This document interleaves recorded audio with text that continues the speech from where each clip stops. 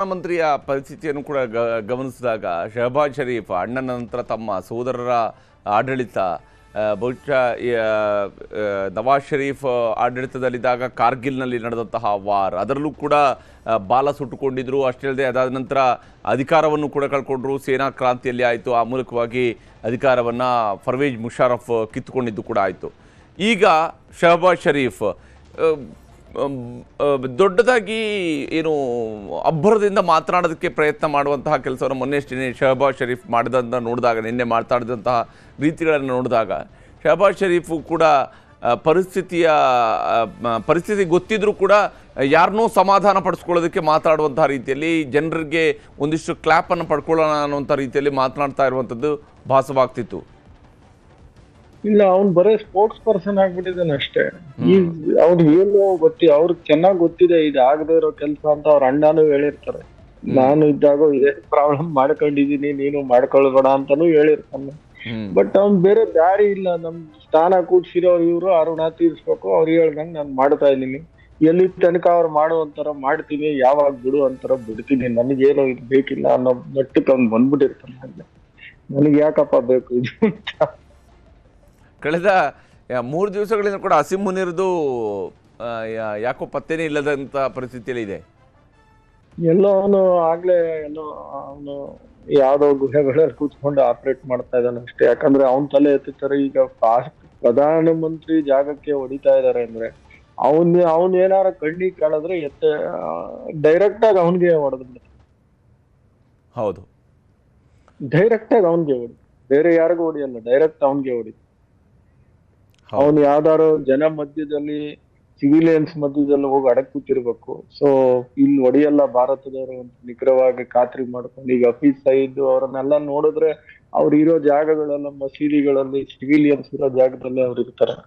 ಯಾಕಂದ್ರೆ ಇಲ್ಲಿ ಸೇಫ್ಟಿ ಇರುತ್ತೆ ಅಂತ ಇರ್ತಾರೆ. ಅವ್ರು ಯಾವಾಗ್ಲೂ ಐಸೋಲೇಟೆಡ್ ಆಗಿ ಇರೋದೇ ಇಲ್ಲ.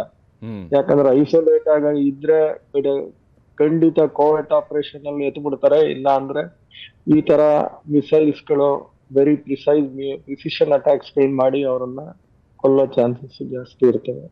ಆದ್ರಿಂದ ಅವರು ಸಿವಿಲಿಯನ್ಸ್ ಇರೋ ಜಾಗದಲ್ಲೇ ಅಡಕಿಟ್ಕೊಂಡಿರ್ತಾರೆ. ಬಹುಶಃ ನಾಗರಿಕರ ಮೇಲೆ ದಾಳಿ ನಡೆಸಲ್ಲ ಅನ್ನೋಂಥ ಭಾರತದ ನಿಲುವೇ ಇಂತಹ ಉಗ್ರರಿಗೆ ಒಂದು ರೀತಿಯಾದಂತಹ ರಕ್ಷಣೆಯನ್ನು ಕೊಡ್ತಾ ಇದೆಯಾ ಅಂತ. ಖಂಡಿತ ಅವ್ರಿಗೆ ರಕ್ಷಣೆ ಕೊಡ್ತಾ ಇರೋದು ಸಿವಿಲಿಯನ್ಸ್ ಮಧ್ಯ ಇದ್ರೇನೆ ಮಾತ್ರ. ಇವನು ಅಸೀಂ ಮುನೀರ್ ಹೋಗಿ ಅಲ್ಲೆಲ್ಲೋ ಅಡಕ್ ಕೂತಿರ್ಬೇಕು, ಇಲ್ಲ ಬೇರೆ ದೇಶದಲ್ಲಿ ಕೂತ್ಕೊಂಡು ಮಾಡ್ತಾ ಇದ್ದಾನೋ ಅದು ಗೊತ್ತಿಲ್ಲ, ಹೇಳಕ್. ನಿಜ ನಿಜ ನಿಜ. ಹಾಗೆ ನಾವಿಲ್ಲಿ ದೆಹಲಿಯ ದೃಶ್ಯವನ್ನು ಕೂಡ ನೋಡ್ತಾ ಇದ್ವಿ. ದೆಹಲಿಯಲ್ಲಿ ನಾರ್ಮಲ್ ಆಗಿರ್ತಕ್ಕಂತಹ ಪರಿಸ್ಥಿತಿ ಮುಂದುವರೆದಿರುವಂತಹ ಅದನ್ನು ಕೂಡ ನೋಡ್ತಾ ಇದ್ವಿ. ಭಾರತ ನಾರ್ಮಲ್ ಆಗಿ ಕಾರ್ಯನಿರ್ವಹಿಸ್ತಾ ಇದೆ. ಭಾರತದಲ್ಲಿ ನಡೀತಾ ಇರುವಂತಹ ಬೆಳವಣಿಗೆಗಳು.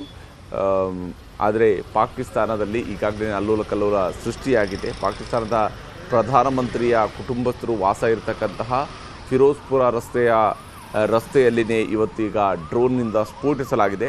ಈ ಮೂಲಕ ನಿಮ್ಮ ಮನೆ ಅಂಗಳವರೆಗೂ ಕೂಡ ಬಂದಿದ್ದೀವಿ, ಇನ್ನು ತುಂಬ ದೂರ ಏನಿಲ್ಲ ಬರೋದಕ್ಕೆ, ಮನಸ್ಸು ಮಾಡಿದರೆ ಬರ್ತೀವಿ ಅನ್ನುವಂತಹ ಸಂದೇಶವನ್ನು ಕೊಡಲಾಗಿದೆ. ಹೇಗೆ ಸೀಮೋಲ್ಲಂಘನವನ್ನು ಮಾಡುವಂತಹ ಕೆಲಸಗಳಿವೆಲ್ಲವೂ ಕೂಡ. ಲಂಕೆಗೆ ಹಾರಿದಂತಹ ಹನುಮಂತ ಲಂಕಾ ನಗರವನ್ನು ಸುಟ್ಟ ನಂತರವೂ ಕೂಡ ರಾವಣನಿಗೆ ಅರ್ಥ ಆಗಿರಲಿಲ್ಲ, ಇಲ್ಲ ಒಬ್ಬ ರಾಮನ ಬಂಟ ಬಂದಿದ್ದೇ ನಮ್ಮನ್ನು ಇಷ್ಟು ಸುಟ್ಟು ಹೋಗಿದ್ದಾನೆ, ಇನ್ನು ನಮ್ಮನ್ನು ಸುಡುವಂಥದಕ್ಕೆ ಕಷ್ಟ ಏನು ಆಗಲಿಕ್ಕಿಲ್ಲ ಅಂಥೇಳಿ ಅವತ್ತು ರಾವಣ ಅರ್ಥ ಮಾಡ್ಕೊಂಡಿರಲಿಲ್ಲ. ಹಾಗೆಯೇ ಈಗ ಪಾಕಿಸ್ತಾನದ ಪರಿಸ್ಥಿತಿ. ಪಾಕಿಸ್ತಾನದ ಒಳಗಡೆ ಹೋಗಿ ಈಗ ಅಲ್ಲಿ ಡ್ರೋನನ್ನು ದಾಳಿ ಮಾಡಲಾಗಿದೆ, ಸ್ಫೋಟಿಸಲಾಗಿದೆ. ಆ ಸ್ಫೋಟದ ಮೂಲಕವಾಗಿ ನೇರವಾಗಿ ಪಾಕಿಸ್ತಾನದ ಪ್ರಧಾನಮಂತ್ರಿಗೆ ಈಗ ಹೇಳಲಾಗಿದೆ, ನೋಡಿ ಬಂದಿದೆ, ಚೀಟಿ ಬಂದಿದೆ, ಓದ್ಕೊಳ್ಳಿ, ಇದು ಭಾರತದ ಕಡೆಯ ರಾಯಭಾರ ಸಂದೇಶ ಅನ್ನುವಂಥ ರೀತಿಯಲ್ಲಿಯೇ ಈಗ ಪಾಕಿಸ್ತಾನಕ್ಕೆ ಕೊಡ್ತಾ ಇರುವಂಥದ್ದು. ಪಾಕಿಸ್ತಾನದಲ್ಲಿ ಉರುಳಿಸ್ತಾ ಇರುವಂಥದ್ದು, ಪಾಕಿಸ್ತಾನದಲ್ಲಿ ಬ್ಲಾಸ್ಟ್ ಮಾಡಿಸ್ತಾ ಇರುವಂತಹ ದೃಶ್ಯವನ್ನು ನಾವಿಲ್ಲಿ ನೋಡ್ತಾ ಇದ್ವಿ.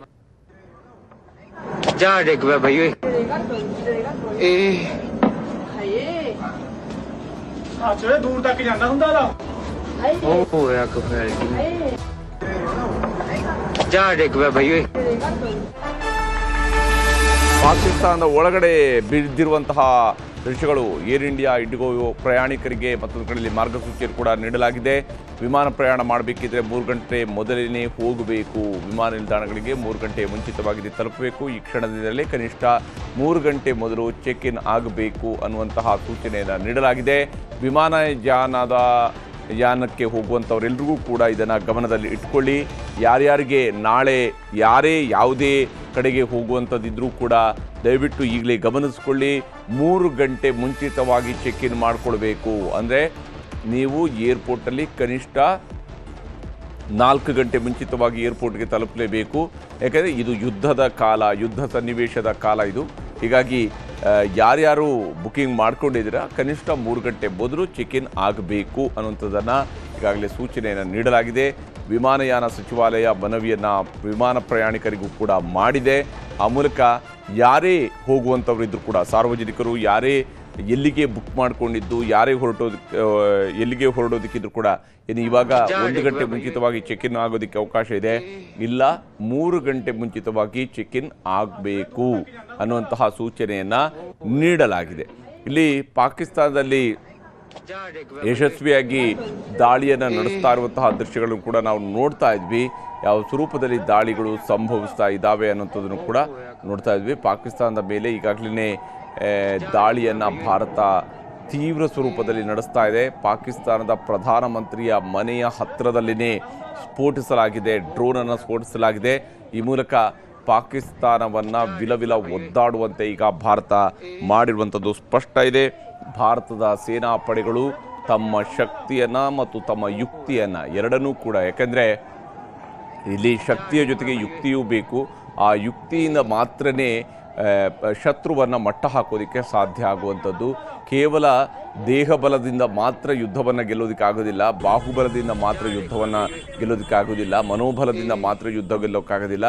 ಆತನ ಬುದ್ಧಿಬಲವೂ ಕೂಡ ಬೇಕು. ಬುದ್ಧಿಬಲದ ಜೊತೆಗೇ ಉಳಿದವೆಲ್ಲವೂ ಕೂಡ ಕೆಲಸ ಮಾಡಿದಾಗ ಮಾತ್ರ ಯುದ್ಧವನ್ನು ಗೆಲ್ಲೋದಕ್ಕೆ ಸಾಧ್ಯ. ಅಂಥದ್ದೊಂದು ಪರಿಸ್ಥಿತಿಯನ್ನು ಭಾರತ ಈಗ ಪಾಕಿಸ್ತಾನದ ಎದುರುಗಡೆ ಸೃಷ್ಟಿಸಿರುವಂಥದ್ದು ಕೂಡ ಗೋಚರಿಸ್ತಾ ಇದೆ. ತನ್ನ ಶಕ್ತಿಯ ಜೊತೆಗೆ ತನ್ನ ಬುದ್ಧಿಬಲವನ್ನು ಕೂಡ ಪ್ರಯೋಗಿಸಿದೆ.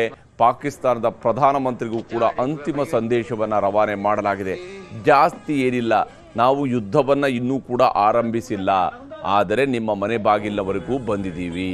ಯುದ್ಧವನ್ನು ಆರಂಭಿಸಿದರೆ ಪೂರ್ತಿ ಲೈಸೆನ್ಸ್ ಸಿಕ್ಕಂತೆ ಆಗುತ್ತೆ. ಯುದ್ಧದಲ್ಲಿ ಎಲ್ಲವೂ ಕೂಡ ಫೇರ್ ಆಗಿರುತ್ತೆ. ಏನನ್ನೇ ಮಾಡಿದ್ರು ಕೂಡ ಅದು ಫೇರ್ ಆಗಿರುತ್ತೆ. ಅದು ಯುದ್ಧದ ನೀತಿ ಆಗಿರುತ್ತೆ. ಯುದ್ಧ ಇನ್ನೂ ಆರಂಭಿಸೋದಕ್ಕಿಂತ ಮುಂಚಿತವಾಗಿಯೇ ನಿಮ್ಮ ಮನೆ ಬಾಗಿಲವರೆಗೂ ಬಂದಿದ್ದೇವೆ ಅನ್ನುವ ಸಂದೇಶವನ್ನು ಪಾಕಿಸ್ತಾನದ ಪ್ರಧಾನಮಂತ್ರಿಗೆ ಈಗ ಭಾರತ ಕೊಟ್ಟಿದೆ. ಆ ಮೂಲಕ ಭಾರತದ ಸೇನಾ ಪಡೆಗಳು ತಮ್ಮ ಶಕ್ತಿ ಮತ್ತು ಯುಕ್ತಿಯನ್ನು ಏಕಕಾಲದಲ್ಲಿ ಬಳಕೆ ಮಾಡ್ತಾ ಇರುವಂಥದ್ದು. ಭಾರತದ ಸರ್ಕಾರ, ಪ್ರಧಾನಮಂತ್ರಿ ನರೇಂದ್ರ ಮೋದಿಯವರು ಈಗಾಗಲೇ ಭಾರತದ 3 ಸೇನಾ ಪಡೆಗಳಿಗೂ ಕೂಡ ಸಂಪೂರ್ಣವಾದಂತಹ ಅಧಿಕಾರವನ್ನು ಕೊಟ್ಟಿದ್ದಾರೆ. ನಿಮ್ಮ ಮೇಲೆ ದಾಳಿಯಾದಾಗ ಪ್ರತಿ ದಾಳಿಯನ್ನು ನೀವು ನಿಮ್ಮ ಇಷ್ಟದ ಸ್ವರೂಪದಲ್ಲಿಯೇ ಮಾಡಿ ಮುಗಿಸಿ ಅಂತೇಳಿ ಹೇಳಿದ್ದಾರೆ. ಹೀಗಾಗಿ ಕಾರ್ಯತಂತ್ರ, ರಣತಂತ್ರ ಎಲ್ಲ ತಂತ್ರಗಳನ್ನು ಮಾಡೋದಕ್ಕೆ ಭಾರತದ 3 ರಕ್ಷಣಾ ಪಡೆಗಳು ಸರ್ವಸನ್ನದ್ಧವಾಗಿ ಇರ್ತವೆ. ಮತ್ತು 3 ರಕ್ಷಣಾ ಪಡೆಗಳ ನಡುವಿನ ಸಮನ್ವಯತೆಯು ಕೂಡ ಅಷ್ಟೇ ಸೌಹಾರ್ದಯುತವಾಗಿರುತ್ತೆ. ಹೀಗಾಗಿಯೇ ಭಾರತ ತನ್ನ ಇಂತಹ ದಾಳಿಗಳನ್ನು ಅತ್ಯಂತ ಯಶಸ್ವಿಯಾಗಿ ಮಾಡಿ ಮುಗಿಸುವಂಥದ್ದು. ಎಲ್ಲ ಡಿಪಾರ್ಟ್ಮೆಂಟ್ಗಳ ನಡುವಿನ ಒಳ್ಳೆಯ ಕೋಆರ್ಡಿನೇಷನ್ ಇದ್ದಾಗ ದಾಳಿಯೂ ಕೂಡ ಯಶಸ್ವಿಯಾಗಿ ನಡೆಯುತ್ತೆ. ಗಿರೀಶ್ ನಿಂಗಣ್ಣವರೇ, ಬಹುಶಃ ಪಾಕಿಸ್ತಾನಕ್ಕೆ ನೇರವಾಗಿ ಇನ್ನು ಯುದ್ಧ ಆರಂಭಕ್ಕೆ ಮೊದಲೇ ನಿಮ್ಮ ಹತ್ರ ಬಂದೇ ನಿಂತಿದ್ದೀವಿ. ಇಲ್ಲಿಗೆ ನಿಲ್ಲಿಸುವಂಥದ್ದು ಬಹುಶಃ ಪಾಕಿಸ್ತಾನಕ್ಕೆ ಉಳ್ಕೊಂಡಿರುವಂಥ ಅವಕಾಶ ಇದೊಂದೇ. ಇವಾಗ ಈಗ ಅದೇ ನಾನು ಹೇಳಿದ್ನಲ್ಲ, ಈಗ ಅವಕಾಶ ಒಂದೇ. ಅಮೆರಿಕ ಸೆಕ್ರೆಟರಿ ಏನ್ ಮಾತಾಡಿದ್ದಾರೆ ಅಂತ ನೋಡ್ಬೇಕು. ಈ ಕ್ಯಾಬಿನೆಟ್ ಏನಾದ್ರು ಮೀಟಿಂಗ್ ಸ್ಟಾರ್ಟ್ ಆಗಿದ್ರೆ ಏನು ಅದರಿಂದ ಅವರು ಡಿಸಿಷನ್ ಬರ್ತಾರೆ ಅಂತ ಗೊತ್ತಾಗತ್ತೆ. ಅಲ್ಲಿ ತನಕ ನಾವು ಕಾದ್ ನೋಡ್ಬೇಕಾಗತ್ತೆ. ಬಟ್ ನಾವು ಹಂಗ ಅನ್ಬಿಟ್ಟು ಅವ್ರು ಏನ್ ಡಿಸಿಷನ್ ಬರ್ತಾರೆ ಅಂತ ಕಾಯ್ಕೊಂಡು ಕೂತಿಲ್ಲ. ನಮ್ಮ ಕಡೆಯಿಂದ ಯಾವ ತರ ರಿಟ್ಯಾಲಿಯೇಟ್ ಮಾಡ್ಬೇಕು ನಾವು ರಿಟ್ಯಾಲಿಯೇಷನ್ ಶುರು ಮಾಡ್ಕೊಂಡ್ಬಿಟ್ಟಿದೀವಿ. ಅವರು ಕೆಲವು ಏನೇನು ನಿರ್ಬಂಧಗಳನ್ನ ಹಾಕಿದಾರೋ ಗೊತ್ತಿಲ್ಲ ನನಗೆ. ಸೊ ಅವರು ಒಪ್ಕೊಂಡ್ರೆ ಪ್ರಾಬಬ್ಲಿ ಎಸ್ಕಲೇಟ್ ಆಗೋದನ್ನ ಕಮ್ಮಿ ಮಾಡ್ತಾರೆ. ಇಲ್ಲ ಅಂದ್ರೆ ಮಿಸೈಲ್ಸ್, ಏರ್ ಕ್ರಾಫ್ಟ್ಸ್ ಎಲ್ಲಾನು ಯೂಸ್ ಮಾಡಕ್ಕೆ, ಲ್ಯಾಂಡ್ ಆರ್ಮಿ ಎಲ್ಲಾನು ಯೂಸ್ ಮಾಡಕ್ ಶುರು ಮಾಡಿದ್ರೆ ಪಾಕಿಸ್ತಾನನ್ನ 2-3 ದಿವಸದಲ್ಲೇ ಮುಗಿಸ್ಬಿಡ್ತಾರೆ. ಹ್ಮ್. ಯಾಕಂದ್ರೆ ಪಾಕಿಸ್ತಾನ ತನ್ನ ಇತಿಹಾಸದಲ್ಲೂ ಕೂಡ ಬಹಳ ಸುದೀರ್ಘ ಕಾಲ ಭಾರತದ ಜೊತೆಗೆ ಯುದ್ಧದಲ್ಲಿ ಎಂಗೇಜ್ ಆಗಿರುವಂಥದ್ದು ಇಲ್ಲ. ಇಲ್ಲ, 1971 ಆದ್ಮೇಲೆ ಇದೆ ಇಷ್ಟು ದೊಡ್ಡ ಮಟ್ಟದಲ್ಲಿ ನಡೀತಾ ಇರೋದಿದೆ ಅಂತ ಹೇಳಿ. 1971 ಕೂಡ ಬಹಳ ದೀರ್ಘಕಾಲ ಯುದ್ಧ ಮಾಡಲಿಲ್ಲ ಪಾಕಿಸ್ತಾನಕ್ಕೆ. ಆ 13 ಶಕ್ತಿಯನ್ನು ಅದು ದಿವಸಗಳ ಯಾವತ್ತೂ ಕೂಡ ಉಳಿಸ್ಕೊಂಡಿಲ್ಲ. ಅದು 15 ದಿವಸಗಳಲ್ಲಿ ಯುದ್ಧವನ್ನು ಅವತ್ತು ಕೂಡ ಮುಗಿಸಲಾಗಿತ್ತು. 13 ದಿವಸಗಳಲ್ಲೇ ಮುಗಿಸ್ಬಿಟ್ರು. ಬಟ್ 6 ತಿಂಗಳು ಕಾದಿ ಹೊಡೆದ್ವಿ. ಹೌದು 6 ತಿಂಗಳು ನಾವು ಪ್ರಿಪ್ರೇಷನ್ ಮಾಡ್ಕೊಂಡಿದ್ವಿ. ಹೌದು ಕರೆಕ್ಟ್ ಆಗಿ 13 ದಿವಸದಲ್ಲಿ ಅಷ್ಟರಲ್ಲಿ ನಾವು ಒಳಗಡೆನೆ ಟ್ರೈನ್ ಮಾಡಿದ್ವಿ. ಮುಕ್ತಿ ಬಾಹಿನಿ ಟೀಮ್ ನ ಎಲ್ಲಾರನ್ನು ಟ್ರೈನ್ ಮಾಡಿ ರೆಡಿ ಮಾಡಿದ್ವಿ. ಇಲ್ಲೂ ಸುಮಾರು ಟೀಮ್ ರೆಡಿಗಳಾಗಿದ್ದಾವೆ. ಈ ಕಡೆ ತೆಹ್ರಿಕ್ ತಾಲಿಬಾನ್ ಇರ್ಬೋದು, ಈ ಕಡೆ ಇರ್ಬೋದು, ಬಲೂಚಿಸ್ತಾನ್ ಅವ್ರು ಇರ್ಬೋದು, ಈ ಕಡೆ POJ-ಲು ಸುಮಾರು ಜನ ಆಗ್ಲೇ ದಂಗೆ ಎದ್ದಿದ್ದಾರೆ. ಈ ಕಡೆ ಸಿಂಧಲ್ ದಂಗೆ ಎದ್ದಿದ್ದಾರೆ. ಸೊ ಎಲ್ಲಾ ಕಡೆನೂ ದಂಗೆ ಎದ್ದಿದ್ದಾರೆ. ಪೇಶಾವರದಲ್ಲೂ ಕೂಡ ಅದೇ ಸ್ವರೂಪದಲ್ಲಿ ಮಾತುಗಳು ಬಂದಿದ್ದಾವೆ ಈಗ ಹೊಂದಿದ್ದಾರೆ. ಸೊ ಎಲ್ಲಾ ಕಡೆನೂ ದಂಗೆ ಎದ್ದಿದ್ದಾರೆ. ಈಗ ಕರೆಕ್ಟ್ ಆಗಿ ಅವ್ರ ಮನೆ ಬಾಗ್ಲು ತನಕ ನಾವು ಸಂದೇಶ ಕೊಟ್ಟಿದೀವಿ. ಅವ್ರ ಮಿಲಿಟರಿ ಹೆಡ್ ಕ್ವಾರ್ಟರ್ಸ್ ಸಂದೇಶ ಕೊಟ್ಟಿದೀವಿ. ಎಲ್ಲಾ ಕಡೆನೂ ರೆಡಿ ಆಗಿದೀವಿ. ಈಗ ಉಳಿದಿರೋದು ಕೊನೆ ಓವರ್. ಅವ್ರು ಏನ್ ಡಿಸಿಷನ್ ತಗೋತಾರೆ ಅದ್ರ ಮೇಲೆ ಇವತ್ತು ಡಿಸೈಡ್ ಆಗತ್ತೆ ಪಾಕಿಸ್ತಾನದ ರೂಪರೇಷೆಗಳು ಏನು ಅಂತ. ಇವತ್ತು ಏನು ಬಹುತೇಕ ಈಗ ನಡೀತಿರುವಂತಹ ಬೆಳವಣಿಗೆ ನೋಡ್ತಾ ಇದ್ರೆ ಮುಂದೆ ಇದರ ನಡುವೆನೇ ಉರಿಯಲ್ಲಿ ಮತ್ತೆ ನಾಗರಿಕರನ್ನ ಪಾಕಿಸ್ತಾನ ಟಾರ್ಗೆಟ್ ಮಾಡಿದೆ. ಉರಿಯಲ್ಲಿ ನಾಗರಿಕರನ್ನ ಟಾರ್ಗೆಟ್ ಮಾಡಿ ಪಾಕಿಸ್ತಾನ ತನ್ನ ಹೀನಕೃತ್ಯವನ್ನು ಮುಂದುವರೆಸಿದೆ. ಯಾಕಂದ್ರೆ ಭಾರತ ಪಾಕಿಸ್ತಾನದ ಒಳಗಡೆ ನುಗ್ಗಿ ಹೊಡಿತಾ ಇದ್ರೆ ಪಾಕಿಸ್ತಾನ ಮತ್ತದೇ ತನ್ನ ಲ್ಯಾಂಡ್ ಆರ್ಮಿಯ ಮೂಲಕವಾಗಿ ಉರಿಯಲ್ಲಿ ನಾಗರಿಕರನ್ನ ಟಾರ್ಗೆಟ್ ಮಾಡಿ ಅವರುಗಳ ಮೇಲೆ ಶೆಲ್ ದಾಳಿಯನ್ನು ಮಾಡ್ತಾ ಇದೆ. ಉರಿಯಲ್ಲಿ ಶೆಲ್ ದಾಳಿಯನ್ನು ಈಗ ಪಾಕಿಸ್ತಾನ ಮುಂದುವರಿಸಿರುವಂಥದ್ದು. ನಾಗರಿಕರನ್ನ ಟಾರ್ಗೆಟ್ ಮಾಡಿದೆ ಪಾಕಿಸ್ತಾನ. ಆ ಮೂಲಕ ಶೆಲ್ ದಾಳಿಯನ್ನು ಅಲ್ಲಿ ಮಾಡ್ತಾ ಇದೆ. ಆದರೆ ಪಾಕಿಸ್ತಾನದ ಇಂತಹ ಬುದ್ಧಿಗೆ ತಿರುಗೇಟನ್ನು ಇಸ್ಲಾಮಾಬಾದ್ನಲ್ಲಿ ಕೊಡುವಂತಹ ಕೆಲಸವನ್ನು ಭಾರತ ಮಾಡುತ್ತೆ. ಯಾಕಂದರೆ ನಮ್ಮ ನಾಗರಿಕರ ಪ್ರತಿಯೊಬ್ಬರ ರಕ್ತ ಭೂಮಿಗೆ ಬಿದ್ದಾಗಲೂ ಕೂಡ ಪಾಕಿಸ್ತಾನದಲ್ಲಿ ಅದರ 10 ಪಟ್ಟು ರಕ್ತ ಚೆಲ್ಲುವಂತಹ ಕೆಲಸವನ್ನು ಈಗ ಭಾರತ ಮಾಡ್ತಾ ಇದೆ. ಪಾಕಿಸ್ತಾನದ ಒಳಗಡೆ ನಡೆಸಿರುವಂತಹ ಸ್ಫೋಟದ ದೃಶ್ಯಗಳು ಕೂಡ ಈಗ ಲಭ್ಯವಾಗ್ತಾ ಇರುವಂಥದ್ದು. ಪಾಕಿಸ್ತಾನವನ್ನು ಹೊಡೆದುರುಳಿಸುವಂತಹ ಪ್ರಯತ್ನವನ್ನು ಭಾರತ ಮಾಡ್ತಾ ಇದೆ. ಮತ್ತೊಂದು ಕಡೆಯಲ್ಲಿ ಉರಿಯಲ್ಲಿ ನಾಗರಿಕರ ಮೇಲೆ ನಡೆಸಿರುವಂತಹ ದಾಳಿ, ಅಲ್ಲಿ ನಾಗರಿಕರನ್ನು ಪಾಕಿಸ್ತಾನ ಟಾರ್ಗೆಟ್ ಮಾಡಿದೆ.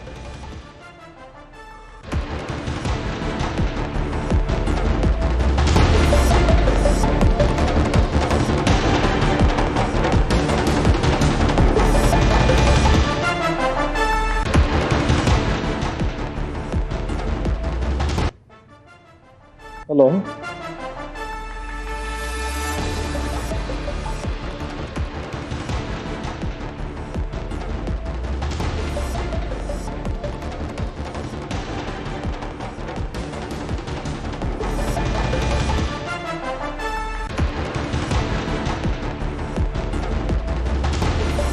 ಭಾರತದ ದಾಳಿಗೆ ಪಾಕಿಸ್ತಾನದ ನಗರಗಳು ಅಕ್ಷರಶಃ ತತ್ತರಿಸಿ ಹೋಗ್ತಾ ಇರುವಂಥದ್ದು. ಪಾಕಿಸ್ತಾನದ ಬೇರೆ ಬೇರೆ ಭಾಗಗಳಲ್ಲಿ ದಾಳಿಯನ್ನು ನಡೆಸಲಾಗ್ತದೆ. ಹಾಗಿದ್ದಲ್ಲಿ ಪಾಕಿಸ್ತಾನ ಭಾರತದ ಗಡಿಯುದ್ದಕ್ಕೂ, ಯಾಕೆಂದರೆ LOC ಉದ್ದಕ್ಕೂ ಕೂಡ ಪಾಕಿಸ್ತಾನ ಕೂಡ ತನ್ನ ಸೇನಾ ನೆಲೆಗಳನ್ನು ಹೊಂದಿದೆ. ಅಲ್ಲಿಂದ ಅದು ದಾಳಿಗಳನ್ನು ನಡೆಸುತ್ತೆ ಭಾರತದ ಕಡೆಗೆ. ವಿಶೇಷವಾಗಿ ಅದು ದಾಳಿಯನ್ನು ನಡೆಸುವ ಸಂದರ್ಭಗಳು ಹೀಗಿರ್ತವೆ ಅಂತ ಹೇಳಿದರೆ, ಅದು ಪಾಕಿಸ್ತಾನ ಯಾವತ್ತೂ ಕೂಡ ಭಾರತದ ಸೇನಾ ನೆಲೆಗಳಿಗಿಂತ ಹೆಚ್ಚಾಗಿ ಟಾರ್ಗೆಟ್ ಮಾಡುವಂಥದ್ದು ಭಾರತದ ಸಾಮಾನ್ಯ ನಾಗರಿಕರನ್ನು, ಸಾಮಾನ್ಯ ಜನರನ್ನು ಟಾರ್ಗೆಟ್ ಮಾಡುತ್ತೆ. ಸಾಮಾನ್ಯ ಜನರ ಮೇಲೆ ದಾಳಿಯನ್ನು ನಡೆಸ್ತಾರೆ. ಅವರ ಜೀವನದಲ್ಲಿ ಆಟ ಆಡುತ್ತೆ ಪಾಕಿಸ್ತಾನ. ಈ ಮೂಲಕ ವಿಕೃತವಾದಂತಹ ಸಂತೋಷವನ್ನು ಅದು ಅನುಭವಿಸುತ್ತೆ. ಇದರ ಪರಿಣಾಮವಾಗಿ ಅದು ತನ್ನ ನಾಗರಿಕರನ್ನು ಕೂಡ ಕಳ್ಕೊಳ್ಳುತ್ತೆ ಅಂತೇಳಿ ಪಾಕಿಸ್ತಾನ ತನ್ನ ನಾಗರಿಕರನ್ನು ಕೂಡ ಇದಕ್ಕಾಗಿ ಕಳ್ಕೊಳ್ಳುತ್ತೆ. ಯಾಕೆಂದರೆ ಭಾರತ ರಿಟಾಲಿಯೇಟ್ ಮಾಡುವಂಥ ಸಂದರ್ಭದಲ್ಲಿ ಪಾಕಿಸ್ತಾನದ ಬೇರೆ ಬೇರೆ ಪ್ರದೇಶಗಳಿಗೂ ಕೂಡ ಟಾರ್ಗೆಟ್ ಮಾಡಬೇಕಾಗತ್ತೆ. ಒಂದು ಗಡಿಯಲ್ಲಿ ಇವತ್ತು ಕೂಡ ಬಹುತೇಕ ಎರಡೂ ಕಡೆಯಿಂದ ದೊಡ್ಡ ಪ್ರಮಾಣದಲ್ಲಿ ಗುಂಡಿನ ಚಕಮಕಿಗಳು ಮುಂದುವರೆದಿದ್ದಾವೆ. ಯಾಕಂದರೆ ಒಂದೊಂದು ಸೆಕ್ಟರ್ನಲ್ಲಿ ಪಾಕಿಸ್ತಾನ ದಾಳಿಯನ್ನು ಆರಂಭಿಸಿದಾಗಲೂ ಕೂಡ ಭಾರತ ಅದಕ್ಕೆ ಪ್ರತಿದಾಳಿಯನ್ನು ಮಾಡ್ತಾನೇ ಇದೆ. ಬಹಳ ತೀವ್ರ ಸ್ವರೂಪದಲ್ಲಿ ಉತ್ತರವನ್ನು ಭಾರತ ಈ ಬಾರಿ ಕೊಡ್ತಾ ಹೋಗ್ತಿದೆ. ಒಂದೊಂದು ಊರಿನಲ್ಲೂ ಕೂಡ ಬಹಳ ತೀವ್ರ ಸ್ವರೂಪದ ಉತ್ತರವನ್ನು ಕೊಡ್ತಾ ಇದೆ. ಕ್ಷಣ ಕ್ಷಣಕ್ಕೂ ಕೂಡ ಯುದ್ಧದತ್ತ ಪರಿಸ್ಥಿತಿ ಸಾಗ್ತಾ ಇದೆ.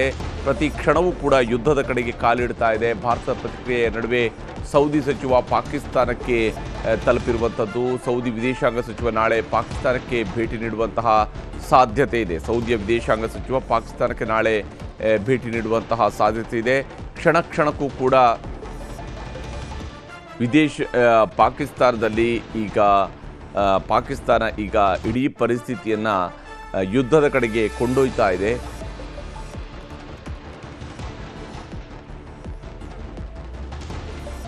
ಪರಿಸ್ಥಿತಿ ಈಗ ಯುದ್ಧದ ಕಡೆಗೆ ಹೊರಳುತ್ತಾ ಇರುವ ಸಂದರ್ಭದಲ್ಲಿನೇ ಭಾರತದ ಪ್ರತಿಕ್ರಿಯೆಯ ನಡುವೆ, ಭಾರತದ ಪ್ರತಿದಾಳಿಯ ನಡುವೆನೇ ಸೌದಿಯ ವಿದೇಶಾಂಗ ಸಚಿವರು ತೆರಳುತ್ತಾ ಇರುವಂಥದ್ದು ಪಾಕಿಸ್ತಾನಕ್ಕೆ ಭೇಟಿ ಕೊಡ್ತಾ ಇದ್ದಾರೆ. ಬಹುಶಃ ಅಧಿಕೃತ ಭೇಟಿ ಇರುತ್ತೆ, ಈ ಕಾರಣಕ್ಕಾಗಿ ಪಾಕಿಸ್ತಾನಕ್ಕೆ ಅವರು ಭೇಟಿ ಕೊಡ್ತಾ ಇದ್ದಾರೆ. ಆದರೆ ಪಾಕಿಸ್ತಾನ ನಾಳೆಯನ್ನು ಹೇಗೆ ನೋಡುತ್ತೆ ಅನ್ನೋದರ ಮೇಲೇ ಸೌದಿಯ ವಿದೇಶಾಂಗ ಸಚಿವರ ಟ್ರಿಪ್ ಕೂಡ ನಿರ್ಧಾರ ಆಗಬಹುದು. ಯಾಕೆಂದರೆ ಪಾಕಿಸ್ತಾನ ನಿಜಕ್ಕೂ ನಾಳೆಯ ಸೂರ್ಯೋದಯವನ್ನು ಯಾವ ಸ್ವರೂಪದಲ್ಲಿ ನೋಡುವ ಸ್ಥಿತಿಯಲ್ಲಿ ಇರುತ್ತೆ ಅನ್ನೋದು ಬಹಳ ಮುಖ್ಯ ಆಗಿದೆ ಈಗ ಪಾಕಿಸ್ತಾನದ ಪಾಲಿಗೆ.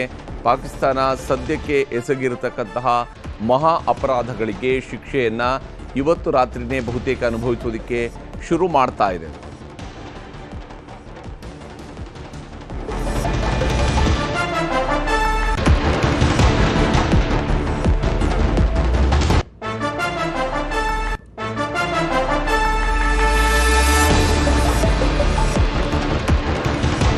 ಇನ್ನು ನೌಶೇರಾ ಗಡಿಯಲ್ಲೂ ಕೂಡ ಭಾರತ ಮತ್ತು ಪಾಕಿಸ್ತಾನದ ನಡುವೆ ದಾಳಿ ನಡೀತಾ ಇದ್ದಾವೆ. ನೌಶೇರಾ ಸೆಕ್ಟರ್ನಲ್ಲಿ ಪಾಕಿಸ್ತಾನ ಡ್ರೋನ್ ದಾಳಿಯನ್ನು ನಡೆಸಿದೆ. ನೌಶೇರಾ ಸೆಕ್ಟರ್ನಲ್ಲಿ ಪಾಕಿಸ್ತಾನದ ಡ್ರೋನ್ಗಳನ್ನು ಭಾರತೀಯ ಸೇನೆ ಧ್ವಂಸ ಮಾಡಿದೆ.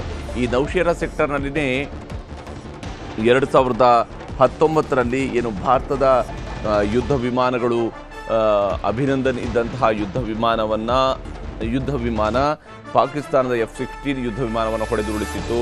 ಅದು ನಡೆದಿರುವಂಥ ಕೂಡ ಇದೇ ನೌಶೇರಾದ ಆಗಸದಲ್ಲಿದೆ. ಈಗ ನೌಶೇರಾದ ಗಡಿಯಲ್ಲಿ ಭಾರತ ಪಾಕ್ ಮಧ್ಯೆ ಸಮರ ನಡೀತಾ ಇದೆ. ನೌಶೇರಾ ಸೆಕ್ಟರ್ನಲ್ಲಿ ಪಾಕ್ನಿಂದ ಡ್ರೋನ್ ದಾಳಿ ನಡೆದಿದೆ. ಆ ಡ್ರೋನ್ಗಳನ್ನು ಹೊಡೆದುರುಳಿಸುವಂತಹ ಕೆಲಸವನ್ನು ಭಾರತದ ಸೇನೆ ಮಾಡಿದೆ. ಪಾಕ್ ಡ್ರೋನ್ಗಳನ್ನು ಧ್ವಂಸ ಮಾಡಿದೆ ಈಗ ಭಾರತೀಯ ಸೇನೆ. ಈ ಮೂಲಕ ನೌಶೇರಾ ಸೆಕ್ಟರ್ನ 2 ಕಡೆ ಪಾಕಿಸ್ತಾನ ಗುಂಡಿನ ದಾಳಿಯನ್ನು ಕೂಡ ನಡೆಸಿದೆ. 2 ಕಡೆಗಳಲ್ಲಿ ಗುಂಡಿನ ದಾಳಿಯನ್ನು ಪಾಕಿಸ್ತಾನ ನಡೆಸಿದೆ. ಪಾಕಿಸ್ತಾನದ ಗುಂಡೇಟಿಗೆ ಭಾರತ ಉತ್ತರವನ್ನು ಕೂಡ ಕೊಟ್ಟಿದೆ. ಭಾರತ ಬಾಂಬ್ ಮೂಲಕವಾಗಿ ಉತ್ತರವನ್ನು ಕೊಟ್ಟಿದೆ. ನೌಶೇರಾ ಗಡಿಯಲ್ಲಿ ಭಾರತ ಮತ್ತು ಪಾಕಿಸ್ತಾನದ ಮಧ್ಯೆ ಈಗ ಸಮರದ ಸನ್ನಿವೇಶ ನಿರ್ಮಾಣ ಆಗಿದೆ.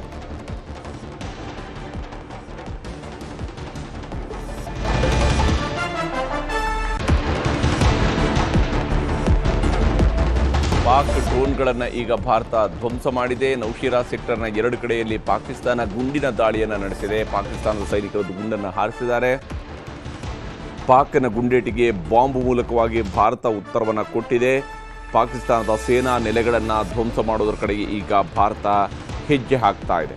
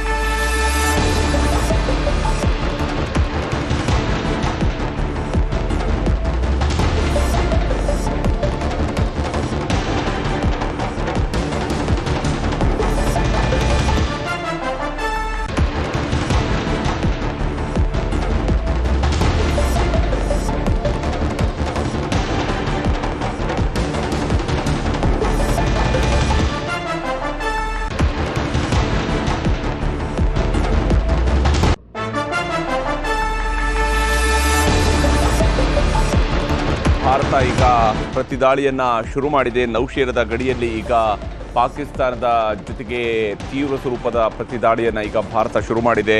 ಪಾಕಿಸ್ತಾನದ ಏನು ಗುಂಡಿನ ದಾಳಿಗಳಿಗೆ ಭಾರತ ಪಾಕಿಸ್ತಾನದ ಡ್ರೋನ್ಗಳನ್ನು ಧ್ವಂಸ ಮಾಡೋದರ ಜೊತೆಗೇ ಪಾಕಿಸ್ತಾನದ ಸೇನಾ ನೆಲೆಗಳ ಮೇಲೂ ಕೂಡ ಬಾಂಬ್ ದಾಳಿಯನ್ನು ಮಾಡುವಂತಹ ಕೆಲಸವನ್ನು ಈಗ ಭಾರತ ಕಡೆಯಿಂದ ಮಾಡಲಾಗಿದೆ.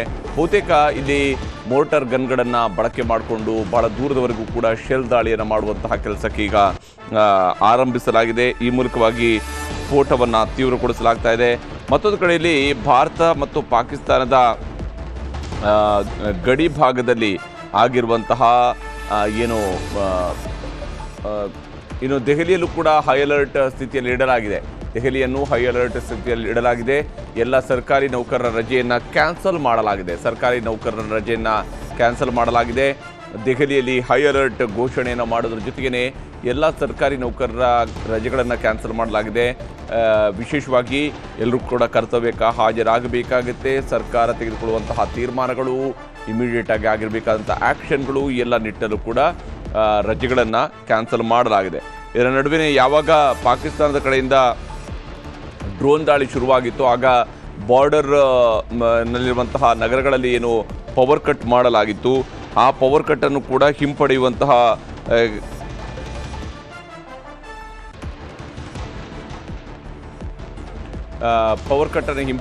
ತೀರ್ಮಾನಗಳನ್ನು ಈಗಾಗಲೇ ಕೈಗೊಳ್ಳಲಾಗ್ತಾ ಇದೆ. ವಿಶೇಷವಾಗಿ ಪಂಜಾಬ್ನ ಮೊಹಾಲಿಯ ಡಿಸ್ಟ್ರಿಕ್ಟ್ ಮ್ಯಾಜಿಸ್ಟ್ರೇಟ್ ಈಗಾಗಲೇ ಆದೇಶವನ್ನು ಮಾಡಿದ್ದಾರೆ.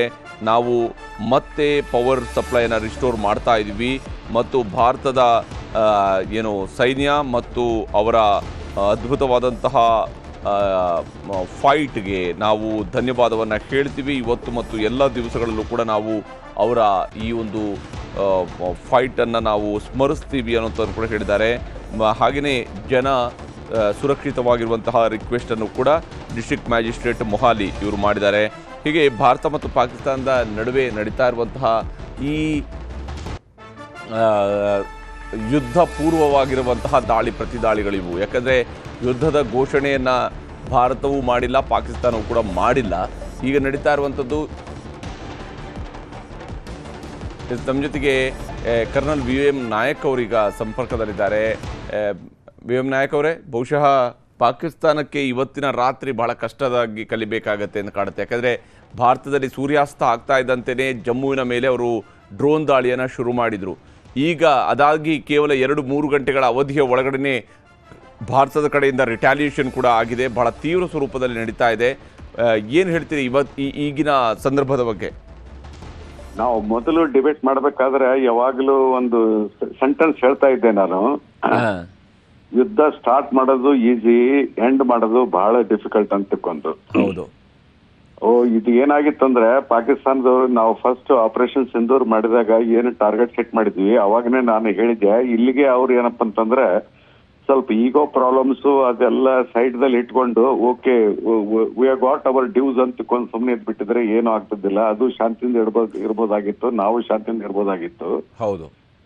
ಈಗ ಏನಂತಂದ್ರೆ ಎಸ್ಕಲೇಟ್ ಆದ ಕೂಡಲೇ ಎಲ್ಲರದು ಪ್ರೆಸ್ಟೀಜ್ ಪ್ರಶ್ನೆ ಬಂದ್ಬಿಟ್ಟಿದೆ. ಈಗ ಅಲ್ಲಿ Chinese equipment J-17 aircraft, F-16 has been shot down. ಈಗ ಏನಂತಂದ್ರೆ ಈಗ ಏನಪ್ಪ ಅಂದ್ರೆ ಒಂದು ಸಲ ಯುದ್ಧ ಸ್ಟಾರ್ಟ್ ಆಯ್ತಪ್ಪ ಅಂದ್ರೆ ಯುದ್ಧ ಸ್ಟಾರ್ಟ್ ಆಗೋದಕ್ಕಿಂತ ಮೊದಲು ಮನುಷ್ಯರ ಕಂಟ್ರೋಲ್ ಮಾಡ್ತಾರೆ.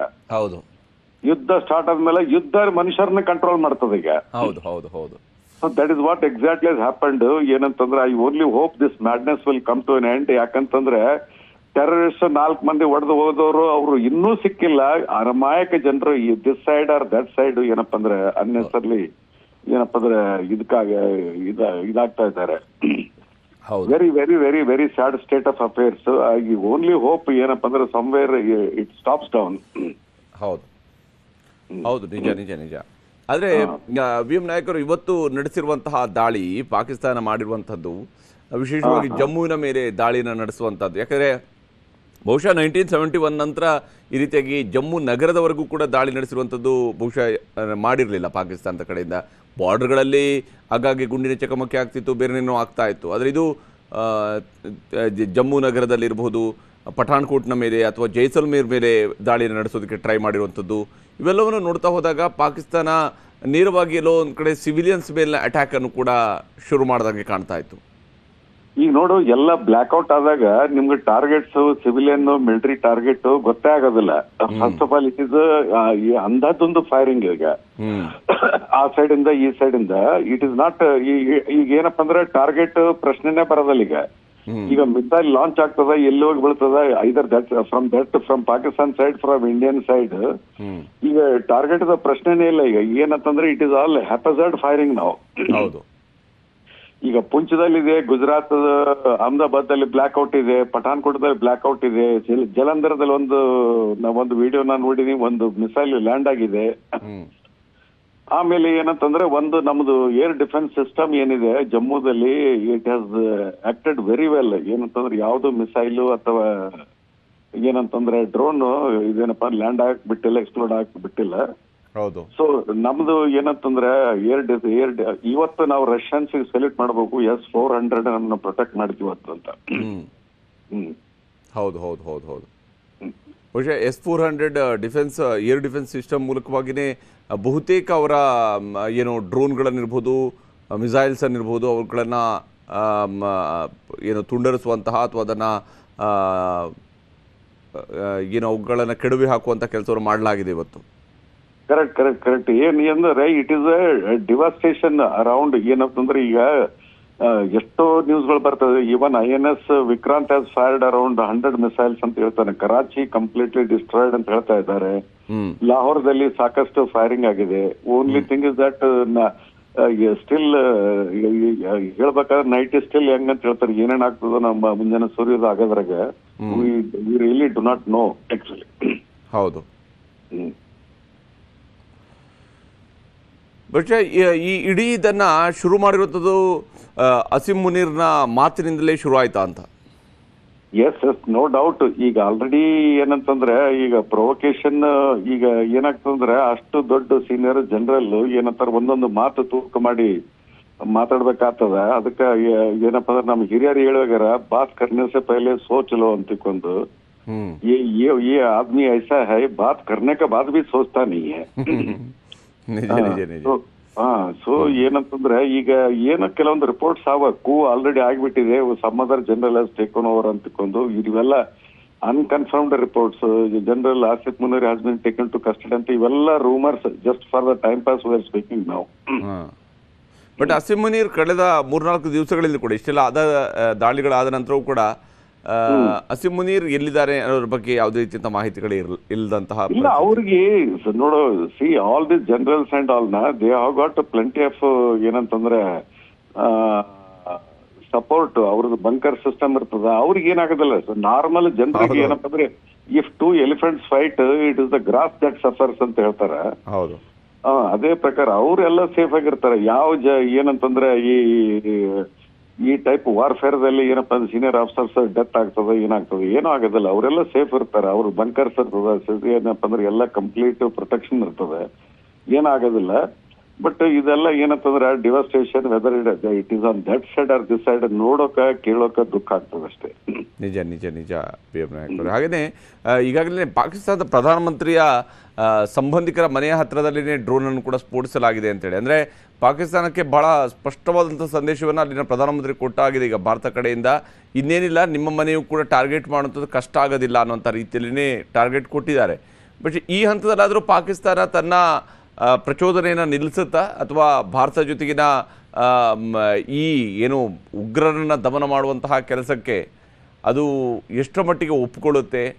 ಆ ಕಂಟ್ರೋಲ್ ಎಷ್ಟರ ಮಟ್ಟಿಗೆ ಅಲ್ಲಿಯ ಪ್ರಧಾನಮಂತ್ರಿಗೆ ಇದೆ?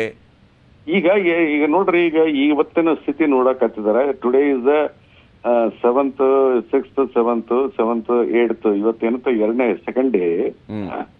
ಸೆಕೆಂಡ್ ಡೇದಲ್ಲಿ ಇಷ್ಟು ಎಸ್ಕಲೇಟ್ ಆಗಿದೆ ಅಂದ್ರೆ ಇದು ಏನಂತಂದ್ರೆ ಇದು ಕಂಟ್ರೋಲ್ ಆಗ್ತಾ ಇಲ್ಲ ಅಂತಕ್ಕೊಂದು ಐ ಆಮ್ ಡೌಟ್ಫುಲ್. ಇದು ಏನಪ್ಪ ಅಂದ್ರೆ ಎಸ್ಕಲೇಟ್ ಆಗ್ತಾನೆ ಹೋಗ್ತಾ ಇದೆ. ಇದೇನಂತಂದ್ರೆ ಇದು ನಿಲ್ಬೇಕಾಗಿತ್ತು. Actually they should have kept quiet and everything would have been okay. ಯಾಕಂದ್ರೆ ಇದು ಏನಂತಂದ್ರೆ it is just too bad. ಏನಂತಂದ್ರೆ bad for the subcontinent. ಬಹುಶಃ ಈ ಹಂತದಲ್ಲಿ ಆ ಕಂಟ್ರೋಲ್ ಅನ್ನು ದಾಟ್ತಾ ಇದೆ ಇದು. ಈಗ ಏನಂತಂದ್ರೆ ಈಗ ನೋಡ್ರಿ, ಈಗ ಪ್ರೆಸ್ಟೀಜ್ ಇಶ್ಯೂ ಆದ. ಈಗ ಅವ್ರಿಗೆ ನಾವ್ ಹೇಳಿದ್ವಿ ಇವತ್ತು ಕೆಲವೊಂದು ಚಾನಲ್ದಲ್ಲಿ ನಾ ಹೇಳ್ಬೇಕಾದ್ರ, ಇದು ಒಂದು ಪ್ರೆಸ್ಟೀಜ್ ಈಗೋ ಅಂಬುದು ಏನಿರ್ತದಲ್ಲ, ಇದು ಏನಂತಂದ್ರೆ ಮನುಷ್ಯನ ಒಂದು ಅದು ಏನಂತಂದ್ರೆ ಅಗದಿ ಅವರು ಮೈಂಡ್ ಹೆಂಗ್ ಕಂಟ್ರೋಲ್ ಮಾಡ್ತದಂತಂದ್ರೆ ಅವರು ಸೆನ್ಸಸ್ ಆಗಿರೋದಿಲ್ಲ ಆ ಟೈಪ್.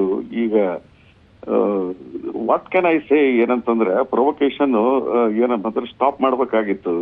ಅದು ಪಾಕಿಸ್ತಾನದ ಮಿಸ್ಟೇಕ್ ಬಿಡು. ಇದು ಏನಂತಂದ್ರೆ ಒನ್ಸ್ ಏನಂತಂದ್ರೆ ನಾವು ಫಸ್ಟ್ ಡೇ ಒಂದು ಕ್ಲಿಯರ್ ಆಗಿ ಇಂಡಿಕೇಶನ್ ಕೊಟ್ಟು see we have not targeted military or civil targets, we have hit only terrorist targets ಅಂದ್ರೆ okay enough is enough, ceasefire, will not, that's all ಅಂತಕೊಂಡು ಏನಾದ್ರು ಆಗಿಬಿಟ್ಟಿದ್ರೆ ಏನೋ ಆಗ್ತದಿಲ್ಲ ಈಗ. ಹೌದು. ಇದು ಅವ್ರು ಏನಂತಂದ್ರೆ ಈಗ ಅವ್ರದ್ದು ಸರ್ವೈವಲ್ ಇದಾದ ಇದು ಏನಂತಂದ್ರೆ ವಿ ಹ್ಯಾವ್ ಟು ಸಿ ಏನಪ್ಪ ಅನದರ್ 2 days ಏನಪ್ಪ ಅಂದ್ರೆ ಅಲ್ಲಿ ಪವರ್ ಇಕ್ವೇಶನ್ ಚೇಂಜ್ ಆಗ್ಬೋದು ಅಂತ ನಂದು ಎಸ್ಟಿಮೇಟ್ ಅದ ಅಲ್ಲಿ ಪಾಕಿಸ್ತಾನದಲ್ಲಿ. ಹೌದು. ಆದರೆ ಯಾವುದೇ ಇದಾದರೂ ಕೂಡ ಈಗಿನ ಹಂತದಲ್ಲಿ ಪಾಕಿಸ್ತಾನ ಬಹುಶಃ ಭಾರತ ಮೊದಲ ದಿವಸ ಮಾಡಿದಂತಹ ಏನು ಆಪರೇಷನ್ ಸಿಂಧೂರ್ ಮಾಡಿದಾಗ ಭಾರತ ಕೇವಲ ಉಗ್ರರ ಅಡಗುದಾಣಗಳನ್ನು ಮಾತ್ರ, ಉಗ್ರರ ಕೇಂದ್ರಗಳನ್ನು ಮಾತ್ರನೇ ಟಾರ್ಗೆಟ್ ಮಾಡಿತ್ತು. ಪಾಕಿಸ್ತಾನ ಅದನ್ನು ಇದು ಉಗ್ರರ ಮೇಲೆ ನಡೆದಂತಹ ದಾಳಿ ಅನ್ನುವಂಥ ರೀತಿಯಲ್ಲಿ ತಗೊಳ್ಳೋ ಬದಲಿಗೆ ಅದು ತನ್ನ ಟೆರಿಟರಿ ಒಳಗಡೆ ನುಗ್ಗಿ ಭಾರತ ಹೊಡೆದಿದೆ ಅನ್ನುವಂಥದ್ದನ್ನು ಬಹಳ ಪ್ರೆಸ್ಟೀಜ್ ಆಗಿ ತಗೊಂಡು ಅವ್ರಿಗೂ ಕೂಡ ಒಂದು ಸೇನಾ ಮರ್ಯಾದೆಯನ್ನು ಕೊಟ್ಟು ಅವ್ರನ್ನ ಹುತಾತ್ಮರನ್ನಾಗಿ ಮಾಡಿಸುವಂತಹ ಪ್ರಯತ್ನದಲ್ಲಿನೇ ಬ್ಯುಸಿಯಾಗಿರುವಂಥದ್ದು. ಆ ದೇಶದ ಜನರನ್ನ ಖುಷಿಪಡಿಸೋದಕ್ಕೂ ಇರ್ಬೋದು ಅಥವಾ ಅಲ್ಲಿಯ ಸೇನೆಯವ್ರನ್ನ ಖುಷಿಪಡಿಸೋದಕ್ಕೂ ಕೂಡ ಇರ್ಬೋದು. ಆದರೆ ಇದು ಪಾಕಿಸ್ತಾನ ಕೂಡ ತನ್ನ ಸಾಮಾನ್ಯ ನಾಗರಿಕರ ಬಗ್ಗೆ ಅದು ಯೋಚನೆ ಮಾಡ್ತಾ ಇಲ್ವೇನೋ ಅಂತ. ಇದು ಕರೆಕ್ಟ್ ಬಿಡು. ಅಲ್ಲಿ ಲೀಡರ್ಶಿಪ್ಗೆ ಯಾವ ತರ ಏನಪ್ಪ ಅಂದ್ರೆ ಪ್ರೆಷರ್ಸ್ ಅವ, ಯಾವ ತರ ಏನಪ್ಪ ಅಂದ್ರೆ ಇಕ್ವೇಶನ್ಸ್ ಅಲ್ಲಿ ವರ್ಕ್ ಆಗ್ತಾ ಇದ್ದಾವ, ಅದ್ರ ಪ್ರಕಾರ ಅವರು ಆಕ್ಷನ್ ತಗೊಂಡಿರ್ಬೋದು. ಬಟ್ ಇದು ಏನಂತಂದ್ರೆ ಅವರು ಏನ್ ಮಾಡಿದ್ರು, ಅವರು ಟೆರರಿಸ್ಟ್ ಡೆತ್ ಫ್ಯೂನರಲ್ ಇದರಲ್ಲಿ ಸ್ಟೇಟ್ ಫ್ಯೂನರಲ್ ಕೊಟ್ಟು ಆ ಫ್ಯೂನರಲ್ ಅಟೆಂಡ್ ಮಾಡಿದ್ರಲ್ಲ, ಅದು ಏನಂತಂದ್ರೆ ದೇ ಹ್ಯಾವ್ ಆಲ್ರೆಡಿ ಕನ್ಫರ್ಮ್ಡ್ ಏನಂತಂದ್ರೆ ಟೆರರಿಸ್ಟ್ ನಾವೇ ಟ್ರೈನ್ ಮಾಡೋದು, ನಾವೇ ಫೀಡರ್ಸ್ ಅಂತ ಒಂದು ಕನ್ಫರ್ಮ್ ಮಾಡಿದಂಗೆ ಆಯ್ತು. ಅವರ ತಮ್ಮ ಫ್ರಂಟಲ್ ಆರ್ಮಿ ಅದು ಅಂತ, ನಮ್ಮ ಮುಂಚೂಣಿ ಘಟಕ ಅದುವೇ ಅಂತೇಳಿ ಅಂದ್ಕೊಂಡಂಗಿದೆ ಈಗ ಅವರು. ಎಸ್ ಈಗ ಏನೋ there is nothing to hide ನಾವು. ಏನಂತಂದ್ರೆ ಅದು ಒಂದು ಏನಂತಂದ್ರೆ ಸಾಲಿಡಾರಿಟಿ ಟೆರರಿಸ್ಟ್ ಜೊತೆಗೆ ಅವರು ಇದು ಮಾಡ್ಕೊಂಡು ಅವ್ರನ್ನೆಲ್ಲ ಏನಪ್ಪಾ ಅಂದ್ರೆ ಒಂದು ಪಾಕಿಸ್ತಾನ ಫ್ಲಾಗ್ ದಿಂದ ಅವ್ರ ಕಾಫಿನ್ ಕವರ್ ಮಾಡ್ಕೊಂಡು ಒಂದು ಫುಲ್ ಮಿಲಿಟರಿ ಆನರ್ಸ್ ಇಂದ ಫ್ಯೂನರಲ್ ಕೊಡ್ತಾರಂದ್ರೆ ದೆನ್ ದಟ್ ಮೀನ್ಸ್ ಅವ್ರದ್ದು ಏನಪ್ಪಾ ಇದು ಜನರಲಿ ಸೈನಿಕರಿಗೆ ಕೊಡ್ತಕ್ಕಂಥ ಮರ್ಯಾದೆ ಟೆರರಿಸ್ಟ್ ಕೊಡ್ತಾ ಇದ್ದಾರೆ ಅಂತಂದ್ರೆ ಪಾಕಿಸ್ತಾನ ಆರ್ಮಿ ಏನಪ್ಪಾ ಅಂದ್ರೆ ವಿ ಆರ್ ಬಿಹೈಂಡ್ ದಿಸ್ ಅಂತ ತಾವೇ ಏನಪ್ಪಾ ಅಂದ್ರೆ ಎವಿಡೆನ್ಸ್ ಕೊಟ್ಟಂಗ ಆಯ್ತು. ಹೌದು. ಮೆನ್ ಇನ್ ಯೂನಿಫಾರ್ಮ್ ಕೂಡ ಬಹುತೇಕ ಅಲ್ಲಿ ಪಾಕಿಸ್ತಾನದ ಪಾಲಿಗೆ ಅವರು ಟೆರರಿಸ್ಟ್ಗಳ ಜೊತೆಗೆ ಇರುವಂತವ್ರು ಅಂತ, ಅಥವಾ ಅವರೇ ಟೆರರಿಸ್ಟ್ಗಳು ಅನ್ನೋಂಥ ರೀತಿಯಲ್ಲಿ ಅವರು ವರ್ತಿಸ್ಕೊಂಡಿದ್ದಾರೆ ಈಗ.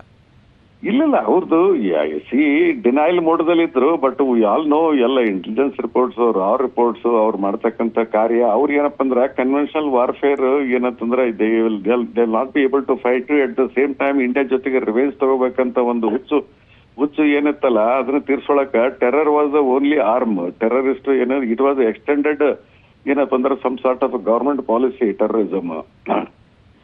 ಬಟ್ ಎನಿ ಹೌ ಏನಪ್ಪ ಅಂದ್ರೆ ಅಟ್ಲೀಸ್ಟ್ ಈಗ ಏನಂತಂದ್ರೆ ಇಷ್ಟೆಲ್ಲ ಡಿಸ್ಟ್ರಾಕ್ಷನ್ ಅವ್ರದ್ದು ಎಕನಾಮಿಕ್ಸ್ ಅವ್ರದ್ದು ಏನಪ್ಪ ಅಂದ್ರೆ GDP ಅದು ಇದು ಎಲ್ಲ ನೋಡಿದ್ರೆ I do not know what will happen.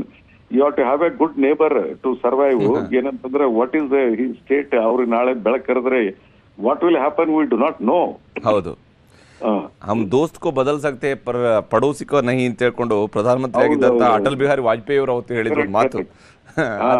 ಆದ್ರೆ ನಮ್ಮ ಪಡೋಸಿ ಯಾವತ್ತು ಹಿಂಗೇನೆ ಇದೆಯಲ್ಲ. ಇದು ಏನ್ ಹೇಳ್ಬೇಕು ತಿಳಿತಾನೆ ಇಲ್ಲ ಈಗ. ಏನು ವಿಚಿತ್ರ ಒಂದು ಏನಂತಂದ್ರೆ ಜನರಿಗೆ ಏನಪ್ಪ ಅಂದ್ರೆ ವಾರ್ ಅಂದ್ರೆ it is a kind of thrill ಅಂತ ತಿಳ್ಕೊಂಡು ನೋಡ್ತಾ ಇದ್ದಾರೆ. That is also sad part of the story.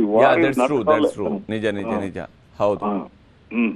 ಯುದ್ಧ ಕುಳಿತು ನೋಡೋರಿಗೆ ಅದು ಆನಂದ ಕೊಡಬಹುದು, ಆದ್ರೆ ಯುದ್ಧದ ಭೂಮಿಯಲ್ಲಿ ಇರುವಂತದ್ದು ಅಲ್ಲಿ ಬಾರ್ಡರ್ ದಲ್ಲಿ ನೋಡ್ರಿ ನಮ್ಗೆಲ್ಲ ಏನಂತಂದ್ರೆ ನಮ್ಮ ಫೋರ್ಸ್ಮೆಂಟ್ ಗ್ರೂಪ್ ಜಮ್ಮುದಲ್ಲಿ ಇದ್ದವರು, ಜಲಂಧರ್ ಪಂಜಾಬ್ದಲ್ಲಿ ಇದ್ದವರು ಅವರೆಲ್ಲ ಮೆಸೇಜ್ ಕಳಿಸ್ತಾ ಹೋದ್ರೆ ನಮಗ್ ಕುಂತವ್ರಿಗೆ ಎಷ್ಟು ನಾವು ಆರಾಮ ಬಾಲ್ಕನಿದಲ್ಲಿ ಕುಂತು ಆರಾಮ್ ಇದ್ವಲ್ಲಪ್ಪ, ಅವ್ರದ್ದು ಗತಿ ಏನು ಅಂತಕೊಂಡು ಎಲ್ಲ ಬ್ಲಾಕ್ ಔಟ್, ಸೈರನ್ ಸೌಂಡ್ ಆಗ್ತಾ ಇದೆ, ಮಿಸೈಲ್ಸ್ ಫೈರ್ ಆಗ್ತಾ ಇದೆ. ಒಂದು ಪಾಕಿಸ್ತಾನಿ F-16 ಗ್ರೌಂಡೆಡ್ ಆಯ್ತು. I think 2 have been hit ನಾವು. ಹೌದು. ಪೈಲಟ್ ಕ್ಯಾಪ್ಚರ್ ಆಗಿದ್ದಾರೆ. ಏನಂತಂದ್ರೆ ಲೆಟ್ ಅಸ್ ಸಿ ಟುಮಾರೋ ಏನಂತಾರೆ ಹೌ ಇಟ್ ವಿಲ್ ಥಿಂಗ್. ಏನಂತಂದ್ರೆ it is only 2 days war. But war ಅಂತಂದ್ರೆ ಇವ್ ದೇಖೋ ಏನಪ್ಪ ಅಂದ್ರೆ ಯುಕ್ರೇನ್ ರಷ್ಯಾ ವಾರ್ ಏನಂತಾರೆ ಐದರ್ ಸೆಕೆಂಡ್ ಡೇ ಮ್ಯಾಕ್ಸಿಮಮ್ ನಾಳೆ ಅಷ್ಟೊತ್ತು ಮಾಡಿ ಮುಗಿಸ್ತದೋ ಇಲ್ಲೋ ಅಂತ ಅನ್ಕೊಂಡು ಯುಕ್ರೇನ್ದಲ್ಲಿ 2 ವರ್ಷ ಆಯ್ತು ಕಂಟಿನ್ಯೂ ಆಗ್ತಾ ಇದೆ. ಅದೇ ತರ ಸಿಚುವೇಶನ್ ಕಂಟಿನ್ಯೂ ಆದ್ರೆ ಬಾರ್ಡರ್ ಸ್ಟೇಟ್ಸ್ ಮತ್ತೆ ಪಾಕಿಸ್ತಾನ ಸ್ಟೇಟ್ ಏನಾಗ್ತದೆ ಏನೋ ಗೊತ್ತಿಲ್ಲ. ಹೌದು ಹೌದು ಹೌದು ಹೌದು. ಬಟ್ ಒಂದು ಪಾಕಿಸ್ತಾನದ ವಿಚಾರವನ್ನು ಮಾತಾಡುವಾಗ ಪಾಕಿಸ್ತಾನದ ಸೇನೆ ಬಹುಶಃ ಆ ದೇಶವನ್ನು ಸರ್ವನಾಶ ಮಾಡೋದ್ರ ಕಡೆಗೆ ಅದು ಸದಾಕಾಲ ಹೋಗಿದೆ ಅಂತ. ಅದರ ಸ್ವಾತಂತ್ರ್ಯ ಇತಿಹಾಸದ ಉದ್ದಕ್ಕೂ ಕೂಡ ಪಾಕಿಸ್ತಾನದ ಸೇನೆ ಒಂದು ಅದರ ಆಡಳಿತವನ್ನು ತನ್ನ ಕೈಗೆ ತಗೊಳ್ಳುತ್ತೆ, ಅಥವಾ ಆಡಳಿತದಲ್ಲಿ ಇರುವಂಥವ್ರನ್ನ ತನ್ನ ಗೊಂಬೆ ಥರ ಇಟ್ಕೊಂಡಿರುತ್ತೆ, ಅಥವಾ ಅದು ಭಾರತದ ಮೇಲಿನ ದ್ವೇಷವನ್ನು ಸದಾಕಾಲ ಬಿತ್ತುತ್ತಾ ಇರುತ್ತೆ. ಇದರ ಪರಿಣಾಮವಾಗಿ ಆ ದೇಶವನ್ನೇ ಅದು ಸಾಯಿಸ್ತಾ ಹೋಗ್ತಿದೆ ಅಂತ. ಕರೆಕ್ಟ್ ಅಲ್ಲಿ ಮೇನ್ ಫಾಲ್ಟ್ ಲೈನ್ ಏನಪ್ಪಾ ಅಂದ್ರೆ ಪಾಕಿಸ್ತಾನ ಆರ್ಮಿ ಇದೆ ಇಲ್ಲಿ. ಯಾಕಂದ್ರೆ ರೈಟ್ ಫ್ರಮ್ ದ ಬಿಗಿನಿಂಗ್ ಒಂದ್ 2-3 ಕೂ ಅಟೆಂಪ್ಟ್ ಮಾಡಿ ಎಲ್ಲ ಏನಪ್ಪಾ ಅಂದ್ರೆ ಆರ್ಮಿ ಏನಪ್ಪಾ ಅಂದ್ರೆ ಸಾಕಷ್ಟು ಪವರ್ಫುಲ್ ಇದೆ. ಅಟ್ಲೀಸ್ಟ್ ನಾವು ಏನಂತಂದ್ರೆ ಒಂದು ಏನಪ್ಪಾ ಅಂದ್ರೆ what ever happened in the past ಅಂತ ತಿಳ್ಕೊಂಡು ಈ ಆರ್ಮಿಗೆ ಏನಪ್ಪಾ ಅಂದ್ರೆ ಈಗ ಇಷ್ಟು ಫುಲ್ ಆಲ್ ಟುಗೆದರ್ ಕಂಟ್ರೋಲ್ ಕೊಡೋದು ಎಷ್ಟು ಡಿವಾಸ್ಟೇಷನ್ ಒಂದ್ ದಿವಸ ತರಬಹುದು ಅಂತ ಈಗ ಗೊತ್ತಾಗ್ತದ ಅವ್ರಿಗೆ. I think sub good such prevail proper democracy system ಏನಪ್ಪಾ ಅಂದ್ರೆ will of the people prevail ಆಗ್ತದೆ ಅಂತ ನಾನು ನಂಬ್ತೇನೆ. ಬಟ್ ಭಾರತದಿಂದ ಈಗ ನಡೀತಿರುವಂತಹ ಪ್ರತಿದಾಳಿಯಲ್ಲಿ ಬಹುತೇಕ ಅದು ಲಾಹೋರನ್ನು ಭಾರತ ಈಗಾಗಲೇ ತಲುಪಿದೆ ಕೂಡ. ಭಾರತದಿಂದ ಹೋಗಿರುವಂತಹ ಡ್ರೋನ್ಗಳು ಲಾಹೋರ್ನಲ್ಲಿ, ವಿಶೇಷವಾಗಿ ಅಲ್ಲಿಯ ಪ್ರಧಾನಮಂತ್ರಿಯ ಸಂಬಂಧಿಕರ ಮನೆಯ ಹತ್ರ ಫಿರೋಜ್ಪುರದಲ್ಲಿ ರಸ್ತೆಯಲ್ಲಿ ಈಗಾಗಲೇ ಸ್ಫೋಟ ಆಗಿದೆ ಅನ್ನುವಂಥದ್ದು ಕೂಡ ಇದೆ. ಅಂದ್ರೆ ಬಹಳಷ್ಟು ಡಿಸ್ಟ್ರಕ್ಷನ್ ಆಗಿದೆ. ಈಗ ಏನಪ್ಪಾ ಅಂದ್ರೆ ನೈಟ್ ಹೆಡ್ ಕೌಂಟ್ ಮಾಡಕ್ ಆಗೋದಿಲ್ಲ. ದ ಕೈಂಡ್ ಆಫ್ ಡಿಸ್ಟ್ರಕ್ಷನ್ ಎಷ್ಟಾಗಿದೆ ಅಂತಂದ್ರೆ ಬರೇ ಫಸ್ಟ್ ಡೇ ಫೈರಿಂಗ್ ಆದಾಗ ಇಟ್ ಈಸ್ ಜಸ್ಟ್ ಅದು 1% ಅಂತ ಕೌಂಟ್ ಮಾಡಿದ್ರೆ ಈಗ ಒಂದು 50% ಅಷ್ಟು ಏನಪ್ಪಾ ಅಂದ್ರೆ projectiles, missiles, drones of lone that set and decide. ಏನಂತಂದ್ರೆ ಡಿವಾಸ್ಟೇಷನ್ ಮಾತ್ರ ಬಹಳ ಆಗಿದೆ. ಇದು ಏನಂತಂದ್ರೆ ಜಸ್ಟ್ ಏನಪ್ಪಾ ಅಂದ್ರೆ ಅಥೆಂಟಿಕೇಟ್ ಸೋರ್ಸ್ ಇಂದ ಏನಾಗಿದೆ ಅಂತ ತಿಳಿದ ನಂತರನೇ ನಾವು ಕಮೆಂಟ್ ಮಾಡಬಹುದು. But destruction is heavy. Once the missile has been fired ಅಂದ್ರೆ it has to cause destruction either that side or this side. So it is all destruction. ಇದರಲ್ಲಿ ಏನು ಎಂಡ್ ರಿಸಲ್ಟ್ ದಲ್ಲಿ ದರ್ ಇಸ್ ನಥಿಂಗ್ ಏನಂತಂದ್ರೆ destruction and destruction. ಹೌದು ನಿಜ. Kernel Nayak ಅವರೇ, ಧನ್ಯವಾದ. ಇಷ್ಟೊತ್ತು ನಮ್ಮ ಜೊತೆಗೆ ಜಾಯ್ನ್ ಆಗಿ ತಮ್ಮ ಅಭಿಪ್ರಾಯವನ್ನು ಶೇರ್ ಮಾಡ್ಕೊಂಡಿದ್ದಕ್ಕಾಗಿ. ಕರ್ನಲ್ VM ನಾಯಕ್ ಅವರು ಕಾಶ್ಮೀರದಲ್ಲೂ ಕೂಡ ಸೇವೆಯನ್ನು ಸಲ್ಲಿಸಿದಂಥವರು, ಭಾರತದ ಸೇವೆಯನ್ನು ಮಾಡಿದಂಥವರು. ಅವ್ರು ಹೇಳ್ತಾ ಇದ್ರು, ಯುದ್ಧ ನೋಡ್ತಾ ನಾವಿಲ್ಲಿ ಇರೋರಿಗೆ ಸುಲಭ, ಆದರೆ ಆ ಯುದ್ಧದ ಭೂಮಿಯಲ್ಲಿರುವಂಥವರ ಪರಿಸ್ಥಿತಿ ಏನಾಗುತ್ತೆ, ಯುದ್ಧ ನಿಲ್ಲಬೇಕಾಗಿತ್ತು ಇಷ್ಟೊತ್ತಿಗಾಗಲೇ, ಆದರೆ ಇದು ಯುದ್ಧದ ಕಡೆಗೆ ಸಾಗ್ತಾ ಇದೆ ಅಂತೇಳಿ ಒಬ್ಬ ಸೇನೆಯಲ್ಲಿ ಕೆಲಸ ಮಾಡಿದಂತಹ, ಸೇವೆಯನ್ನು ಮಾಡಿದಂತಹ ಸೇನಾಧಿಕಾರಿ ಹೇಳಿರುವಂತಹ ಮಾತುಗಳು ಕೂಡ. ಯಾಕಂದರೆ ಪರಿಸ್ಥಿತಿ ಆಗಿದೆ ಅಂತೇಳಿ. ಆದರೆ ಪಾಕಿಸ್ತಾನ ಮಾಡಿರ್ತಕ್ಕಂತಹ ಅಪರಾಧಗಳನ್ನು ಶಿಕ್ಷಿಸುವಂತಹದ್ದು ಅನಿವಾರ್ಯ ಆಗಿದೆ ಭಾರತಕ್ಕೂ ಕೂಡ. ಆ ಅನಿವಾರ್ಯವಾದಂತಹ ದಾಳಿಯನ್ನು ಈಗ ಭಾರತವು ಕೂಡ ಮಾಡ್ತಾ ಇದೆ. ಪಾಕಿಸ್ತಾನವನ್ನು ಶಿಕ್ಷಿಸುವಂತಹ ಕೆಲಸವನ್ನು ಕೂಡ ಈಗ ಮಾಡ್ತಾ ಇರೋದು. ನೌಶೇರಾ ಗಡಿಯಲ್ಲಿ ಕೂಡ ಭಾರತ ಮತ್ತು ಪಾಕಿಸ್ತಾನದ ಮಧ್ಯೆ ಸಮರ ಶುರುವಾಗಿದೆ. ಅಲ್ಲಿ ನೌಶೇರಾ ಸೆಕ್ಟರ್ನಲ್ಲಿ ಪಾಕ್ನ ಡ್ರೋನ್ಗಳ ದಾಳಿಯನ್ನು ಭಾರತ ಕುಟ್ಟಿ ಪುಡಿ ಮಾಡಿದೆ.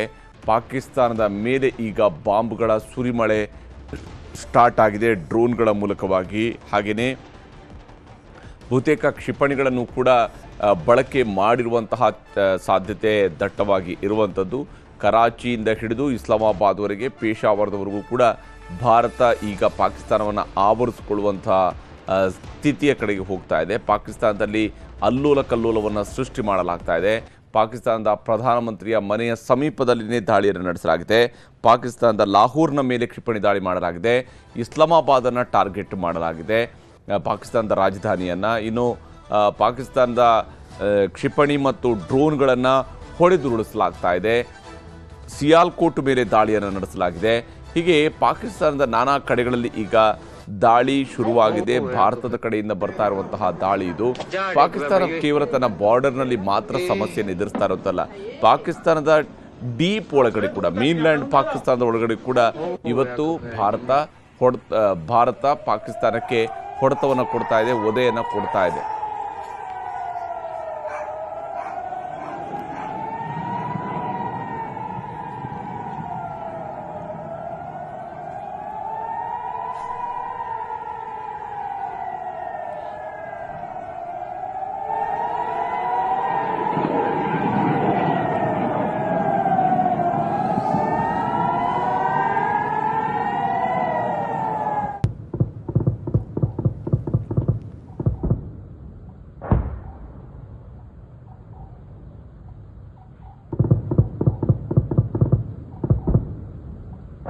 ಎರಡು ಬೆಟ್ಟಗಳ ನಡುವೆಯಲ್ಲಿ ಪಾಸ್ ಆಗ್ತಾ ಇರುವಂತಹ ದಾಳಿಯ ಸಂದರ್ಭದ ದೃಶ್ಯಗಳನ್ನು ನಾವು ನೋಡ್ತಾ ಇದ್ವಿ. ಯಾವ ಸ್ವರೂಪದಲ್ಲಿ ಬೆಂಕಿಯ ಉಂಡೆಗಳ ರೀತಿಯಲ್ಲಿ ಹಾರಿ ಹೋಗ್ತಾ ಇರುವಂತಹ ದೃಶ್ಯಗಳಿವು ಮತ್ತು ಸ್ಫೋಟಿಸ್ತಾ ಇರುವಂಥದ್ದು. ಪಾಕಿಸ್ತಾನದ ಡ್ರೋನ್ಗಳನ್ನು, ಅವರ ಕ್ಷಿಪಣಿಗಳನ್ನು, ಅವರ ಶೆಲ್ ದಾಳಿಗಳನ್ನು ಪ್ರತಿಯೊಂದನ್ನು ಕೂಡ ಈಗ ಭಾರತ ಕೌಂಟರ್ ಮಾಡ್ತಾ ಇದೆ. ಭಾರತ ಕೇವಲ ಅವರ ಡ್ರೋನ್ಗಳನ್ನು ಮಾತ್ರ ಹೊಡೆದು ಉಳಿಸಿಲ್ಲ, ಭಾರತ ಪಾಕಿಸ್ತಾನದ 2 ಫೈಟರ್ ಜೆಟ್ಗಳನ್ನು ಹೊಡೆದು ಉಳಿಸಿದೆ. ಅದರಲ್ಲಿ ಒಂದು ಫೈಟರ್ ಜೆಟ್ನ ಪೈಲಟನ್ನು ಕೂಡ ಈಗಾಗಲೇ ಸೆರೆ ಹಿಡಿಯಲಾಗಿದೆ ಅನ್ನುವಂತಹ ಮಾಹಿತಿಯು ಕೂಡ ಸಿಗ್ತಾ ಇದೆ. ಆದರೆ ಎಲ್ಲವನ್ನು ಕೂಡ ಭಾರತ ಸೇನೆ ದೃಢಪಡಿಸಬೇಕಾಗಿದೆ. ಯಾವಾಗ ಎಷ್ಟು ಹೊತ್ತಿಗೆ ಏನೇನು ನಡೀತಾ ಇದೆ ಅನ್ನೋಂಥದ್ರ ಬಗ್ಗೆ ದೃಢಪಡಿಸಬೇಕಾಗಿದೆ. ಆದರೆ ಸದ್ಯಕ್ಕಂತೂ ಪಾಕಿಸ್ತಾನದ ಮೇಲಿನ ದಾಳಿಯನ್ನು ಬಹಳ ತೀವ್ರ ಸ್ವರೂಪದಲ್ಲಿ ಈಗ ಭಾರತ ಪಾಕಿಸ್ತಾನದ ಮೇಲೆ ದಾಳಿಯನ್ನು ಮುಂದುವರಿಸಿರುವಂಥದ್ದು. ಭಾರತದ ಕಡೆಯಿಂದ ಪಾಕಿಸ್ತಾನದ F-16 ಹೊಡೆದುರುಳಿಸಲಾಗಿರುವಂಥದ್ದು ಮತ್ತು ಜೈಸಲ್ಮೇರ್ನಲ್ಲಿ ಕೂಡ ಅಟ್ಯಾಕನ್ನು ಮಾಡಿದೆ ಪಾಕಿಸ್ತಾನ ಅನ್ನೋಂಥದ್ರ ಬಗ್ಗೆಯೂ ಕೂಡ ಹೇಳಲಾಗ್ತಾ ಇದೆ. ಇದೇ ಸಂದರ್ಭದಲ್ಲಿ ಭಾರತದ ಆರ್ಮಿ IL-17 ಏರ್ ಡಿಫೆನ್ಸ್ ಗನ್ಸನ್ನು ಕೂಡ ಈಗಾಗಲೇ ಬಾರ್ಡರ್ನ ಉದ್ದಕ್ಕೂ ಕೂಡ ನಿಯೋಜನೆ ಮಾಡ್ತಾ ಇದೆ. ಈ ಮೂಲಕವಾಗಿ ಪಾಕಿಸ್ತಾನದ ಕಡೆಯಿಂದ ಬರಬಹುದಾಗಿರುವಂಥ ಎಲ್ಲ ರೀತಿಯಾದಂತಹ ಏರಿಯಲ್ ಥ್ರೆಡ್ಸ್, ಅಂದರೆ ಆಕಾಶದ ಮೂಲಕವಾಗಿ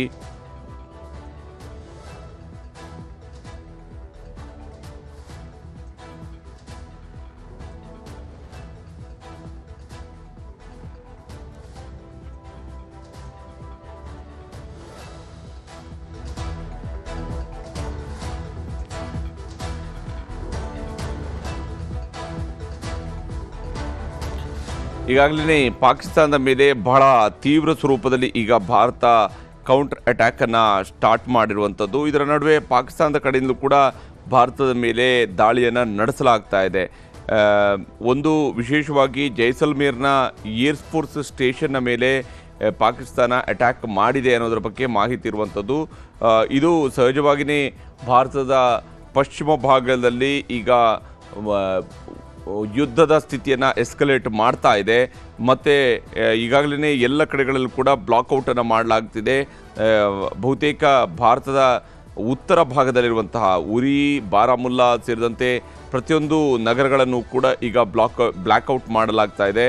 ಹೀಗೆ ಭಾರತ ಸದ್ಯಕ್ಕೆ ಒಂದು ಕಡೆಯಲ್ಲಿ ಭಾರತದ ಕಡೆಯಿಂದ ಡಿಫೆನ್ಸಿವ್ ಸ್ಟೆಪ್ಗಳನ್ನು ಮಾಡ್ತಾನೆ ಮತ್ತೊಂದು ಕಡೆಯಿಂದ ಅಗ್ರೆಷನ್ ಕೂಡ, ಅಂದರೆ ಪಾಕಿಸ್ತಾನದ ಮೇಲಿನ ದಾಳಿಯನ್ನು ಕೂಡ ಮುಂದುವರಿಸಲಾಗ್ತಾ ಇದೆ.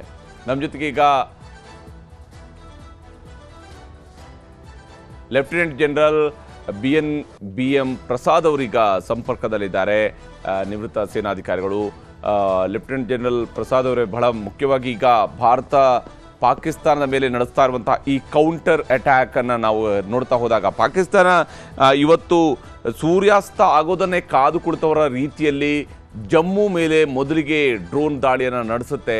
ಅದನ್ನು ಹೊಡೆದುರುಳಿಸುವಂಥದ್ದು ಮೊದಲಿಗೆ ಒಂದು 3-4 ಕಡೆಗಳಲ್ಲಿ ಸ್ಫೋಟ ಆಗಿದೆ ಅನ್ನೋದ್ರ ಬಗ್ಗೆ ಕೂಡ ಮಾಹಿತಿ ಇದೆ. ಈಗ ಇರುವಂತಹ ಮಾಹಿತಿ ಪ್ರಕಾರ ಜೈಸಲ್ಮೇರ್ನಲ್ಲೂ ಕೂಡ ಏರ್ ಫೋರ್ಸ್ ಇದ್ರ ಮೇಲ್ಗಡೆ ಒಂದು ಸ್ಫೋಟವನ್ನು ಮಾಡಿದ್ದಾರೆ ಎನ್ನುವಂಥದ್ದು ಇದೆ. ಇದು ಅವರ ಕಡೆಯಿಂದ ಆಗಿರುವಂಥ ದಾಳಿ ಮತ್ತು ಭಾರತ ಶುರು ಮಾಡಿರುವಂಥ ಪ್ರತಿದಾಳಿಯನ್ನು ನೋಡ್ತಾ ಹೋದಾಗ ಬಹುತೇಕ ಇದು ವಾರ್ಲೈಕ್ ಸಿಚುವೇಶನ್ ಕಡೆಗೆ ಕೊಂಡೊಯ್ತಾ ಇದೆಯಾ ಅಂತ? ಖಂಡಿತವಾಗಿಯೂ ಅದರಲ್ಲಿ ಯಾವ ಸಂಶಯವೂ ಇಲ್ಲ. ಈ ವಾರ್ಲೈಕ್ ಸಿಚುವೇಶನ್ ಅದಕ್ಕೆ ಮೂಲ ಕಾರಣ ಅವರು. ವಾರ್ಲೈಕ್ ಸಿಚುವೇಶನ್ ಆದದ್ದೇ ಯಾವಾಗ ನಮ್ಮ ಪಹಲ್ಗಾಮಲ್ಲಿ ಅವರು ಪ್ರವೋಕ್ ಮಾಡಿ ಅಟ್ಯಾಕ್ ಮಾಡಿದ್ರು, ಅದೇ ಫಸ್ಟ್ ಅದಕ್ಕೆ ಮುಖ್ಯ ಕಾರಣ. ಆಯ್ತು, ವಾರ್ಲೈಕ್ ಸಿಚುವೇಶನ್ ಅನ್ನ ಅವರೇ ಕ್ರಿಯೇಟ್ ಮಾಡಿದ್ದಾರೆ. ನಾವು ನಮ್ಮ ಅಟ್ಯಾಕ್ ಕ್ಯಾಲಿಬ್ರೇಟೆಡ್, ಫೋಕಸ್ಡ್. ಹೌದು, ನಮ್ಮ ಮೋದಿ ಅವರು ಹೇಳಿದಾಗೆ ಟೆರರಿಸ್ಟ್ ಸೆಂಟ್ರಿಕ್ ಅಟ್ಯಾಕ್ ಆಗಿತ್ತು. ಟೆರರಿಸ್ಟ್ ಯಾವ ಮೂಲೆಯಲ್ಲಿ ಇದ್ರೂ ಕೂಡ ಅವರಿಗೆ ಮಣ್ಣಿಗೆ ಸೇರಿಸುವಂತಹ ಒಂದು ನೆಲೆಯನ್ನ ನಮ್ಮ ಮೋದಿ ಅವರು ತೆಗೆದುಕೊಂಡಿದ್ರು. ಆಯ್ತಾ, ಪಾಕಿಸ್ತಾನ ಸೇನೆ ಮತ್ತೆ ಟೆರರಿಸ್ಟ್ ಅದು ಎರಡು ಒಂದೇ. They are the 2 sides of the same coin. ಈ ಟೆರರಿಸಂ ಅನ್ನ ಪಾಕಿಸ್ತಾನದ ಸೈನ್ಯ ಉಪಯೋಗಿಸಿಕೊಂಡು ಅವರು ಅವರೇ ಕೆಲಸ ಮಾಡ್ತಾ ಇರಲಿಲ್ಲ. ಆಯ್ತಾ. ಹೌದು. ಅದರಿಂದ ಏನಾಗಿದೆ ಅಂತಂದ್ರೆ ಈಗ ಒಂದು ದುಸ್ಥಿತಿಯಲ್ಲಿ ಪಾಕಿಸ್ತಾನ ಬಂದಿದೆ. ಹೌದು ಅದು it is not A professional army. ಹೌದು ಅವರಿಗೆ ಮತ್ತೆ it is a question of existential crisis. ಹೌದು ಯಾವಾಗ ನಮ್ಮ ಸರಿಯಾದ ನಾವು ಅವರಿಗೆ ಕೌಂಟರ್ ಅಟ್ಯಾಕ್ ಮಾಡಿದ್ವು, ಅಂದ್ರೆ ಈ ಟೆರರಿಸ್ಟ್ ಕ್ಯಾಂಪ್ ಅಲ್ಲಿ ನಾವು ಅಟ್ಯಾಕ್ ಮಾಡಿದ್ವು, 24 ಮಿಸೈಲ್ಸ್ ಅಟ್ಯಾಕ್ ಮಾಡಿದ್ವು, ಹೌದು ಅದು ನಮಗೆ ತಡ್ಕೊಳ್ಳಿಕ್ಕೆ ಸಾಧ್ಯ ಆಗ್ಲಿಲ್ಲ. ಯಾಕಂತಂದ್ರೆ it was the most perfect precision act ಅದು. ಹೌದು ಆಯ್ತಾ. ಅವ್ರೀಗ ಮುಖಭಂಗ ಆಗಿದೆ. ಈಗ ಹೌದು ಅವ್ರ ಸೈನಿಕರಿಗೂ ಮುಖಭಂಗ ಆಗಿದೆ, ರಾಜಕೀಯಕ್ಕೂ ಅಲ್ಲಿಯ ಪೊಲಿಟಿಕಲ್ ಲೀಡರ್ಶಿಪ್ಗೂ ಮುಖಭಂಗ ಆಗಿದೆ. ಹಾಗಾಗಿ ಅವರು ಕೌಂಟರ್ ಅಟ್ಯಾಕ್ ಮಾಡಲೇಬೇಕು, ರಿಟಾಲಿಯೇಷನ್ ಮಾಡಬೇಕು. ಅವ್ರು ರಿಟಾಲಿಯೇಷನ್ ಆದ್ರೆ ರಿಟಾಲಿಯೇಷನ್ ಮಾಡೋ ಕೆಪಾಸಿಟಿಯೂ ಇಲ್ಲ ಅವರಿಗೆ, ಆ ಸ್ಥಿತಿಯಲ್ಲಿ ಆಗಿದೆ. ನಮ್ಮ ದೇಶದಲ್ಲಿ ಈ ಮೋದಿ ಸರ್ಕಾರ ಬಂದ ಮೇಲೆ ನಾವು ಯಾವಾಗಲೂ ಅಷ್ಟೇ ವಿ ಆರ್ ಡಿಫೆನ್ಸಿವ್ ಪಾಸ್ಟರ್ ಒಂದೇ ಅಲ್ಲ, ನಮಗೆ ಅಟ್ಯಾಕ್ ಮಾಡಿದಾಗ ಅಫೆನ್ಸಿವ್ ಪಾಸ್ಟರ್ ನಾವು ಹೋಗ್ತಾ ಇದ್ದೇವೆ. ಆಯ್ತಾ. ಅದೇ ಒಂದು ಹಾಗಾಗಿ ನಮಗೆ ಯಶಸ್ಸು ಸಿಗ್ತಾ ಇದೆ. ಅವ್ರ ಅಟ್ಯಾಕ್ ಎಲ್ಲ ಕಡೆಯಲ್ಲೂ ಮಾಡ್ಬೇಕಾಗತ್ತೆ. ಯಾಕೆಂತಂದ್ರೆ ಈಗ ಪಾಕಿಸ್ತಾನ 4 ಕಡೆಗಳಿಂದ ಅವರು ಸುತ್ತಕೊಂಡು ಹೋಗಿದೆ. ಅವರಿಗೆ ನಿಮಗೆ ಗೊತ್ತಿದ್ದಾಗೆ ಬಲೂಚಿಸ್ತಾನದ ಅಫ್ಘಾನ್ ಬಾರ್ಡರ್ ನಲ್ಲಿ ಅವರಿಗೆ ತೊಂದರೆ ಇದೆ. ಈ ಕಡೆ ಅವರಿಗೆ ನೇವಲ್ ಬ್ಲಾಕೇಡ್ ಆಗಿದೆ. ಮತ್ತೆ ಈಸ್ಟರ್ನ್ ಬಾರ್ಡರ್ ನಲ್ಲಿ ನಮ್ಮ ಏರ್ ಡಿಫೆನ್ಸ್ ಸಿಸ್ಟಮ್ಸ್ ಮತ್ತೆ ನಮ್ಮ missiles they are superior, they are best in the world. ಅವ್ರು ಎಷ್ಟೇ ಪ್ರಯತ್ನ ಪಟ್ಟರು ಕೂಡ ಅವರ ಮಿಸೈಲ್ಸ್ ಬಂದು ನಮ್ಮನ್ನು ಅಟ್ಯಾಕ್ ಮಾಡ್ಲಿಕ್ಕೆ ಸಾಧ್ಯ ಆಗ್ಲಿಲ್ಲ. ಅವರು 100 ಮಿಸೈಲ್ ಕಳಿಸಿದ್ರು ಕೂಡ ಒಂದು ಎಷ್ಟು ಅವರ ಪರ್ಸೆಂಟೇಜ್ ಸಕ್ಸಸ್ ದೇವರಿಗೆ ಗೊತ್ತು. ನಮ್ಮ ಸಕ್ಸಸ್ 100%. 24 ಮಿಸೈಲ್ ನಾವು ಕಳಿಸಿದ್ರು ಕೂಡ ಅಲ್ಲಿ 9 ಸ್ಥಳಗಳಲ್ಲಿ ಹೋಗಿ 100% ಟಾರ್ಗೆಟ್ 70 ಅಥವಾ ಅದಕ್ಕಿಂತ ಜಾಸ್ತಿ ಜನರನ್ನ ಸಾಯಿಸಿ ಆಯ್ತು, ಎಷ್ಟೋ ಜನರಿಗೆ ಗಾಯ ಆಯ್ತು. It gave lot of deterrence. ಹಾಗಾಗಿ ಸೊ ಇದು ಎಕ್ಸ್ಪೆಕ್ಟೆಡ್, ಅವ್ರು ಅಟ್ಯಾಕ್ ಮಾಡೋದು ಎಕ್ಸ್ಪೆಕ್ಟೆಡ್. ಅದು ಎಸ್ಕಲೇಟ್ ಆಗ್ತಾ ಇದೆ. ಇದು ಎಸ್ಕಲೇಷನ್ ಆಗಲಿಕ್ಕೆ ನಾವು ಕಾರಣ ಅಲ್ಲ, ಅವ್ರ ಕಾರಣ. ಎಕ್ಸಾಕ್ಟ್ಲಿ ಅದನ್ನೇ. ಯಾಕಂದ್ರೆ ಇವತ್ತು ಮಾಡಿರುವಂಥದ್ದು ಎಸ್ಕಲೇಷನ್ ಬಹಳ ಮುಖ್ಯವಾದಂಥ ಭಾಗ ಅಂತ. ಇವತ್ತು ಅದಕ್ಕೆ ನಾನು ಹೇಳಿದ್ದು, ಸೂರ್ಯಾಸ್ತ ಆಗ್ತಾ ಇದ್ದಂಗೆ ಜಮ್ಮುವಿನ ಮೇಲೆ, ಅದು ನಾಗರಿಕರಿದ್ದಂತಹ ನೆಲೆಗಳ ಮೇಲೆ ದಾಳಿಯನ್ನು ನಡೆಸುವಂಥದ್ದು, ಸೇನಾ ನೆಲೆಗಳನ್ನು ಟಾರ್ಗೆಟ್ ಮಾಡಿ. ಹೌದು, ಅವರು ಮೊನ್ನೆ ಟೆರರಿಸ್ಟ್ಗಳನ್ನು ಹೊಡೆದು ಹಾಕಿ ಆಯಿತು. ಅಲ್ಲಿಗೆ ಪಾಕಿಸ್ತಾನ ಬಹುಶಃ ಭಾರತ ಅಟ್ಯಾಕ್ ಮಾಡಿರೋದು ಓನ್ಲಿ ಟೆರರಿಸ್ಟ್ಗಳಂತ ಹೇಳ್ಕೊಂಡು ಒಪ್ಕೊಳ್ಬೋದಾಗಿತ್ತು. ಅದನ್ನು ಮಾಡಲಿಲ್ಲ ಅವರು. ಅವರಿಗೆ ಸ್ಟೇಟ್ ಆನರ್ನಲ್ಲಿ ಅವ್ರನ್ನ ಅಂತ್ಯಕ್ರಿಯೆಯನ್ನು ಮಾಡಿದ್ದಾರೆ. ಅವರ ದೇಶದ ಗೌರವವನ್ನು ಅವರಿಗೆ ಕೊಟ್ಟಿದ್ದಾರೆ. ಅವರ ದೇಶದ ಏನು ಧ್ವಜವನ್ನು ಅದರ ಮೇಲೆ ಹಾಸಲಾಗಿದೆ. ಈ ರೀತಿಯಾಗಿ ಟೆರರಿಸ್ಟ್ಗಳನ್ನು ತನ್ನ ಫ್ರಂಟ್ ಆರ್ಮಿ ಅನ್ನುವಂಥದ್ದು, ಆರ್ಮಿಯ ಮುಂಚೂಣಿ ಘಟಕ, ಅದರ ಪದಾತಿ ದಳ ಅನ್ನುವಂಥ ರೀತಿಯಲ್ಲಿ ಅವ್ರನ್ನ ಬಳಕೆ ಮಾಡ್ಕೊಂಡಿದ್ದಾರೆ. ಅದಾದಮೇಲೆ ನಡೆಸಿರುವಂಥದ್ದು ಪೂಂಚ್ ಮೇಲೆ ನಡೆದಿರುವಂತಹ ದಾಳಿ, ನಾಗರಿಕರ ಮೇಲೆ ನಡೆಸಿರುವಂತಹ ದಾಳಿ, ಗುರುದ್ವಾರದ ಮೇಲೆ ನಡೆಸಿರುವಂಥ ದಾಳಿ, 15 ನಗರಗಳನ್ನು ಟಾರ್ಗೆಟ್ ಮಾಡಿದರು. ಅದಕ್ಕೆ ಅವರ ಏರ್ ಡಿಫೆನ್ಸ್ ಸಿಸ್ಟಮನ್ನು ಹೊಡೆದಾಗಲಾದರೂ ಕೂಡ ಪಾಕಿಸ್ತಾನಕ್ಕೆ ಅರ್ಥ ಆಗಬೇಕಾಗಿದ್ದಿತ್ತು, ಭಾರತ ನಮ್ಮ ಒಳಗಡೆ ನುಗ್ಗುತ್ತಾ ಇದೆ, ನಮಗೆ ತಡೆಯೋಕ್ಕಾಗಲ್ಲ ಅಂಥೇಳಿ. ಅಷ್ಟಾದ ಮೇಲೂ ಕೂಡ ಅವರು ನಡೆಸಿರುವಂಥ ಈ ಅಗ್ರೆಷನ್, ಅದು ಸತತವಾಗಿ ಬಹುತೇಕ 1 ಗಂಟೆ ಅವಧಿಯಲ್ಲಿ 40ರಿಂದ 50 ಡ್ರೋನ್ಗಳನ್ನು ಜಮ್ಮು ಒಂದು ಕಡೆಯಲ್ಲೇ ಹಾರಿಸಿದ್ದಾರೆ ಅನ್ನೋದ್ರ ಬಗ್ಗೆ ಜಮ್ಮುವಿನ ನಿವೃತ್ತ DGP ಅವರು ಹೇಳ್ತಾ ಇದ್ರು. ಅಷ್ಟು ಪ್ರಮಾಣದಲ್ಲಿ ಇವತ್ತು ಡ್ರೋನ್ಗಳು ಬಂದವು ಪಾಕಿಸ್ತಾನದ ಕಡೆಯಿಂದ ಅಂತೇಳಿ. ಆದರೆ ಅಷ್ಟು ಎಸ್ಕಲೇಟ್ ಮಾಡಲೇಬೇಕು ಅನ್ನೋಂಥ ಉದ್ದೇಶ ಪಾಕಿಸ್ತಾನಕ್ಕೂ ಕೂಡ ಇದ್ದಂಗಿತ್ತು. ಅವರಿಗೆ ಮತ್ತೆ ಬೇರೆ ರಸ್ತೆ ಇಲ್ಲ. ಯಾಕಂತಂದ್ರೆ ಈ ಜಿಹಾದಿ ಮೈಂಡ್ ಸೆಟ್ ಅಂತ ಹೇಳೋದು ಒಂದು ದಿವಸದ ಫಲಿತಾಂಶ ಅಲ್ಲ. ಅದು ಪಾಕಿಸ್ತಾನದ ಜನರಲ್ ಜಹೀರ್ ಹಕ್ ಇದ್ನಲ್ಲ, ಆ ಜಹೀರ್ ಹಕ್ ಸಮಯದಿಂದ ಈ ಜಿಹಾದಿ ಮೈಂಡ್ ಸೆಟ್ ಬಂದಿತ್ತು. ಆಯ್ತಾ. ಆ ಟೆರರಿಸಮ್ ಅನ್ನ ಎಕ್ಸ್ಪೋರ್ಟ್ ಮಾಡಿದವನು ನಮ್ಮ ಮುಷರಫ್. ಅದು ಎಲ್ಲ ಪ್ರಪಂಚಕ್ಕೆ ಗೊತ್ತಿದೆ. ಹಾಗಾಗಿ ಅವರಿಗೆ ಗೌರವ ಕೊಡ್ಲೇಬೇಕಾಗತ್ತೆ.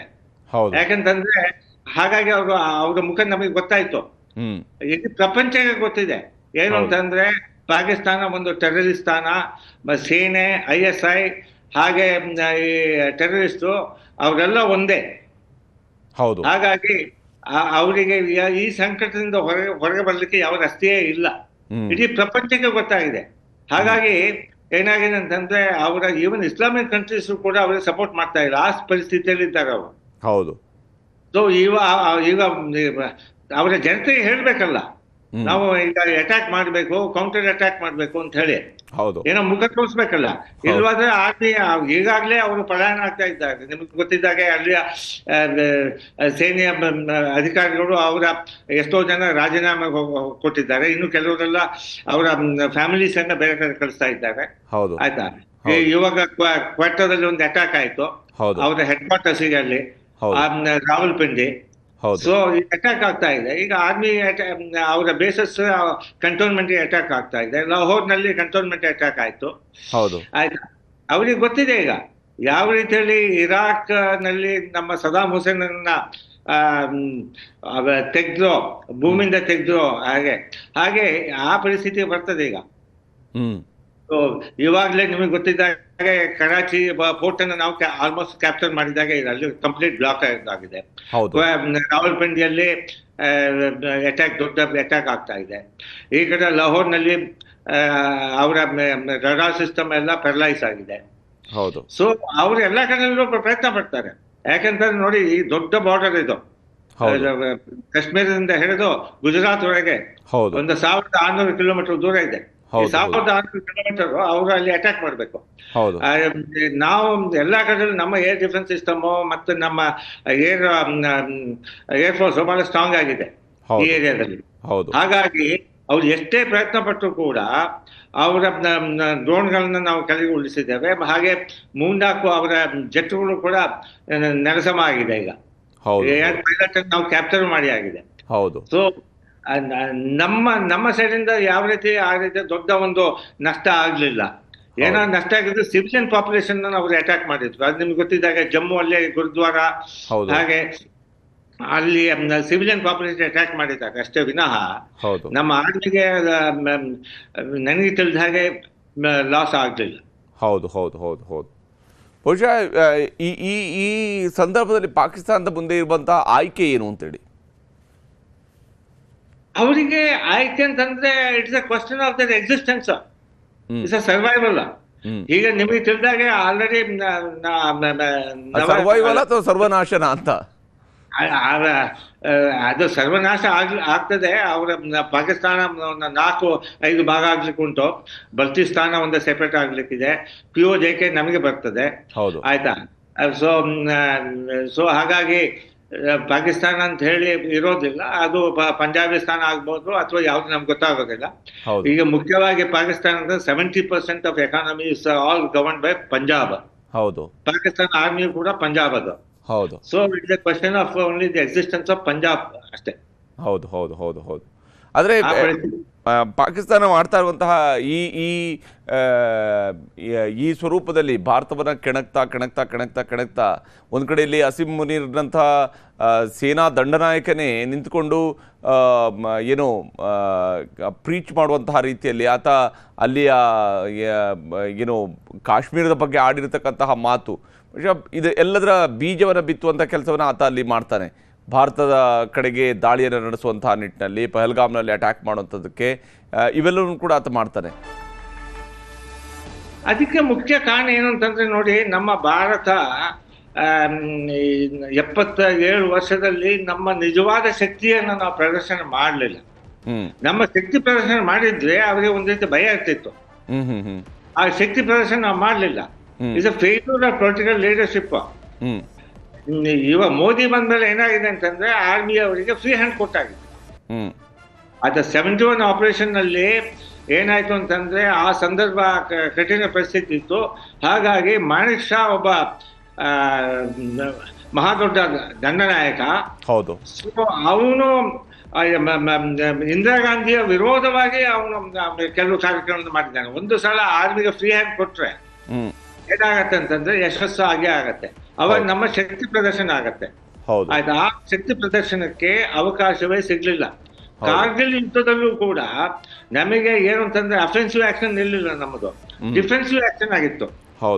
ಹಾಗಾಗಿ ನಮ್ಮ ಸೈಡಿಂದ ಕ್ಯಾಶುಯಾಲಿಟಿ ಜಾಸ್ತಿ ಆಗಿತ್ತು. ನಾವು ಲೈನ್ ಆಫ್ ಕಂಟ್ರೋಲ್ ಅನ್ನ ಕ್ರಾಸ್ ಮಾಡಿ ಒಳಗಡೆ ಅಟ್ಯಾಕ್ ಮಾಡುವಂತಹ ಒಂದು ಕೆಪಾಸಿಟಿ ಬಂದದ್ದು ಮೋದಿ ಬಂದ್ಮೇಲೆ. ಅದಕ್ಕೆ ಮುಖ್ಯ ಕಾರಣ ಏನು ಅಂತಂದ್ರೆ ಈ ಸೇನೆಯಲ್ಲಿ ಒಂದು ಒಗ್ಗಟ್ಟು ತಂದಿದ್ದಾನೆ, CDS ಮಾಡಿದ್ದಾನೆ. ಆಯ್ತಾ. ಹಾಗೆ ಅದಕ್ಕೆ ಸರಿಯಾಗಿ ಇನ್ನೊಂದೇನು ಅಂತಂದ್ರೆ made in India, make in India ಅಂತ ಹೇಳಿ ನಮಗೆ ಈಗ ನಮ್ಮ drone system they are one of the best, missile systems one of the best. ಆಯ್ತಾ, we have best aircrafts. So he has given teeth to the Indian forces. ಹೌದು, ಅದು ಬಹಳ ಮುಖ್ಯ. ಆಮೇಲೆ ನೋಡಿ, Modi has given a free hand to the arm forces. ಹೌದು. ಹಾಗಾಗಿ ಅವರು ಯಾವ ಸಹ ಅಲ್ಲಿ ಲೋಕಲ್ ಡೆಸಿಷನ್ ತಗೊಳ್ಬೋದು.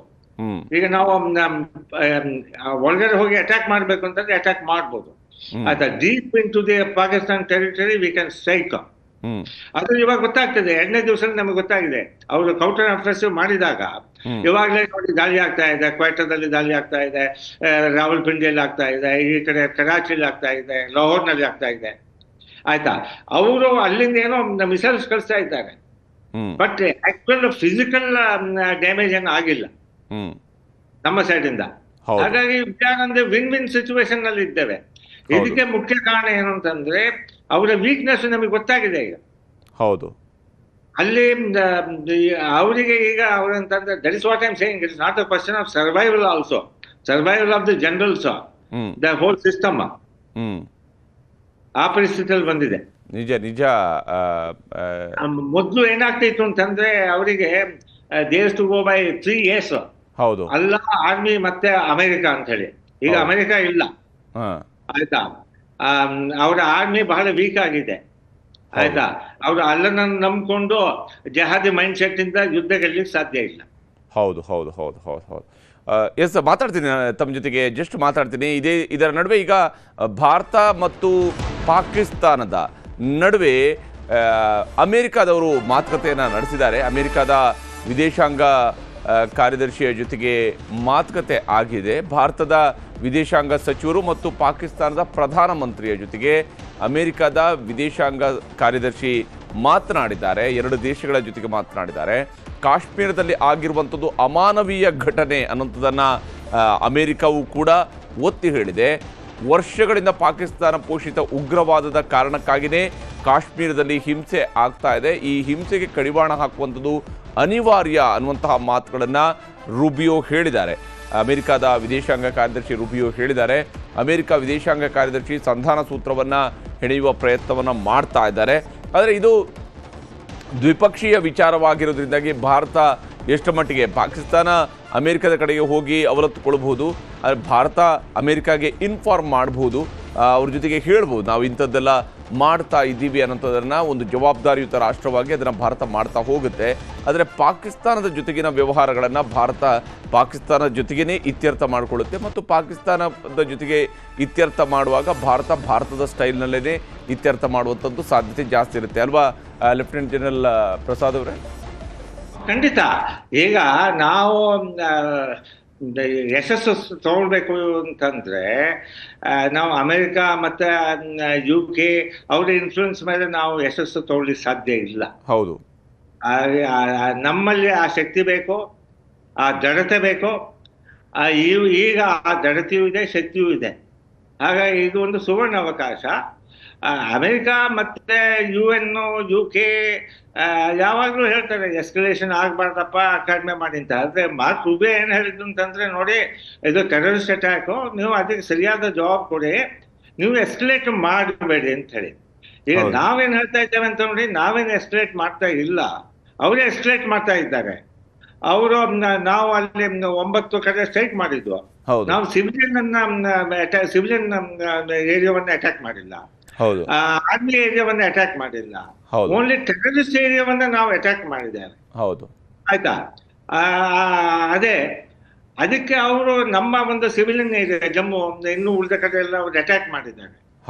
ಆಯ್ತಾ, ಸೊ ಇವೆಲ್ಲ ನೋಡಿದವಲ್ಲ, ಒಂದು ಎಷ್ಟು ಅವರು ಮಿಸೈಲ್ಸ್ ಕಳಿಸಿದ್ರು, ಅವರ ಡ್ರೋನ್ ಅಟ್ಯಾಕ್ ಎಷ್ಟಾಗಿತ್ತು ಎಲ್ಲಾ ಕಡೆಯಿಂದ, ಕಾಶ್ಮೀರದಿಂದ ಹಿಡಿದು ಗುಜರಾತ್ ವರೆಗೂ ಕೂಡ ಅವರು ಅಟ್ಯಾಕ್ ಮಾಡಿದ್ರು. ಆಯ್ತಾ, ಆದ್ರೆ ಅವರಿಗೆ ಅಲ್ಲಿ ಸಕ್ಸಸ್ ಆಗ್ಲಿಲ್ಲ. ಸೊ ಇದೇ ಅಲ್ವಾ ದೊಡ್ಡ ಪ್ರೊವೊಕೇಶನ್ ಅಂತಂದ್ರೆ ಏನು, ಅದು ಒಂದು ಲೋಕಲ್ ಅಲ್ಲ, ಇದು ಎಂಟೈರ್ ಬಾರ್ಡರ್ ಹ್ಯಾಸ್ ಬಿನ್ ಇದು it's a provocation, it's an act of war. ನಾವು ಡಿಕ್ಲೇರ್ ಮಾಡಲಿಲ್ಲ, ಆದ್ರೆ war has already begun. So ಈ ಸಂದರ್ಭದಲ್ಲಿ ಮಾರ್ಕ್ ರೂಬಿಯೋಗೆ ನಮ್ಮ ವಿದೇಶಾಂಗ ಸಚಿವರು ಏನ್ ಹೇಳ್ತಾರೆ ಅಂತಂದ್ರೆ, ನೋಡಿಯಪ್ಪ, ನಾವು ಇದನ್ನ ಪ್ರೊವೋಕ್ ಮಾಡಿಲ್ಲ, ಅವ್ರು ಪ್ರೊವೊಕೇಶನ್ ಮಾಡ್ತಾ ಇದ್ದಾರೆ, ಅದಕ್ಕೆ ಸರಿಯಾಗಿ ಜವಾಬ್ ಕೊಡುವಂತದ್ದು ನಮ್ಮ ಒಂದು ಕರ್ತವ್ಯ, ಅದು ನಾವು ಮಾಡಿಯೇ ಮಾಡ್ತೇವೆ ಅಂತ ಹೇಳಿದ್ದಾರೆ. ಹೌದು. ಇದರ ನಡುವೆನೇ LOC ಉದ್ದಕ್ಕೂ ಕೂಡ ನಡೀತಾ ಇರುವಂತಹ ಗುಂಡಿನ ದಾಳಿ, ವಿಶೇಷವಾಗಿ ಪಾಕಿಸ್ತಾನದ ಕಡೆಯಿಂದ ಏನೋ ನಡೆಸ್ತಾ ಇರುವಂತಹ ಅಟ್ಯಾಕ್ಗಳನ್ನು ನಾವು ನೋಡ್ತಾ ಹೋದಾಗ ಇದನ್ನು ಹೇಗೆ ಕೌಂಟರ್ ಮಾಡಿಕೊಂಡು ಹೋಗುವಂಥದ್ದು ಸಾಧ್ಯ ಇರುತ್ತೆ? ಯಾವ ಸ್ವರೂಪದಲ್ಲಿ ಈಗ ಕೌಂಟರ್ ಆಗ್ತಾ ಇರುತ್ತೆ ಅಲ್ಲಿ ತಿಳ್ಕೊಂಡು? ನೋಡಿ, ಇವಾಗ ಈ war is cyber technological warfare, ಆಯ್ತಾ? ನಮ್ಮಲ್ಲಿ we have A better technology ಒಂದು, ಮತ್ತೆ ನಮ್ಮದು ವೆರಿ ಪ್ರೊಫೆಷನಲ್ ಆರ್ಮಿ. ಅದಕ್ಕೆ ನಮ್ಮ ಇತಿಹಾಸವೇ ನಮಗೆ ಹೇಳ್ತದೆ. ಯಾವಾಗ 71 ವಾರ್ನಲ್ಲೂ ಕೂಡ ನಾವು ಪಾಕಿಸ್ತಾನದ ವಿರೋಧವಾಗಿ ಯುದ್ಧ ಮಾಡಿ ನಾವು ಗೆದ್ದಿದ್ದೇವೆ. ಕಾರ್ಗಿಲ್ನಲ್ಲೂ ಕೂಡ ನಮ್ಗೆ ಯಶಸ್ಸು ಸಿಕ್ಕಿದೆ, ಆಯ್ತಾ? ಈ ಶೆಲ್ಸ್, ಆರ್ಟಿಲರಿ ಅಟ್ಯಾಕ್ಸ್ ಎಲ್ಲ ಬಂದೇ ಬರುತ್ತೆ. ಆ ಸಂದರ್ಭದಲ್ಲಿ ನಮ್ಮ ಅಲ್ಲಿ ಸೈನಿಕರು ಅದನ್ನ ಎದುರಿಸಿ ಕೌಂಟರ್ ಅಫೆನ್ಸ್ ಮಾಡ್ತಾರೆ. ಹಾಗಾಗಿ ನಮಗೆ ಅದರಲ್ಲಿ ಯಾವ ರೀತಿಯ ಭಯ ಇಲ್ಲ, ಭೀತಿ ಇಲ್ಲ, ಆಯ್ತಾ? ಈಗಾಗಲೇ ನಾವು ಪಾಕಿಸ್ತಾನದ ಕೆಲವು ಪೋಸ್ಟ್ಗಳನ್ನ ಆ ಏರಿಯಾದಲ್ಲಿ ಡಿಸ್ಟರ್ಬ್ ಮಾಡಿ ಆಗಿದೆ. ಸೊ ಈ ತರ ಶೆಲ್ಲಿಂಗ್ ಒಂದ್ ಥರದ್ದು ಆಗ್ತಾ ಇರತ್ತೆ. ಆದ್ರೆ ಒಂದು ಫುಲ್ ಸ್ಕೇಲ್ ಶೆಲ್ಲಿಂಗ್ ಆಗ್ತಾ ಇರ್ತಿರ್ಲಿಲ್ಲ, ಇವಾಗ ಫುಲ್ ಸ್ಕೇಲ್ ಶೆಲ್ಲಿಂಗ್ ಆಗ್ತಾ ಇದೆ. ಶೆಲ್ಲಿಂಗ್ ಆದ್ರೆ ಅದಕ್ಕೆ ಸರಿಯಾಗಿ ನಮ್ಗೆ ಕೌಂಟರ್ ಅಫೆನ್ಸಸ್ ಇರುತ್ತೆ, ಏರ್ ಡಿಫೆನ್ಸ್ ಸಿಸ್ಟಮ್ಸ್ ಇದೆ. ಸೊ ಅವರ ಶೆಲ್ಸ್ ಅನ್ನ ಸ್ಟಾಪ್ ಮಾಡುವಂತಹ ಕೆಪಾಸಿಟಿ ನಮ್ಮ ಹತ್ರ ಇದೆ. ಸೊ ಹಾಗಾಗಿ ಅದ್ರ ಬಗ್ಗೆ ನಾವು ಜಾಸ್ತಿಯಾಗಿ ಚಿಂತನೆ ಮಾಡುವ ಅಗತ್ಯ ಇಲ್ಲ. ಇದೀಗ ಶೆಲ್ಲಿಂಗ್ ಇಂದ ಜಾಸ್ತಿಯಾಗಿ ಡ್ರೋನ್ ಮತ್ತು ಮಿಸೈಲ್ಗಳ ಮೂಲಕವಾಗಿನೇ ದಾಳಿ ನಡೆಯುತ್ತಾ ಹೋಗುತ್ತೆ ಅಂತ ಅಲ್ಲ, ಅದು ನಡೀತಾ ಹೋಗತ್ತೆ. ಆದ್ರೆ ಅವರಿಗೆ ಡ್ರೋನ್ಸ್ಗಳು ಎಲ್ಲಿಂದ ಬರುತ್ತೆ? ಅವ್ರಿಗೆ ಡ್ರೋನ್ಸ್ ಬರುವಂತಂದ್ರೆ ಒಂದು ಟರ್ಕಿ ಮತ್ತೆ ಮಿಸೈಲ್ಸ್ ಎಲ್ಲ ಬರ್ತಾ ಇರೋದು ಇಲ್ಲಿ ನಮ್ಮ ಚೈನಾದಿಂದ. ಅದೆಲ್ಲ ಫೇಲ್ ಆಗಿದೆ ಈಗ. ಹೌದು, ಅದೆಲ್ಲ ಫೇಲ್ ಆಗಿದೆ. ಮತ್ತೆ ಅವರ ಫಾರಿನ್ ರಿಸರ್ವ್ಸ್ ಕೂಡ ಬಹಳ ಕಡಿಮೆ ಮಟ್ಟದಲ್ಲಿದೆ. ಹೌದು, it is a failed state ಅಂತ ನಾವು ಹೇಳ್ತಾವಲ್ಲ, it has failed in every way. So ಯುದ್ಧ ಅವರು ಒಂದು ಮಂತ್ಸ್ ಟುಗೆದರ್ ಯುದ್ಧ ಮತ್ತೆ ಸಸ್ಟೈನ್ಡ್ ಅಟ್ಯಾಕ್ ಮಾಡ್ಲಿಕ್ಕೆ ಅವ್ರ ಹತ್ರ ಕೆಪಾಸಿಟಿ ಇಲ್ಲ. ಈಗಾಗಲೇ ನಮ್ಗೆ ತಿಳಿದಾಗ ಅಲ್ಲಿ ಶರೀಫ್ ಮನೆ ಹತ್ರದಲ್ಲೇ ಬಾಂಬ್ ವಿಸ್ಫೋಟ ಆಗಿದೆ. ಅವನು ಆ ಮನೆ ಬಿಟ್ಟು ಎಲ್ಲೋ ಕಡೆ ಹೋಗಿದ್ದಾನಂತೆ. ಹಾಗೆ ರಾವಲ್ಪಿಂಡಿಯಲ್ಲೂ ಅಟ್ಯಾಕ್ ಆಗಿದೆ, ಆರ್ಮಿ ಹೆಡ್ ಕ್ವಾರ್ಟರ್ಸ್. ಹೌದು. ಸೊ ಈ ಸಂದರ್ಭದಲ್ಲಿ ಒಂದು ಸಸ್ಟೈನ್ಡ್ ಅಟ್ಯಾಕ್ ಆಗತ್ತೆ ಅಂತ ಹೇಳೋದು ಕಷ್ಟ. ಯಾವ ರೀತಿಯಲ್ಲಿ ಬಾಂಗ್ಲಾದೇಶಲ್ಲಿ ಆಯ್ತಲ್ಲ 71 ವಾರ್ನಲ್ಲಿ. ಹೌದು, ಆಯ್ತು. ಸೊ ಅಲ್ಲಿ 93,000 ಸೈನಿಕರು ಶರಣಾಗತಿ ಬಂದ್ರು. ಆದ್ರೆ ಆಗ ಫುಲ್ ಸ್ಕೇಲ್ ಆಪರೇಷನ್ ಆಗತ್ತ ಅಂತ ಹೇಳೋದು ನಮ್ಗೆ ಗೊತ್ತಿಲ್ಲ. ಯಾಕಂದ್ರೆ ನಮ್ಮ ಉದ್ದೇಶ ಏನು ಅಂತಂದ್ರೆ ಪಾಕಿಸ್ತಾನ ಹೋಗಿ ಕ್ಯಾಪ್ಚರ್ ಮಾಡೋದು ನಮ್ಮ ಉದ್ದೇಶ ಅಲ್ಲ. ಹೌದು, ನಮ್ಮ ಉದ್ದೇಶ ಏನು ಅಂತಂದ್ರೆ ಅಲ್ಲಿ ಟೆರರಿಸ್ಟ್ ಕ್ಯಾಂಪ್ಸ್ ಅನ್ನ ಡಿಸ್ಟರ್ಬ್ ಮಾಡಬೇಕು, ಅವರಿಗೆ ಸಪೋರ್ಟ್ ಮಾಡುವಂತ ಸಪೋರ್ಟ್ ಸಿಸ್ಟಮ್ ಅನ್ನ ತೆಗೆದುಹಾಕಬೇಕು. ಅಂದ್ರೆ ಅವರ ಆರ್ಮಿ ಲೀಡರ್ಶಿಪ್ ಅನ್ನ ನಾವು ನಾಶ ಮಾಡಬೇಕು, ISI ಅನ್ನ ನಾಶ ಮಾಡಬೇಕು, ಆಯ್ತಾ? ಸೊ ಅದಕ್ಕೆ ಒಂದು ಮುಖ್ಯ ಕಾರಣ ಏನಂತಂದ್ರೆ ಅಲ್ಲಿ ಹೋಗಿ ಅವರ ಹೆಡ್ ಕ್ವಾರ್ಟರ್ಸ್ ಅನ್ನು ಕ್ಯಾಪ್ಚರ್ ಮಾಡಬೇಕು, ಲಾಹೋರ್ ಅಂತ ಮುಖ್ಯ ಸಿಟಿಗಳನ್ನ ಕ್ಯಾಪ್ಚರ್ ಮಾಡಬೇಕು, ಕರಾಚಿಯನ್ನ ಕ್ಯಾಪ್ಚರ್ ಮಾಡಬೇಕು, ಮತ್ತೆ ಪಾಕಿಸ್ತಾನವನ್ನ ವಿಭಜನೆ ಮಾಡಿ ಒಂದು ಬಲೂಚಿಸ್ತಾನ ಸೆಪರೇಟ್ ಆಗಬೇಕು, ಮತ್ತೆ POJಕ್ಕೆ ನಮಗೆ ಬರಬೇಕು, ಆಯ್ತಾ? ಸೊ ಹೀಗಾದಾಗ ಮಾತ್ರ ನಮಗೆ ಒಂದು ಪರ್ಮನೆಂಟ್ ಸೊಲ್ಯೂಷನ್ ಸಿಗತ್ತೆ.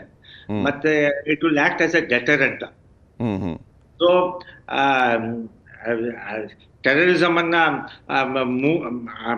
ದಡದಿಂದ ತೆಗಿಬೇಕು ಅಂತಂದ್ರೆ ಇದೆಲ್ಲ ಮಾಡ್ಬೇಕಾಗತ್ತೆ. ಸೊ ಅದಕ್ಕೆ ಅವರೇ ಕಾಲ್ ಕರ್ಕೊಂಡು ಬರ್ತಾ ಇದ್ದಾರಲ್ಲ, ಅವರೆಲ್ಲ ಪ್ರೊವೋಕ್ ಮಾಡ್ತಾ ಇರೋದು. ಹೌದು, ವಿನಾಶ ಕಾಲದಲ್ಲಿ ಅವರಿಗೆ ವಿಪರೀತ ಬುದ್ಧಿ ಅಂತ ಹೇಳಿದಾಗ ಅದೇ ರೀತಿಯಲ್ಲಿ ಪರಿಸ್ಥಿತಿ. ಹೌದು ಹೌದು ಹೌದು ಹೌದು ಹೌದು. ಆದರೆ ಈಗ ಈ ಹಂತದಲ್ಲಿ ಪಾಕಿಸ್ತಾನದಲ್ಲಿ ಅಲ್ಲಿಯ ಸೇನಾ ದಂಡನಾಯಕನ ವಿರುದ್ಧವೂ ಕೂಡ ದಂಗೆ ಆಗುವಂಥ ಸಾಧ್ಯತೆ ಎಷ್ಟು ಮಟ್ಟಿಗೆ ಇರುತ್ತೆ ಅಂತೇಳಿ? ಅದು ಆಗತ್ತಿಲ್ಲ, ನಾವು ಹೇಳಕ್ ಕಷ್ಟ. ಯಾಕಂತಂದ್ರೆ ಆಗ್ಬಹುದು, ಯಾಕಂದ್ರೆ ಅಲ್ಲಿಯ ಸೇನಾಧಿಕಾರಿಗಳು ರಾಜೀನಾಮೆನ ಕೊಟ್ಟಿರೋದಿರ್ಬೋದು, ಸೈನಿಕರು ರಾಜೀನಾಮೆ ಕೊಡ್ತಾ ಇರುವಂತಹ ವಿಚಾರಗಳಿರ್ಬೋದು.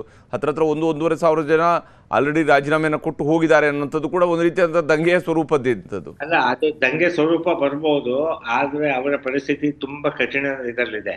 ಇವಾಗ ಯಾರೋ ಒಬ್ಬನೇ ದಂಗೆ ಮಾಡಿ ಅವನು ಮಿಲಿಟರಿ ಲೀಡರ್ಶಿಪ್ ತಗೊಂಡ ಅಂತಂದ್ರೆ ಅವನು ನಮ್ಮ ಇಂಡಿಯನ್ ಆರ್ಮ್ ಫೋರ್ಸ್ ಅನ್ನ ಅಚೀವ್ ಫೇಸ್ ಮಾಡುವಂತ ಕೆಪಾಸಿಟಿ ಬೇಕು. ಹೌದು, ಆಯ್ತಾ? ಸೊ ಈ ಸಂದರ್ಭದಲ್ಲಿ ಯಾರು ಕೂಡ ಅಧಿಕಾರಕ್ಕೆ ಬರ್ಲಿಕ್ಕೆ ಇಷ್ಟಪಡೋದಿಲ್ಲ. ಹೌದು, ಅಧಿಕಾರಕ್ಕೆ ಬರೋಕೆ ಇಷ್ಟಪಡೋದಿಲ್ಲ. ಆಯ್ತಾ? ಸೊ ಹಾಗಾಗಿ ಆದ್ರೂ ಕೂಡ ಅದು ಒಂದು ಫೇಸ್ ಸೇವಿಂಗ್ ಆಗ್ಬೇಕಷ್ಟೇ ವಿನಃ ಅಂತ ಕೆಪಾಸಿಟಿ ಇರುವಂತಹ ಜನರಲ್ಸ್ ಅವರಲ್ಲಿ ಇರ್ಲಿಕ್ಕಿಲ್ಲ ಅಂತ ನನ್ನ ಅಭಿಪ್ರಾಯ. ಅದು ಬಹಳ ಒಂದು ಕಠಿಣ ಪರಿಸ್ಥಿತಿಯಲ್ಲಿ ಪಾಕಿಸ್ತಾನ ಇದೆ. IMF ಲೋನ್ ಸಿಗ್ಬೇಕು ಅವರಿಗೆ. ಆಯ್ತಾ? ಅವರ ಮಿಲಿಟರಿ ಸಪ್ಲೈ ಎಲ್ಲ ಬ್ಲಾಕ್ ಆಗಿದೆ. ಹೌದು, ಬಹುಶಃ ನಾಳೆನೋ IMF ಇಂದ ಅವರು ಲೋನ್ ಅನ್ನು ತೆಗೆದುಕೊಳ್ಳುವಂಥದ್ದು ಇದೆ. ಅದು ವರ್ಲ್ಡ್ ಬ್ಯಾಂಕ್ ಇಂದ ಲೋನ್ ಅನ್ನು ತಗೊಳ್ಳೋದು ಅಂತದೇನೋ ನಾಳೆ ಪ್ರಾಸೆಸ್ ಆಗುತ್ತೆ ಅನ್ನೋದ್ರ ಬಗ್ಗೆ ಇತ್ತು. ಬಹುಶಃ ಅದು ಕೂಡ ಬ್ಲಾಕ್ ಆಗುತ್ತೆ ಈಗ. ಅಲ್ಲ, ಅದೆಲ್ಲ ಬ್ಲಾಕ್ ಆಗೇ ಆಗತ್ತೆ. ಅವ್ರಿಗೆ ಎಷ್ಟು ಲೋನ್ ಕೊಡ್ಬೋದು ಅದೇ ಹೇಳಿ. ಅದು ಆನ್ಲೈನ್ ಸಿಚುವೇಶನ್ ಇದ್ದಾಗ ಎಷ್ಟು ಲೋನ್ ಸಿಗತ್ತೆ ಅವ್ರಿಗೆ. ಮೊದಲೆಲ್ಲ ಚೈನೀಸ್ ಅವ್ರಿಗೆ ಸಪೋರ್ಟ್ ಮಾಡ್ತಾ ಇದ್ರು, ಯಾಕಂತಂದ್ರೆ ಅವರು ಒಂದು ಭಾಗವನ್ನೇ ಅವ್ರಿಗೆ ಬಿಟ್ಕೊಡ್ತಿದ್ರು. ಸೊ ಹಾಗಾಗಿ ಚೈನೀಸ್ ಅವ್ರಿಗೆ ಅಲ್ಲಿ ಇನ್ವೆಸ್ಟ್ಮೆಂಟ್ ಮಾಡ್ತಾ ಇದ್ರು, ಆಮೇಲೆ ಅವ್ರಿಗೆ ಲೋನ್ ಸಿಗ್ತಾ ಇತ್ತು. ಸೊ ಇವಾಗ ಅವ್ರ ಅಸ್ತಿತ್ವ ಇಲ್ಲದಾಗ ಅವ್ರಿಗೆ ಲೋನ್ ಎಲ್ಲಿ ಸಿಗತ್ತೆ ಹೇಳಿ? ಹೌದು, ಲಾಭ ಇಲ್ಲದವರು ಯಾವ ಕಾರಣಕ್ಕೂ ಲೋನ್ ಕೊಡ್ತಾರೆ ಅಂತ ಅವ್ರ ಮೇಲೆ. ಅದೇ ಇಲ್ಲಿ ಒಂದು ಅಂಶವನ್ನ ತಮ್ಮ ಹತ್ರ ಕೇಳಬೇಕು ಅಂತ ಇದ್ದಿದ್ದು ಪ್ರಸಾದ್ ಸರ್, ಬಹಳ ಮುಖ್ಯವಾಗಿ ಈಗ ಯುಕ್ರೇನ್ ಮೇಲೆ ರಷ್ಯಾ ದಾಳಿ ನಡೆಸುತ್ತೆ. ಯುಕ್ರೇನ್ ಅದನ್ನು ಸುಮಾರು 2 ವರ್ಷಗಳ ಕಾಲವರೆಗೂ ಕೂಡ ಆ ಯುದ್ಧವನ್ನು ಇನ್ನೂ ಕೂಡ ಕಂಟಿನ್ಯೂ ಮಾಡ್ತಾನೆ ಇದೆ. ಬಹಳ ಮುಖ್ಯವಾದಂಥ ಕಾರಣ ಯುಕ್ರೇನ್ನ ಸುತ್ತಲೂ ಕೂಡ ಅದಕ್ಕೆ ಬೆಂಬಲವಾಗಿ ನಿಂತಿರ್ತಕ್ಕಂತಹ ದೇಶಗಳು, ನ್ಯಾಟೋ ಕಂಟ್ರೀಸ್ ಅದಕ್ಕೆ ನೇರವಾಗಿ ಅಲ್ಲದ್ರೂ ಕೂಡ ಪರೋಕ್ಷವಾಗಿ ಅದಕ್ಕೆ ಬೆಂಬಲವನ್ನು ಕೊಡ್ತಾನೆ ಬಂದಿದ್ದಾವೆ. ಆ ಮೂಲಕವಾಗಿ ರಷ್ಯಾವನ್ನು ಯುಕ್ರೇನ್ ಎದುರಿಸ್ತಾ ಇದೆ. ಪಾಕಿಸ್ತಾನದ ವಿಚಾರದಲ್ಲಿ ಆ ಸ್ವರೂಪದ, ನೀವು ಆಗಲೇ ಮೆನ್ಷನ್ ಮಾಡಿದ್ರಿ, ಚೀನಾದ ಬಗ್ಗೆ ಮೆನ್ಷನ್ ಮಾಡಿದ್ರಿ ನೀವು ಕೂಡ, ಆ ಸ್ವರೂಪದಲ್ಲಿ ಯುಕ್ರೇನ್ಗೆ ಕೊಟ್ಟಂತಹ ಸ್ವರೂಪದಲ್ಲಿ ಯಾರಾದರೂ ಸಪೋರ್ಟನ್ನು ಮಾಡುವಂತಹ ಸಾಧ್ಯತೆ ಎಷ್ಟರ ಮಟ್ಟಿಗೆ ಇರುತ್ತೆ ಅಂತ ಹೇಳಿ? ಅದಕ್ಕೆ ಅಫ್ಘಾನ್ ಪ್ರಾಬ್ಲಮ್ ಇತ್ತು. ಅಫ್ಘಾನ್ ಪ್ರಾಬ್ಲಮ್ ಇದ್ದಾಗ ರಷ್ಯಾದವರು ಅಫ್ಘಾನ್ ಸಪೋರ್ಟ್ ಮಾಡ್ತಾ ಇದ್ರು. ಹಾಗಾಗಿ ಅಮೆರಿಕ ಬಂದು ಪಾಕಿಸ್ತಾನಕ್ಕೆ ಸಪೋರ್ಟ್ ಮಾಡ್ತಾ ಇತ್ತು. ಆ ಪರಿಸ್ಥಿತಿ ಇಲ್ಲ ಈಗ. ಹಾಗಾಗಿ ಮತ್ತೆ ಇನ್ನೊಂದು ಟ್ರೇಡ್, ಬೆಲ್ಟ್ ಇನಿಷಿಯೇಟಿವ್ ಇತ್ತಲ್ಲ ನಮ್ಮ ಚೈನಾದವರ ಒಂದು ಬೆಲ್ಟ್ ಇನಿಷಿಯೇಟಿವ್. ಹೌದು, ಅವರಿಗೆ ಈ ಹಿಂದೂ ಮಹಾಸಾಗರದಲ್ಲಿ ಕಂಪ್ಲೀಟ್ ಕಂಟ್ರೋಲ್ ಬೇಕು, ಇಂಡಿಯನ್ ಓಷನ್, ಅರೇಬಿಯನ್ ಇದರಲ್ಲಿ ಕಂಟ್ರೋಲ್ ಬೇಕು ಅಂತ ಹೇಳಿ ಅವರ ಒಂದು ಪಾಕಿಸ್ತಾನದಲ್ಲೇ ಗಡಾರ್ ಪೋರ್ಟ್ ಇದೆಲ್ಲ ಅವರ ಅದನ್ನ ಅವರು ಡೆವಲಪ್ ಮಾಡ್ತಾ ಇದ್ರು. ಆಯ್ತಾ? ಹೌದು. ಸೊ ಆವಾಗ ಏನಾಯ್ತು ಅಂದ್ರೆ ಅಮೆರಿಕನ್ ಇಂಟ್ರೆಸ್ಟ್ಗೆ ಭಾರತ ಸಹಾಯ ಮಾಡ್ತಾ ಇದೆ ಈಗ. ಅಮೆರಿಕನ್ ಇಂಟ್ರೆಸ್ಟ್ಗೆ ಭಾರತ ಸಹಾಯ ಮಾಡ್ತಾ ಇದೆ. ಹಾಗಾಗಿ ಅಮೆರಿಕಕ್ಕೆ ಪಾಕಿಸ್ತಾನದ ಮೇಲೆ ಜಾಸ್ತಿ ಇಂಟ್ರೆಸ್ಟ್ ಇಲ್ಲ ಈಗ. ಪಾಕಿಸ್ತಾನದ ಮೇಲೆ ಅಷ್ಟೇನು ಇಂಟ್ರೆಸ್ಟ್ ಇಲ್ಲ. ಮೊದಲು ಅವರಿಗೆ ಪಾಕಿಸ್ತಾನದ ಮೇಲೆ ಬಹಳ ಇಂಟ್ರೆಸ್ಟ್ ಇತ್ತು. ಅದಕ್ಕೆ ನಾನು ನಿಮಗೆ ಹೇಳಿದ್ನಲ್ಲ, ಅಲ್ಲ ಅಮೆರಿಕ ಮತ್ತೆ ಆರ್ಮಿ ಅಂತ ಹೇಳಿ 3A ಇತ್ತು. ಇವಾಗ ಅಮೆರಿಕ ಇಲ್ಲ, ಅಮೆರಿಕ ವಿರೋಧವಾಗಿದೆ. ಒಂದು ಪ್ರಪಂಚಕ್ಕೆ ಗೊತ್ತಾಗಿದೆ ಅವರ ದೇಶ ಟೆರರಿಸ್ಟ್ ಸ್ಟೇಟ್ ಅಂತ ಹೇಳಿ. ಹೌದು.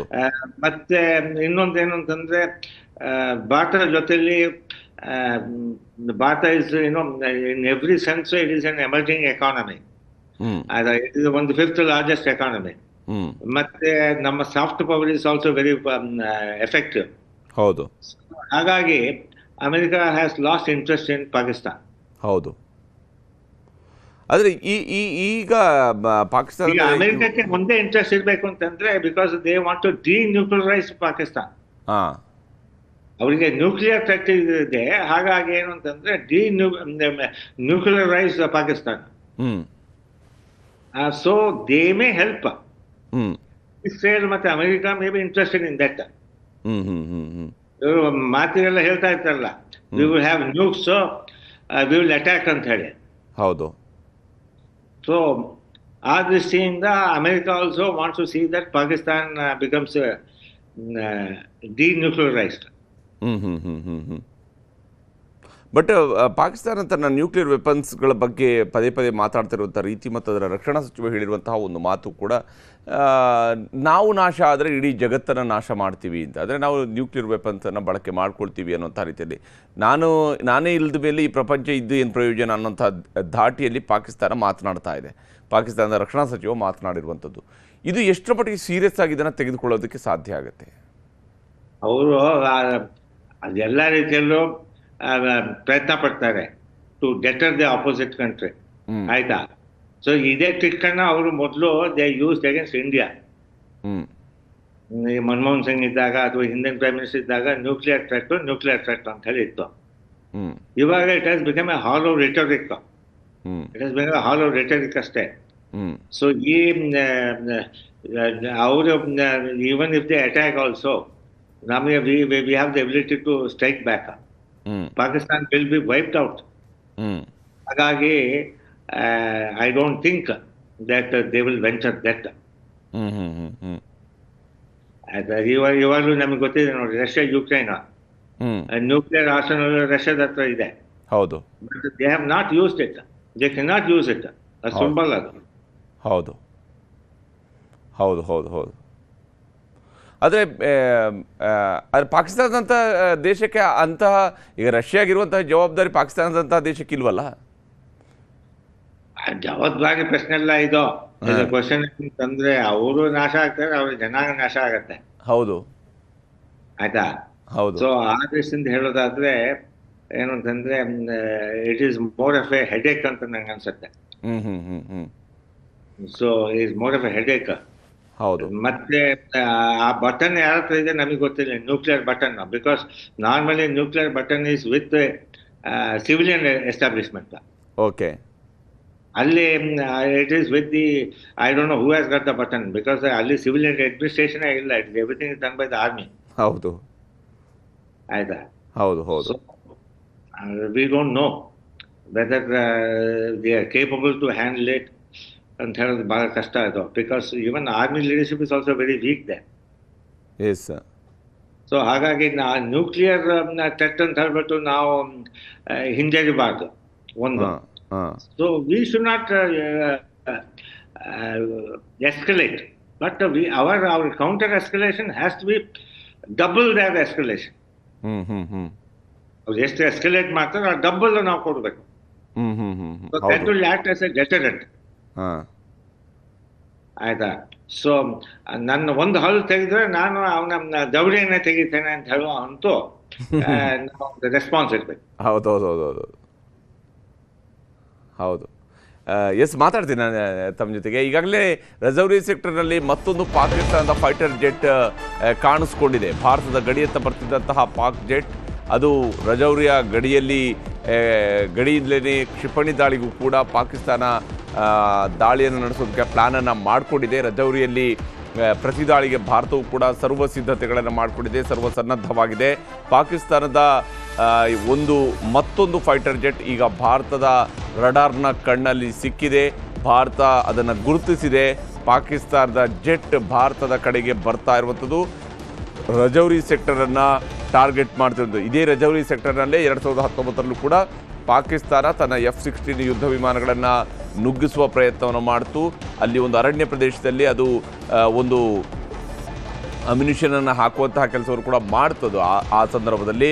ಆದರೆ ಅದರ ಹೊರತಾಗಿ ಪಾಕಿಸ್ತಾನಕ್ಕೆ ಬೇರೇನೂ ಮಾಡೋಕ್ಕಾಗಿಲ್ಲ. ಮತ್ತು ಅದರ F-16 ಯುದ್ಧ ವಿಮಾನವನ್ನು ಭಾರತ ತನ್ನ ಮಿಗ್ ಬೈಸನ್ನ ಮೂಲಕವಾಗಿ ಹೊಡೆದುರುಳಿಸುವಂತಹ ಕೆಲಸವನ್ನು ಮಾಡ್ತು.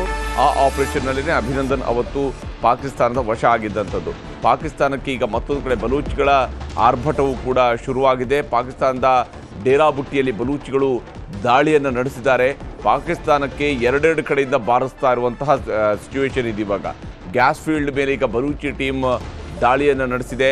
ಪಾಕಿಸ್ತಾನಕ್ಕೆ ಮತ್ತೊಂದು ಕಡೆಯಿಂದ ಈಗ ಬಲೂಚಿಗಳು ಆರ್ಭಟಿಸ್ತಾ ಇದ್ದಾರೆ. ಪಾಕಿಸ್ತಾನ ಪತರಗುಟ್ಟಿ ಹೋಗ್ತಾ ಇದೆ.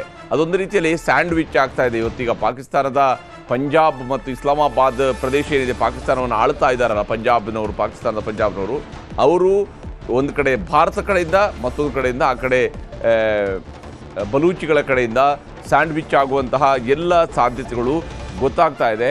ಅಲ್ಲಿಯ ಗ್ಯಾಸ್ ಫೀಲ್ಡ್ ಮೇಲೆ ಈಗ ಬಲೂಚಿ ಟೀಮ್ ದಾಳಿಯನ್ನು ನಡೆಸಿದೆ.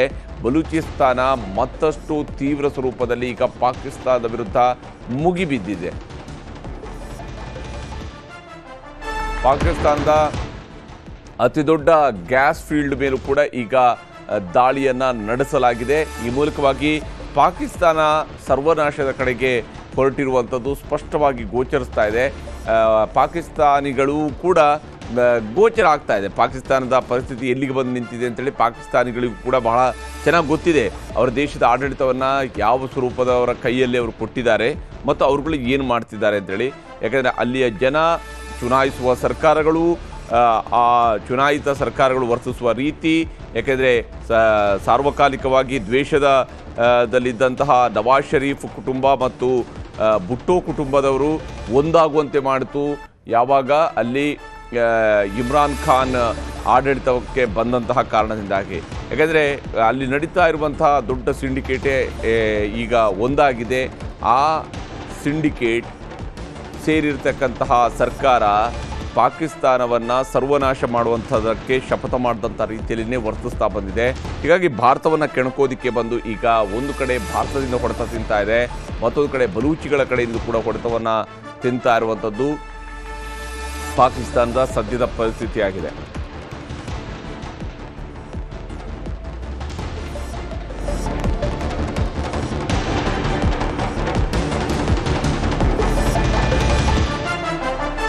ಡೇರಾ ಬುಕ್ತಿ ಅದರ ಗ್ಯಾಸ್ ಫೀಲ್ಡ್ ಇದು, ಅದನ್ನು ಈಗ ಡೇರಾ ಬುಕ್ತಿ ಮೇಲೆ ಈಗ ದಾಳಿಯನ್ನು ನಡೆಸಿದೆ ಬಲೂಚಿಗಳು ನಡೆಸ್ತಾ ಇರುವಂತಹ ದಾಳಿಗೆ ಪಾಕಿಸ್ತಾನ ತತ್ತರಿಸಿ ಹೋಗ್ತಾ ಇದೆ.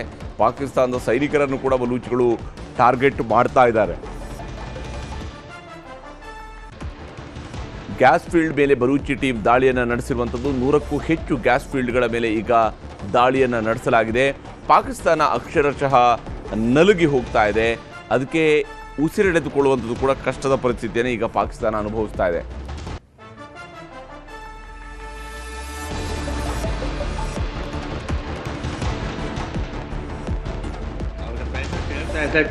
ಶಾಂತಿಕ ರಾತ್ರಿ ಅಂತ ಹೇಳಿ ಇದೊಂದು ಕರಾಳ ರಾತ್ರಿ ಆಗಿದೆ ಅವರಿಗೆ. ಈಗ ಒಂದು ಕರಾಳ ರಾತ್ರಿ ಆಗಿದೆ. ನಿಜ ನಿಜ ನಿಜ. ಯಾಕಂದ್ರೆ ಆ ಕಡೆಯಿಂದ ಬಲೂಚಿಗಳು ಕೂಡ ಅಟ್ಯಾಕ್ ಅನ್ನ ತೀವ್ರ ಮಾಡ್ತಾ ಇದ್ದಾರೆ ಈಗ. ಹೌದು ಹೌದು, ಅದೇ ಸ್ಯಾಂಡ್ವಿಚ್ ಅಂತ ಎಲ್ಲಾ ಕಡೆಯಿಂದಲೂ ಕೂಡ ಕರಾಚಿಯ ಪೋರ್ಟ್ ಅನ್ನ ಅಲ್ಲಿ ದಾಳಿ ಆಗಿದೆ, ಕ್ವೆಟ್ಟಾದಲ್ಲಿ ಮತ್ತೆ ರಾವಲ್ಪಿಂಡಿಯಲ್ಲಿ ದಾಳಿ ಆಗಿದೆ, ಹೌದು, ಲಾಹೋರ್ ಮೇಲೆ ಅಟ್ಯಾಕ್ ಆಗಿದೆ. ಹೌದು. So all the nerve centres of Pakistan have been affected. ಹೌದು ಹೌದು ಹೌದು. ಬಹುಶಃ ಬಲೂಚಿ ಲಿಬರೇಷನ್ ಆರ್ಮಿ ನಡೆಸ್ತಾ ಇರುವಂತಹ ದಾಳಿಯನ್ನು ನೋಡ್ತಾ ಇದ್ದಾರೆ. ಪಾಕಿಸ್ತಾನ ಒಳಗಡೆನೆ ಅದನ್ನು ಒಡೆಯುವಂಥದಕ್ಕೆ ಬೇಕಾಗಿರುವ ಎಲ್ಲ ಅಂತಿಮ ಹಂತಕ್ಕೆ ಅದು ಕೂಡ ಬಂದಿದೆ ಅಂತ. ಬಹುತೇಕ ಅದು ಬಲೂಚಿಗಳು ಸಪ್ರೇಟ್ ಸ್ಟೇಟ್ ಮಾಡ್ಕೊಳ್ಳೋದಕ್ಕೆ ಬೇಕಾಗಿರುವಂಥ ಸಪ್ರೇಟ್ ನೇಷನ್ ಮಾಡ್ಕೊಳ್ಳೋಂಥದಕ್ಕೆ ಅದನ್ನು ತಡೆಯೋದಕ್ಕೆ ಪಾಕಿಸ್ತಾನದ ಕಡೆಯಿಂದ ಸಾಧ್ಯ ಇಲ್ಲ ಇನ್ನು ಮುಂದೆ. ಅಲ್ಲ, ಅದು ಸಾಧ್ಯವೇ ಇಲ್ಲ. ಆ್ಯಕ್ಚುಲಿ ಬಲೂಚಿಸ್ತಾನ ಅಂತ ಹೇಳಿದ್ರೆ ಪಾಕಿಸ್ತಾನದ ಒಳಗಡೆ ಸೇರ್ಕೊಂಡದ್ದೇ ಒಂದು ವಿಚಿತ್ರ. ಅದು ಹೌದು, 1947ರಲ್ಲಿ ಅದು ಸೆಪರೇಟ್ ಆಗಿರ್ಬೇಕು ಅಂತ ಹೇಳಿ ಇತ್ತು ಮೂವ್ಮೆಂಟ್. ಹೌದು. ಸೊ ಅದು ಆಗ್ಲಿಲ್ಲ ಅಷ್ಟೇ, ಅದಾಗ್ಲಿಲ್ಲ. ಸೊ ಬಲ್ಚಿಸ್ತಾನ ಅಂತ ಹೇಳೋದು they wanted to be independent state from the very beginning. ಹೌದು. ಸೊ ಇದೇನಾಗಿದೆ ಅಂತಂದ್ರೆ ಪಾಕಿಸ್ತಾನದಲ್ಲಿ 70% of resources everything is controlled by Punjabis. ಹೌದು. ಹಾಗಾಗಿ ಬಲ್ಚಿಸ್ತಾನ್ ಇಸ್ ನೆಗ್ಲೆಕ್ಟೆಡ್. ಆಮೇಲೆ ಈಗ ಚೈನಾದವ್ರಿಗೆ ಕೊಟ್ಬಿಟ್ಟಿದ್ದಾರೆ ಅದನ್ನು. ಹೌದು, ಗುತ್ತಿಗೆ. ಹೌದು. ಸೊ ಆ ಗುತ್ತಿಗೆ ಕೊಟ್ಟ ಮೇಲೆ ಸೊ ಅವರ ಲೋಕಲ್ ಎಂಪ್ಲಾಯ್ಮೆಂಟು ಇಂಡಿಪೆಂಡೆನ್ಸ್ ಎಲ್ಲ ಹೋಯ್ತು. ಹೌದು. ಹಾಗಾಗಿ ಬಲ್ಚಿಸ್ತಾನದ ಮೂವ್ಮೆಂಟ್ ಅಂತ ಹೇಳೋದು it has become very strong. ಹೌದು. ಈ ಮಧ್ಯದಲ್ಲಿ ಅವರದ್ದು they are not heavily armed. ಹೌದು. ಆದ್ರೆ ಸಣ್ಣ ಪುಟ್ಟ ದಾಳಿ ಮಾಡ್ತಾ ಇದ್ರು. ಹೌದು. ಯಾವಾಗ ಈ ಪರಿಸ್ಥಿತಿ ಬಂತು, ಯುದ್ಧದ ಪರಿಸ್ಥಿತಿ ಬಂತು, ಅವರ ಸೈನ್ಯವನ್ನ ಈ ಕಡೆ ಅವರು ಶಿಫ್ಟ್ ಮಾಡಬೇಕಾಯ್ತು. ಹೌದು. ಅವರ ಸೈನ್ಯದಲ್ಲಿ because 1/3 of the Balochistan areas left open ಆಗಿದೆ ಈಗ. ಹೌದು. ಹಾಗಾಗಿ ಏನಾಗಿದೆ ಅಂತಂದ್ರೆ ಸೈನ್ಯ ಎಲ್ಲ ಈ ಕಡೆ ಬಂದಿದೆ ಈಸ್ಟರ್ನ್ ಫ್ರಂಟ್ಗೆ. ಹೌದು. ಸೊ ಅಲ್ಲಿ ಈ ತರ ದಾಳಿಗಳು ನಡೀತಾ ಇರತ್ತೆ. ಸೊ ಇದೇ ಮುಂದುವರೆದ್ರೆ ಬಲ್ಚಿಸ್ತಾನ ಅಂತ ಹೇಳೋದು ಆಗತ್ತೆ. ಬಲೂಚಿಸ್ತಾನದ ಅಲ್ಲಿನ ಬುಡಕಟ್ಟು ಜನ ಅವ್ರು ಯಾವತ್ತೂ ಕೂಡ ಪಾಕಿಸ್ತಾನ ಜೊತೆಗೆ ತಮ್ಮನ್ನು ಗುರುತಿಸ್ಕೊಳ್ಳೇ ಇಲ್ಲ ಅಂತ. ಹೌದೌದು, ಇದು ಸತ್ಯ. ಅದೇ ನಾನು ನಿಮ್ಗೆ ಹೇಳಿದ್ನಲ್ಲ, ಯಾವಾಗ ಸ್ವತಂತ್ರ ಸಿಕ್ತು ಆ ಸಂದರ್ಭದಲ್ಲಿ ಅವರು ಪಾಕಿಸ್ತಾನ ಜೊತೆಲಿ ಮಜ್ಜೆ ಆಡ್ಲಿಕ್ಕೆ ಇಷ್ಟಪಡಲಿಲ್ಲ. ಹ್ಮ್ ಸೊ ಈ ಬಲ್ಚಿಸ್ತಾನ್ ಮೂವ್ಮೆಂಟ್ ಅಂತ ಮೊದಲಿಂದಲೇ ಇತ್ತದು. ಹೌದು. ಆದ್ರೆ it was in simmering state. Hmm so ಬಹುಶಃ ಪಾಕಿಸ್ತಾನಕ್ಕೆ ಪಾಕಿಸ್ತಾನ ತನ್ನ ಈ ಪಾಪದ ಕೊಡ ತುಂಬುವಂತಹ ರೀತಿಯಲ್ಲಿ ಅದು ಪ್ರತಿ ಹಂತದಲ್ಲೂ ಕೂಡ ಅದು ಕೆಳಗಡೆ ಜಾರ್ತಾನೆ ಹೋಯಿತು. ಸ್ವಾತಂತ್ರ್ಯದ ನಂತರವೂ ಕೂಡ ಅದು ಯಾವತ್ತೂ ಅದು ಮೇಲ್ಮುಖವಾಗಿ ನಡೆದಂಥದ್ದೇ ಇಲ್ಲ. ಹೌದು. ಸೊ ಪಾಕಿಸ್ತಾನಕ್ಕೆ ಹೊರಟ ಇಲ್ಲೆಜಿಟಿಮೇಟ್ ಚೈಲ್ಡ್ ಅಂತ ಹೇಳಿದಾಗ, ಸೊ ಯಾವಾಗ ಒಂದು ದೇಶವನ್ನ ಧರ್ಮದ ಮೇಲೆ ಒಂದು ಸೆಪರೇಟ್ ಆಯ್ತು, ಆ ಒಂದು ಅದು ಜಿಹಾದಿ ಸ್ಟೇಟ್ ಆಯ್ತು, ಅವಾಗಲೇ ಅವರ ವಿನಾಶ ಸ್ಟಾರ್ಟ್ ಆಯ್ತು. ಹೌದು, ಅದೇ ಮುಖ್ಯ. ಹೌದು ಹೌದು. ಸೊ ಹಾಗಾಗಿ ಅವರ ಪಾಪದ ಕೂಡ ಜಾಸ್ತಿ ಆಗ್ತಾ ಹೋಯ್ತದು. ಹೌದು, ದೇ ಲಾಸ್ಟ್ ಹ್ಯುಮ್ಯಾನಿಟಿ. ಹೌದು. ಯಾವಾಗ ಜಿಹಾದಿ ಮೈಂಡ್ ಸೆಟ್ ಬಂತು, ದೇ ಲಾಸ್ಟ್ ಹ್ಯುಮ್ಯಾನಿಟಿ. ಹೌದು. So that is the reason why Bangladesh was created. ಅಲ್ಲಿ ಮಿಲಿಟರಿ ರೂಲ್ ಬಂತಲ್ಲ ಅವಾಗ 71 ಸೊ ಟಿಕ್ಕಾ ಖಾನ್ ಇದ್ದ. ಹೌದು. ಅವನ ಸಂದರ್ಭದಲ್ಲಿ they did lot of atrocities on the Bengalis. ಹೌದು. ಆ ರೆಫ್ಯೂಜಿ ಸಮಸ್ಯೆ ಬಂತು ಆ ಸಂದರ್ಭದಲ್ಲಿ. ಅವರೆಲ್ಲ ನಮ್ಮ ದೇಶಕ್ಕೆ ಬಂದಾಗ ಇಂದಿರಾ ಗಾಂಧಿಗೆ ಮತ್ತೆ ಯಾವ ರಸ್ತೆ ಇರಲಿಲ್ಲ. ಹೌದು. ಸೊ ಅಟ್ಯಾಕ್ ಮಾಡಬೇಕಾಗಿತ್ತು, because refugee crisis was that. ಹೌದು. ಸೊ ಇದಕ್ಕೆ ಮುಖ್ಯ ಕಾರಣ ಏನು ಅಂತಂದ್ರೆ ಅವರ ಇದು ಕ್ರುಯಾಲಿಟಿ, ದೇ ಲಾಸ್ಟ್ ಹ್ಯುಮ್ಯಾನಿಟಿ. ಹೌದು. ಸೊ ಇದು ಪಾಪ ಅಂತ ಹೇಳೋದು ಮೊದಲಿಂದಲೇ ಅವರಲ್ಲಿ ಅದು ತುಂಬಿಕೊಳ್ತಾ ಇತ್ತು. ಹೌದು. ಇವಾಗ it has become over flowing ಅಷ್ಟೇ, ಕೊಡ ತುಂಬಿ ಹೋಗಿ. ಹೌದು ಹೌದು ಹೌದು. ಮತ್ತೆ ನೋಡಿ, ಕಾಶ್ಮೀರದಲ್ಲಿ ಮಾಡಿದಂತಹ ಅವರು ಅತ್ಯಾಚಾರ ಮತ್ತೆ ಅಟ್ಯಾಕ್ಸ್ಗಳು, ಎಷ್ಟೋ ಜನ ಕಾಶ್ಮೀರಿ ಪಂಡಿತ್ಸ್ ಎಲ್ಲ ಅಲ್ಲಿಂದ ಮೈಗ್ರೇಟ್ ಆಗಬೇಕಾಗಿತ್ತು. ಹೌದು. They killed so many Kashmiri Pandits. ಹೌದು. ಟೆರರಿಸ್ಟ್ ಅಟ್ಯಾಕ್ ಟೈಮಲ್ಲಿ ಎಷ್ಟೋ ಸಾವಿರಾರು ಜನ ಅಲ್ಲಿ ಸತ್ತು ಹೋದ್ರು. ಹೌದು. ಅದು 3-4 ದಶಕಗಳಿಂದ ಈ ತರ ಟೆರರಿಸ್ಟ್ ಅಟ್ಯಾಕ್ ಅಲ್ಲಿ ನಡೀತಾ ಇದೆ. ಮತ್ತೆ ಇದೆ 93 ಅಲ್ಲಿ ಬಾಂಬೆ ಬ್ಲಾಸ್ಟ್ ಆಯ್ತು. ಆಮೇಲೆ ಈ ಕಡೆ 26/11 ಆಯ್ತು, ಪಾರ್ಲಿಮೆಂಟ್ ಅಟ್ಯಾಕ್ ಆಯ್ತು. ಸೊ ಮತ್ತೆ ಇಲ್ಲಿ ಇಂಡಿಯಾದಲ್ಲಿ ಎಷ್ಟೋ ಬಾಂಬ್ ಬ್ಲಾಸ್ಟ್ಗಳನ್ನು ಮಾಡಿದ್ರು. ಸೊ ಇದೆಲ್ಲ ಏನು ಅಂತಂದ್ರೆ ಆಲ್ ಅಗೇನ್ಸ್ಟ್ ಹ್ಯುಮ್ಯಾನಿಟಿ. 1989 ಈ ಉಗ್ರಗಾಮಿಗಳನ್ನ ಪ್ರೊಡಕ್ಷನ್ ಮಾಡುವಂತ ಸ್ವರೂಪಕ್ಕೆ ಹೋದ್ರು ಅವರು ಬಹುತೇಕ. ಅದೇ ನಾನು ನಿಮ್ಗೆ ಹೇಳಿದ್ನಲ್ಲ, ಅವನ ಮಹಾದಂಡ ನಾಯಕನಿದ್ನಲ್ಲ ಜಯಾವುಲ್ ಹಕ್, ಅವನು ಪ್ರೆಸಿಡೆಂಟ್ ಆಗಿದ್ದ. ಹೌದು. he is the one who actually nurtured this terrorist. ಹೌದು. ಯಾವ ರೀತಿಯಲ್ಲಿ ಸರ್ಪವನ್ನ ಒಂದು ಬೆಳೆಸ್ತಾರಲ್ಲ ಹಾಗೆ. ಹೌದು ಹೌದು. ಸೊ ಇದು serpent in the backyard ಅಂತ ಹೇಳಿ. ಹೌದು. ಸೊ ಅದನ್ನೇ ಮಾಡಿದ ಅವನು. So now they have to pay the price for that. ಹೌದು. ಭಾರತದಲ್ಲಿ ಸ್ಟಾರ್ಟಪ್ಗಳನ್ನು ಮಾಡ್ದಂಗೆ ಅಲ್ಲಿ ಬಹುಶಃ 89ರಿಂದ 2000 ಇಸ್ವಿ ಒಳಗಡೆ ಹುಟ್ಕೊಂಡಿರುವಂಥ ಸಂಘಟನೆಗಳು ಇವೆಲ್ಲ. ಈ LET, ಈ JEM, ಈ ಹಿಜ್ಬುಲ್ ಮುಜಾಹಿದೀನು, ಇವುಗಳೆಲ್ಲವೂ ಕೂಡ ಆ ಸಂದರ್ಭದಲ್ಲಿನೇ ಸ್ಟಾರ್ಟಪ್ಗಳ ರೀತಿಯಲ್ಲಿ ಅವಕ್ಕೆ ಬೇರೆ ಬೇರೆ ಫಾರಿನ್ ಫಂಡು, ಬೇರೆ ಬೇರೆಯವರ ಫಂಡಿಂಗು, ಸ್ಟೇಟ್ ಫಂಡು ಇವೆಲ್ಲವೂ ಕೂಡ ಸ್ಟಾರ್ಟ್ ಆಗಿತ್ತು ಅಲ್ಲಿ. ಹೌದೌದು. ಸೊ ಅವರು ಟೆರರಿಸಮ್ ಅನ್ನು ಎಕ್ಸ್ಪೋರ್ಟ್ ಮಾಡ್ತಾ ಇದ್ರು. ಅದೇ ಅವರ ವಿದೇಶಾಂಗ ಸಚಿವ ಹೇಳ್ತಾ ಇದ್ನ ಅಲ್ಲ, ಡಿಫೆನ್ಸ್ ಮಿನಿಸ್ಟರ್ ಕೂಡ ಹೇಳಿದ ಅಷ್ಟೇ. ಏನು ಅಂತಂದ್ರೆ for 20-30 years we used to supply this terrorist to western countries ಅಂತ ಹೇಳಿ. ಅವನೇ ಅಡ್ಮಿಟ್ ಮಾಡ್ಕೊಂಡ ಏನಂತಂದ್ರೆ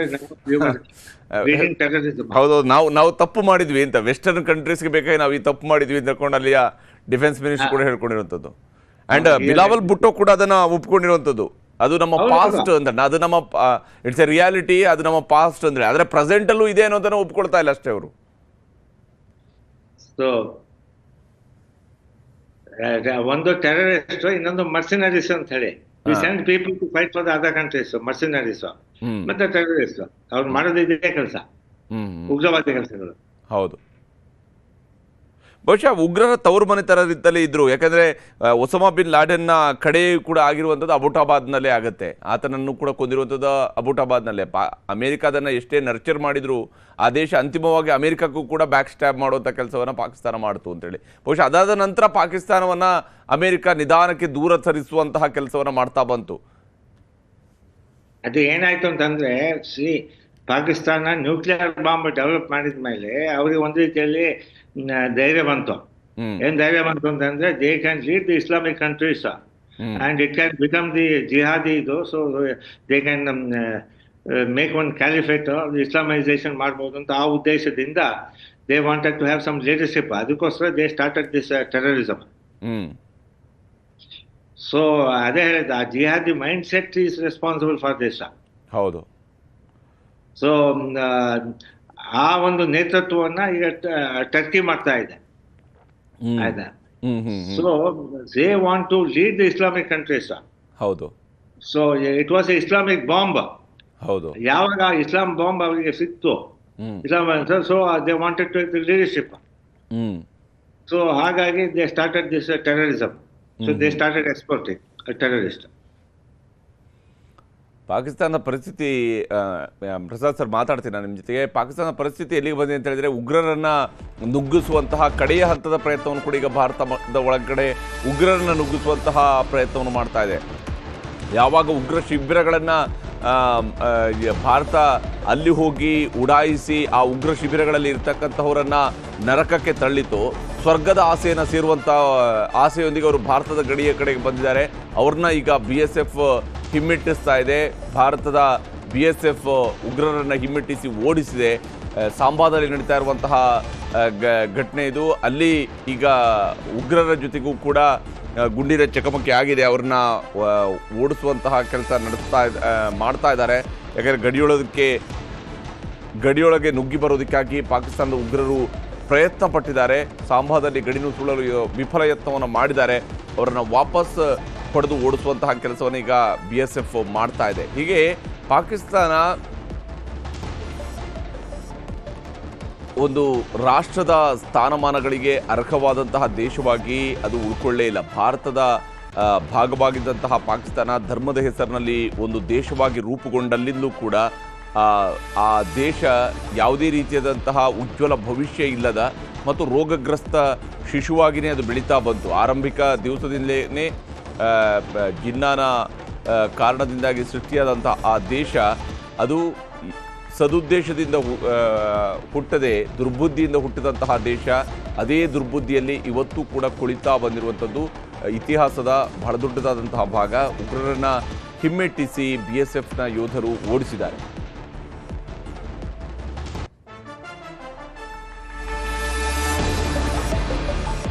ಪ್ರಸಾದ್ ಸರ್, ಇಲ್ಲಿ ಈ ಹಂತದಲ್ಲೂ ಕೂಡ ನೋಡಿ ಉಗ್ರರನ್ನು ನುಗ್ಗಿಸುವಂತಹ ಪ್ರಯತ್ನವನ್ನು ಮಾಡ್ತಾ ಇದ್ದಾರೆ ಅಂತ ಹೇಳಿದರೆ ಡೆಸ್ಪರೇಟ್, ಅದು ಅದರ ಹೈ ಲೆವೆಲನ್ನು ಮೀರಿ ಮೇಲಕ್ಕೆ ಹೋಗಿದೆ. ಅದಕ್ಕೆ ಇನ್ನೇನು ಕಾಣ್ತಾ ಇಲ್ಲ, ಏನಾದರೂ ಮಾಡೋಣ ಅನ್ನೋಂಥ ರೀತಿಗೆ ಬಂದಿದ್ದಾರೆ ಅಂತ. ಅದು ಉಗ್ರರು ಅಂತಂದ್ರೆ ಅವ್ರಿಗೆ ನೋಡಿ ಸ್ಲೀಪರ್ ಸೆಲ್ಸ್ ಅಂತ ಹೇಳಿ ನಮ್ಮ ದೇಶದಲ್ಲಿದೆ. ಸ್ಲೀಪರ್ ಸೆಲ್ಸ್ ಸೊ ಇದು ಅವರ ಒಂದು ಸ್ಟ್ರಾಟಜಿ. ಅದು ಮೊದಲಿಂದಲೂ ಅವರು ಮಾಡ್ತಾ ಇದ್ರು. ಉಗ್ರನ ಕಳಿಸ್ಬಿಟ್ಟು ಇಲ್ಲಿ ದಂಗೆ ಮಾಡಿಸೋದು, ಬಾಂಬ್ ವಿಸ್ಫೋಟನೆ ಮಾಡೋದು, ಇದೆಲ್ಲ ಅವ್ರು ಮೊದಲಿಂದ ಮಾಡ್ತಾ ಇದ್ರು. ಸೊ ಅದೇ ಒಂದು ಕಾರ್ಯಕ್ರಮವನ್ನ ನಮ್ಮ ಬೆಂಗಾಲ್ ಬಾರ್ಡರ್ ನಲ್ಲೂ ಕೂಡ ಮಾಡ್ಲಿಕ್ಕೆ ಅವರು ಪ್ರಯತ್ನ ಪಡ್ತಾ ಇದ್ದಾರೆ. ಈಗ ಬೆಂಗಾಲ್ ಬಾರ್ಡರ್ ನಲ್ಲೂ ಕೂಡ ನಾವು ಹೈ ಅಲರ್ಟ್ ನಲ್ಲಿ ಇದ್ದೇವೆ. ಆಯ್ತಾ? ಈ ಪರಿಸ್ಥಿತಿಯಲ್ಲಿ ಅವರಿಗೆ ಯಶಸ್ಸಾಗೋದಿಲ್ಲ ಅಷ್ಟೇ. ಯಾಕಂತಂದ್ರೆ we are at the heightened state of security. ಎಲ್ಲ ಮೊಬಿಲೈಸೇಷನ್ ಆಗಿದೆ. ಬರೀ ಮೊದಲು BSF ಏನಾಗ್ತಾ ಇತ್ತು ಅಂತಂದ್ರೆ ಬರೀ ಅವರು ದೇ ಯೂಸ್ ಟು ಮಾನಿಟರ್ ಅಷ್ಟೇ. ಬಿಕಾಸ್ ಲಾರ್ಜ್ ಏರಿಯಾಸ್ ಎಲ್ಲ ಮಾನಿಟರ್ ಮಾಡೋದು ಕಷ್ಟ ಆಗ್ತಾ ಇತ್ತು. ಪೆಟ್ರೋಲ್ ಮಾಡ್ತಾ ಇತ್ತು. ಹೌದು. ಸೊ ಇವಾಗ ಏನು ಅಂತಂದ್ರೆ entire troops have moved they. ಹಾಗಾಗಿ ಅವನ್ನ ಸುಲಭವಾಗಿ ಹಿಡಿಬಹುದು. ಈ ಸಂದರ್ಭದಲ್ಲಿ ಉಗ್ರರು ಒಳಗಡೆ ಬಂದ್ರೆ so they cannot survive, very difficult. ಹೌದು ಹೌದು ಹೌದು ಹೌದು. ಸೊ ಅವ್ರನ್ನ ಕಳಿಸ್ಬೇಕು ಅಂತಂದ್ರೆ ಅವ್ರನ್ನ ಸೂಸೈಡ್ ಬಾಂಬರ್ಸ್ ಅನ್ನು ಕಳಿಸ್ಬೋದು ಅಷ್ಟೇ. ಸೂಸೈಡ್ ಬಾಂಬರ್ಸ್ ಅನ್ನ 2-3 ಕಡೆ ಕಳಿಸಿದ್ದಾರೆ ಅಂತ ಹೇಳಿ ನ್ಯೂಸ್ ಇತ್ತು. ಬಟ್ ಅದು ಸಫಲ ಆಗಲಿಲ್ಲ ಅಷ್ಟೇ. ಹೌದು. ಭಾರತ ಸೂಸೈಡ್ ಡ್ರೋನ್ಗಳನ್ನು ಕಳಿಸ್ತಾ ಇದೆ, ಅವರು ಸೂಸೈಡ್ ಬಾಂಬರ್ಗಳನ್ನು ಕಳಿಸ್ತಾ ಇದ್ದಾರೆ. ಅವ್ರು ಕಳಿಸ್ತಾರೆ. ಹ್ಮ್ ಸೂಸೈಡ್ ಬಾಂಬರ್ಸ್ ಬರ್ಬೇಕಾದ್ರೂ ಕೂಡ ಒಳಗಡೆ ನುಗ್ಬೇಕಲ್ಲ. ಹೌದು ಹೌದು, ಅದು ದೀಪದ ಮುಂದಿನ ಹಣತೆ ಆಗುತ್ತೆ ಎಂದೆ. ಈಗ ಅಷ್ಟೇ ನೀವು ಹೇಳಿದಾಗ ದೀಪಕ್ಕೆ ಬರುವಂತ ದೀಪ ಹಚ್ಚಿಟ್ಟಾಗ ಹಣತೆಗಳು ಬಂದೇ ಬರ್ತವೆ. ಇದು ಇವುಗಳು ಬರ್ತವಲ್ಲ, ಹಾರಿ ಬರ್ತವೆ, ಹುಳ ಅಥವಾ ಆಟಗಳು ಹೋಗ್ಬಿಟ್ಟು ಹೌದು ದೀಪದ ಇದು ಬಂದು ಅಲ್ಲೇ ಸುಟ್ಟು ಹೋಗ್ತವೆ ಅಷ್ಟೇ, ಸುಟ್ಟು ಹೋಗ್ತವೆ. ಆ ಥರದಲ್ಲಿ ಆಗ್ತಾ ಇದ್ದಾವೆ ಇವುಗಳೀಗ. ಪಾಕಿಸ್ತಾನದ ಈಗಿನ ಪರಿಸ್ಥಿತಿಯನ್ನು ನೀವು ಕಡೆದಾಗಿ ತಮ್ಮ ಹತ್ರ ಕೇಳುವಂಥದ್ದು, ಈಗಿನ ಪರಿಸ್ಥಿತಿಯಲ್ಲಿ ಪಾಕಿಸ್ತಾನ ನಾಳಿನ ಬೆಳಕನ್ನು ನೋಡುವ ಹಂತಕ್ಕೆ ಬಂದಾಗ ಪಾಕಿಸ್ತಾನದ ಪರಿಸ್ಥಿತಿ ಬಹುಶಃ ಸಾಕಪ್ಪ ಅನ್ನುವಂಥ ರೀತಿಯಲ್ಲಿ ಇರುತ್ತಾ, ಅಥವಾ ಅದು ಇಲ್ಲ ಇದನ್ನು ಮತ್ತಷ್ಟು ಎಸ್ಕಲೇಟ್ ಮಾಡೋದಕ್ಕೆ ಹೋಗ್ಬೋದಾ? ಪಾಕಿಸ್ತಾನದವನ್ನು ನೀವು ಹತ್ತಿರದಿಂದ ಸೇನೆಯಲ್ಲಿ ಇದ್ದು ನೋಡಿದಂಥ ರೀತಿಯಲ್ಲಿ ನೋಡಿದಾಗ ಪಾಕಿಸ್ತಾನದ ಮನಸ್ಥಿತಿ ಇಷ್ಟು ಬೇಗನೆ ಅದು ಇದನ್ನು ನಿಲ್ಲಿಸುತ್ತಾ, ಅಥವಾ ಇದನ್ನು ಮತ್ತಷ್ಟು ಎಸ್ಕಲೇಟ್ ಮಾಡುವಂತಹ ತನ್ನ ಬುದ್ಧಿಯನ್ನು ಮುಂದುವರಿಸುತ್ತೆ ಅಂತೇಳಿ ಅನಿಸುತ್ತಾ ನಿಮಗೆ? ಆ ಬುದ್ಧಿವಂತಿಕೆ ಅವರಲ್ಲಿ ಇಲ್ಲ. ಇಷ್ಟವರೆಗೆ ಅವ್ರು ಏನು ಅಂತಂದ್ರೆ they to survive because of America's help and some other ಇದು ಹೆಲ್ಪ್. ಆ ಸ್ಥಿತಿ ಇವಾಗಿಲ್ಲ. ಬಿಕಾಸ್ ಈಗ ಸೌದಿ ಅರೇಬಿಯಾ ಆಗಲಿ, ಇಸ್ಲಾಮಿಕ್ ಸ್ಟೇಟ್ಸ್ ಆಗಲಿ, ಟರ್ಕಿ ಆಗಲಿ, ಅಮೆರಿಕ ಆಗಲಿ ಅವ್ರಿಗೆ ಸಪೋರ್ಟ್ ಮಾಡ್ತಾ ಇಲ್ಲ ಇವಾಗ. ಆಯ್ತಾ, ಅವನ್ನ ಉಪಯೋಗಿಸ್ಕೊಳ್ಬೋದು ಅಷ್ಟೇ, ಉಪಯೋಗಿಸ್ಕೊಳ್ಬೋದು. ಸೊ ಪಾಕಿಸ್ತಾನ ಒಂದ್ಸಲ ಡಿವಿಷನ್ ಆಯ್ತು ಅಂತಂದ್ರೆ ಆಮೇಲೆ ಆ ತಾಕತ್ತು ಹೊರಟೋಗುತ್ತೆ. ಹೌದು ಹೌದು ಹೌದು ತಾಕತ್ತು ಹೊರಟೋಗುತ್ತೆ. ಹೌದು ಹೌದು ಹೌದು. ಹಾಗೆ ಅವರು ಒಂದು ದೇಶ ಅಂತ ಹೇಳಿ ಉಳ್ಲಿಕ್ಕಿಲ್ಲ, ಒಂದು ಪಂಜಾಬ್ ಪ್ರಾವಿನ್ಸ್ ಆಗಿ ಒಂದು ಸಣ್ಣ ಒಂದು ಜನಾಂಗ ರೂಪದಲ್ಲಿ ಇರ್ಬೋದು. ದೇ ಬಿಕಮ್ ಯಾವ ರೀತಿಯಲ್ಲಿ ನಾವು ಆಫ್ರಿಕಾದಲ್ಲಿ ನೋಡ್ತಾ ಇದ್ದೇವೆ ನೋಡಿ. ಹೌದೌದು, ಯುದ್ಧ ಆಗ್ತಾ ಇರುತ್ತೆ ಸುಡಾನ್ ಇರಾನ್ ಅಲ್ಲಿ, ಯಾವ ರೀತಿ ಅದೇ ತರ ಅಲ್ಲಿ ಏನಾದ್ರೂ ಇಂಟರ್ನಲ್ ಟರ್ಮಲ್ಸ್ ಆಗ್ತಾ ಇರುತ್ತೆ ಅಧಿಕಾರಕ್ಕೋಸ್ಕರ. ಬಟ್ ಒಂದು ಪ್ರಾಸ್ಪರಸ್ ಸ್ಟೇಟ್, ಒಂದು ಮಾಡೆಲ್ ಸ್ಟೇಟ್ ಆಗೋದು ಕಷ್ಟ ಅಂತ ನನಗೆ ಅನ್ಸುತ್ತೆ, unless they change the mind set. So ಒಂದು ಸಹಬಾಳ್ವೆಯಿಂದ ಜೀವನ ಮಾಡ್ಬೇಕು ಅಂತ ಹೇಳಿ ಅವ್ರಿಗೆ ಬುದ್ಧಿ ಬಂದು ಅಲ್ಲ, ಆ ಮೈಂಡ್ ಸೆಟ್ ಬರೋದಕ್ಕೆ ಸಾಧ್ಯ ಇದೆಯಾ ಅಂತ? ಯಾಕಂದ್ರೆ ಅಲ್ಲಿ ಆ ಸ್ಟೇಟ್ ನಲ್ಲಿ ಯಾವತ್ತೂ ಕೂಡ ಒಂದು ಕಡೆಯಲ್ಲಿ ಅತಿ ಶ್ರೀಮಂತರ ಮತ್ತು ಅಧಿಕಾರಶಾಹಿಗಳ ಒಂದು ದೇಶ, ಮತ್ತಿನ್ನೊಂದು ಅತಿ ಬಡವರು ಮತ್ತು ಅವರನ್ನ ನಂಬಿಸುವಂತಹ ಮೂಲಭೂತವಾದಿಗಳ ದೇಶ. ಯಾಕಂದ್ರೆ ಮೂಲಭೂತವಾದಿಗಳು ಅಲ್ಲಿಯ ಬಡವರನ್ನ ಇಟ್ಕೊಂಡು ಆಡಿಸ್ತಾ ಇದ್ದಾರೆ, ಅಲ್ಲಿ ಶ್ರೀಮಂತರುಗಳು ಅವರದ್ದೇ ಬೇಕಾದಂತಹ ಲೋಕದಲ್ಲಿ ತಿರುಗಾಡ್ತಾ ಇದ್ದಾರೆ. ಅದು ಈ ಒಂದು ದುಸ್ಥಿತಿಗೆ ಬರ್ಲಿಕ್ಕೆ ಕಾರಣ ನಾನು ನಿಮಗೆ ಮೊದಲೇ ಹೇಳಿದಾಗೆ ನಮ್ಮ ಭಾರತ ದೇಶವು ಅದಕ್ಕೆ ಒಂದು ಕಾರಣ.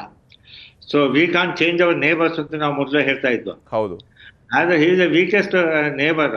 That neighbour should have thought about it. ಹೌದು ಹೌದು, ನಮ್ಮ ಭಾರತದ ಜೊತೆಯಲ್ಲಿ ಒಳ್ಳೆ ಅವರಿಗೆ ಒಂದು ಫ್ರೆಂಡ್ಶಿಪ್ ಬೇಕು, ಸಂಪರ್ಕ ಬೇಕು. ದೇ ಶುಡ್ ನಾಟ್ ಟೇಕ್ ಒಂದು ಸಿವಿಲೈಸೇಷನ್ ಅಗೇನ್ಸ್ಟ್ ಇದು ಅಂತ ಹೇಳಿ. ಅದೇ ಅವ್ರು ದೊಡ್ಡ ಒಂದು ತಪ್ಪು ಮಾಡಿದ್ರು. ಅದೇ ಅಲ್ವಾ ಅವರ ಸೇನಾ ಮುಖ್ಯಸ್ಥ ಏನ್ ಹೇಳಿದ್ರು ಅಂತಂದ್ರೆ, Hindus Muslims cannot live together, they are separate. So ಅವ್ರ ಏಮ್ಸ್ ಟು ಎಲಿಮಿನೇಟ್ ಹಿಂದೂಸ್ ಅಂತ ಹೇಳಿ. ಸೊ ಅವರ ಉದ್ದೇಶ ಆ ತರ ಇತ್ತು. That is that national objective. ದುರ್ಬುದ್ಧಿ ಆ ಆಬ್ಜೆಕ್ಟಿವ್ ಇದ್ದಾಗ ಸಹಬಾಳ್ವೆಯಲ್ಲಿ ಸಾಧ್ಯವೇ ಇಲ್ಲ. ಹೌದು. ಸೊ ಅವರು ಸರ್ವೈವ್ ಆಗ್ಬೇಕು ಅಂತಂದ್ರೆ they have to have friendship with India. ಹೌದು, ಆಯ್ತಾ. So they can not threat India. ಆಮೇಲೆ ನಮ್ದು India, they are lucky that they have a friends like India. ನಾವು ಹೇಳ್ತಾ ಇರೋದು ನೇಬರ್ಸ್ ಲೈಕ್ ಇಂಡಿಯಾ. ಹೌದು. ನಾವು ಅಂತಂದ್ರೆ ಇಷ್ಟವರೆಗೆ we were never been offensive. ಹೌದು. ವಾಜಪೇಯಿ ಅವರ ಕಾಲದಲ್ಲಿ ಸುವರ್ಣ ಮಹೋತ್ಸವದ ಹೆಸರಿನಲ್ಲಿ ಬಸ್ನ ಮೂಲಕವಾಗಿ ಕೂಡ ಹೋಗುವಂತ, ಬಹುಶಃ ಆ ರೀತಿಯಾಗಿ ಅವರನ್ನ ನಡೆಸ್ಕೊಳ್ಳುವಂತ ಅಷ್ಟು ಗೌರವವನ್ನು ಆ ದೇಶಕ್ಕೆ ಕೊಡಿಸೋದಕ್ಕೆ ಸಾಧ್ಯನೇ ಇರಲಿಲ್ಲ. ಅದನ್ನು ಕೊಟ್ಟಾಯ್ತು, ಅದನ್ನು ಬದುಕಿಸ್ಕೊಳ್ಳಿಲ್ಲ ಅದು ಅಷ್ಟೇ. ಅಟಲ್ ಬಿಹಾರಿ ವಾಜಪೇಯಿ ಲಾಹೋರ್ ಯಾತ್ರೆ ಮಾಡಿದ್ದ, ಮರುದಿವಸದಲ್ಲಿ ಕಾರ್ಗಿಲ್ ಅಟ್ಯಾಕ್ ಆಯ್ತು. ನಾನು ಹೇಳ್ತಾ ಇರೋದು. ಸೊ ಯಾವಾಗಲೂ ಅಷ್ಟೇ ಅವರು ಚೂರಿ ಹಾಕಿದ್ದಾರೆ ಹಿಂದಿಂದ. ಹೌದು ಹೌದು. So is not a trustworthy neighbour. ಹೌದು. So they can survive provided the change ಅಷ್ಟೇ. ಬಟ್ ಇತಿಹಾಸದಲ್ಲಿ ಯಾವತ್ತೂ ಚೇಂಜ್ ಆಗ್ತೀವಿ ಅಂದ್ಕೊಂಡು 1971 ವಾರಲ್ಲೂ ಕೂಡ ಇದು ಅಡ್ಡ ಬಿದ್ದು ಕೇಳ್ಕೊಂಡು ಬದುಕಿ ಉಳಿದಂಥವ್ರು ಕೂಡ ನಂತರ ಅದನ್ನೇನು ಸುಧಾರಿಸ್ಕೊಳ್ಳಿಲ್ಲ ಆ ದೇಶ. 65 ಆದಂತ ನಂತರ ಸುಧಾರಿಸ್ಕೊಳ್ಳಿಲ್ಲ ಆ ದೇಶ. ಸೊ ಅವ್ರು ಯೋಚನೆ ಮಾಡಿದ್ರು, so we will you are a mighty nation, ನಿಮ್ಮನ್ನ 1000 ಕಟ್ಸ್ ಮಾಡಿ 1000 ಇದರಿಂದ ನಾವು ರಕ್ತವನ್ನ ಯಾವ ರೀತಿಯಲ್ಲಿ ಜಿಗಣೆ ಹೀರ್ಕೊಳ್ತದೋ ಆ ರೀತಿ ನಿಮ್ಮನ್ನ ಹೀರ್ಕೊಂಡು ನಾವು ವಿ ವಿಲ್ ಡಿಸ್ಟ್ರಾಯ್ ಇಂಡಿಯಾ ಅಂತ ಹೇಳಿ ಅವರ ಪಾಲಿಸಿ ಆಗಿತ್ತು. 1000 ಕಟ್ಸ್ 1000 ಬ್ರೀಡ್ಸ್ ಮಾಡ್ತೀವಿ ಅಂತ ಹೇಳಿ. ಹೌದು, ಅದಕ್ಕೆ ಇಲ್ಲಿ ಟೆರರಿಸ್ಟ್ ಅಟ್ಯಾಕ್ಸ್, ಇಂಟರ್ನಲ್ ಕಾನ್ಫ್ಲಿಕ್ಟ್ಸ್ ತರೋದು, ಗಲಭೆ ಮಾಡ್ತಾ ಇದ್ದದ್ದು ಅವರು. ಸೊ ಆ ಪಾಲಿಸಿ ಯಾವಾಗ ಬಂತು, ಸೊ ಅದೇ ಅವರಿಗೆ ಇವಾಗ ಒಂದು ಕಠಿಣ ಪರಿಸ್ಥಿತಿಗೆ ತಗೊಂಡು ಹೋಗಿದೆ. It has become a poison for them ಅಷ್ಟೇ. ಎಸ್. ಧನ್ಯವಾದ ಲೆಫ್ಟಿನೆಂಟ್ ಜನರಲ್ ಪ್ರಸಾದ್ ಸರ್, ಇಷ್ಟೊತ್ತು ನಮ್ಮ ಜೊತೆಗೆ ಜಾಯ್ನ್ ಆಗಿ ತಮ್ಮ ಅಭಿಪ್ರಾಯಗಳನ್ನು ಶೇರ್ ಮಾಡ್ಕೊಂಡಿದ್ದಕ್ಕಾಗಿ, ನಮ್ಮ ಎಲ್ರಿಗೂ ಕೂಡ ಬಹಳಷ್ಟು ತಮ್ಮ ಅನುಭವಗಳನ್ನು, ತಮ್ಮ ಜ್ಞಾನವನ್ನು ಹಂಚಿಕೊಂಡಿದ್ದಕ್ಕಾಗಿ ಧನ್ಯವಾದ. ನಮ್ಮ ಜೊತೆಗೆ ಜಾಯ್ನ್ ಆಗಿದ್ದಕ್ಕಾಗಿ ಮತ್ತೆ ಮಾತನಾಡ್ತೀನಿ ನಾಳೆ ಬೆಳಿಗ್ಗೆ, ಮತ್ತೆ ನಿಮ್ಮ ಜೊತೆಗೆ ಬೆಳಗಿನ ನಾವೆಲ್ಲರೂ ಮಾತಾಡ್ತೀನಿ. ಈ ಸಂದರ್ಭದಲ್ಲಿ ನಮ್ಮ ದೇಶಕ್ಕೆ, ನಮ್ಮ ಸೈನ್ಯಕ್ಕೆ ಯಶಸ್ಸಾಗಬೇಕು. ಹೌದು ಅಂತ ಹೇಳಿ ನಮ್ಮ ಹಾರೈಕೆ. ಹೌದು. ಜೈ ಹಿಂದ್, ಜೈ ಭಾರತ್. ಎಸ್, ಜೈ ಹಿಂದ್. ನಿಮಗೆಲ್ರಿಗೂ ನಮಸ್ಕಾರ. ನಿಜ, ಧನ್ಯವಾದ ನಮ್ಮ ಜೊತೆಗೆ ಮಾತನಾಡೋದಕ್ಕಾಗಿ. ಇದು ಲೆಫ್ಟಿನೆಂಟ್ ಜನರಲ್ ಪ್ರಸಾದ್ ಅವರು ಹೇಳ್ತಾ ಇದ್ದಂಥ ರೀತಿ. ಯಾಕಂದರೆ ಸೇನೆಯ ಅನುಭವದಿಂದ ಅವರು ಹೇಳ್ತಾ ಇದ್ರು ಪಾಕಿಸ್ತಾನ ಯಾವ ಸ್ವರೂಪದಲ್ಲಿ ಯೋಚನೆ ಮಾಡುವಂತಹ ದೇಶ ಅಂತೇಳಿ, ಮತ್ತು ಅದು ಈ ಹಂತದಲ್ಲೂ ಕೂಡ ಬುದ್ಧಿ ಕಲಿಯುವಂತಹ ದೇಶದ ರೀತಿಯಲ್ಲಿ ಅದು ಕಾಣ್ತಾ ಇಲ್ಲ. ಅದಕ್ಕೆ ಯಾಕೆಂದರೆ ಆ ದೇಶಕ್ಕೆ ಅದು ಅರ್ಥ ಆಗ್ತಾ ಇಲ್ಲ, ಏನಾಗ್ತಾ ಇದೆ ತನ್ನ ಸುತ್ತಲೂ ಅನ್ನೋಂಥದ್ದು ಕೂಡ ಅರ್ಥ ಆಗದಂಥದ್ದು. ಮತ್ತು ಯಾರೋ ಕೊಟ್ಟಿರ್ತಕ್ಕಂತಹ ವೆಪನ್ಗಳು, ಯಾರೋ ಕೊಟ್ಟಿರ್ತಕ್ಕಂತಹ ದುಡ್ಡು, ಅದರ ಮೂಲಕವಾಗಿ ಆ ದೇಶ ಇದುವರೆಗೂ ಕೂಡ ಸರ್ವೈವಲ್ ಆಗ್ತಾನೆ ಬಂದಿರುವಂಥದ್ದು. ತೀರಾ ಸಾಲ ಮಾಡಿ ಮಾಡಿ ಮಾಡಿ ಇನ್ನೊಬ್ಬರ ದುಡ್ಡಿನಲ್ಲಿ ಬದುಕಿ ಇರುವಾಗ ಏನಾಗುತ್ತೆ, ಆ ಸ್ವರೂಪದಲ್ಲಿ ಸದ್ಯಕ್ಕೆ ಒಂದು ದೇಶವಾಗಿ ಪಾಕಿಸ್ತಾನ ಉಳ್ಕೊಂಡಿದೆ. ಅದರ ಮನಸ್ಥಿತಿಯೂ ಕೂಡ ಹಾಗೆ ಉಳ್ಕೊಂಡಿದೆ. ಎಲ್ಲ ಹಂತಗಳಲ್ಲೂ ಕೂಡ ಸರ್ವನಾಶದ ಕಡೆಗೆ ಹೋಗಿರುವಂತಹ ಪಾಕಿಸ್ತಾನ ಭಾರತದ ಜೊತೆಗೆ ಅನವಶ್ಯಕವಾದಂತಹ ತಿಕ್ಕಾಟಕ್ಕೆ ಇಳಿತು, ಮತ್ತು ಆ ತಿಕ್ಕಾಟದಲ್ಲಿ ಈಗ ಸಂಪೂರ್ಣವಾಗಿ ನಜ್ಜುಗುಜ್ಜಾಗಿ ಹೋಗ್ತಾ ಇರುವಂಥದ್ದು. ಪಾಕಿಸ್ತಾನದ ನಗರಗಳಲ್ಲಿ ಭಾರತ ನಿರಂತರವಾದಂತಹ ದಾಳಿಯನ್ನು ನಡೆಸಿದೆ. ಇದರ ನಡುವೆಯೂ ಕೂಡ ಪಾಕಿಸ್ತಾನಕ್ಕೆ ಈಗ ಯುದ್ಧ ತಂತ್ರಗಳಿಲ್ಲ, ಯಾವುದೇ ರಣತಂತ್ರಗಳಿಲ್ಲ. ಒಟ್ಟು ಬಂದು ನುಗ್ಗಿ ಬರಬೇಕು ಅನ್ನೋಂಥದ್ದನ್ನು ಹೊರತುಪಡಿಸಿದರೆ ಬೇರೆ ಯಾವ ಸ್ವರೂಪದಲ್ಲೂ ಕೂಡ ಕಾಣ್ತಾ ಇಲ್ಲ ಪಾಕಿಸ್ತಾನದ ಪರಿಸ್ಥಿತಿ. ಅಂಥದ್ದೊಂದು ಪರಿಸ್ಥಿತಿಗೆ ಈಗ ಪಾಕಿಸ್ತಾನ ಹೆಜ್ಜೆ ಹಾಕ್ತಾ ಇದೆ. ಎಲ್ಲಿ ಬಂದು, ಯಾವಾಗ ಬಂದು, ಎಲ್ಲಿ ಡ್ರೋನ್ ಗುದ್ದಿ ಹೊಡೆಯುತ್ತೋ, ತನ್ನನ್ನು ಸರ್ವನಾಶ ಮಾಡುತ್ತೋ ಅನ್ನುವಂತಹ ಆತಂಕದಲ್ಲಿ ಪಾಕಿಸ್ತಾನ ಕಾಲ ಕಳೀತಾ ಇರುವಂಥದ್ದು ಈಗಿನ ಪರಿಸ್ಥಿತಿ. ಪಾಕಿಸ್ತಾನ ಮತ್ತು ಭಾರತದ ಗಡಿಯಲ್ಲಿ ಈಗ ಯುದ್ಧದ ಕಾರ್ಮೋಡ ದಟ್ಟೈಸಿದೆ. ಅಧಿಕೃತವಾದಂತಹ ಯುದ್ಧ ಘೋಷಣೆಯನ್ನು ಭಾರತ ಮಾಡಿಲ್ಲ, ಅಥವಾ ಪಾಕಿಸ್ತಾನವೂ ಕೂಡ ಮಾಡಿಲ್ಲ. ಆದರೆ ಯುದ್ಧ ಸ್ಟಾರ್ಟ್ ಆಗಿದೆ ಅನ್ನುವಂತಹ ಸ್ವರೂಪ ಅಂತೂ ಇದ್ದೇ ಇದೆ. ಯುದ್ಧದ ಅಧಿಕೃತ ಡಿಕ್ಲೇರ್ ಆಗದಿದ್ದರೂ ಕೂಡ ಯುದ್ಧದ ವಾತಾವರಣ ಸೃಷ್ಟಿಯಾಗಿದೆ. ಯುದ್ಧ ಆರಂಭ ಆದಂತಹ ಸ್ವರೂಪದಲ್ಲಿನೇ ಸದ್ಯದ ಪರಿಸ್ಥಿತಿ ಕಂಡು ಬರ್ತಾ ಇದೆ. ಯಾವ ಹಂತದಲ್ಲಿ ಏನಾಗುತ್ತೆ ಅನ್ನುವಂಥದ್ದನ್ನು ಎದುರು ನೋಡೋದಕ್ಕೆ ಬೇಕಾಗಿ ಭಾರತದ ಸೇನೆಯೂ ಕೂಡ ಸರ್ವಸನ್ನದ್ಧವಾಗಿರುವಂಥದ್ದು.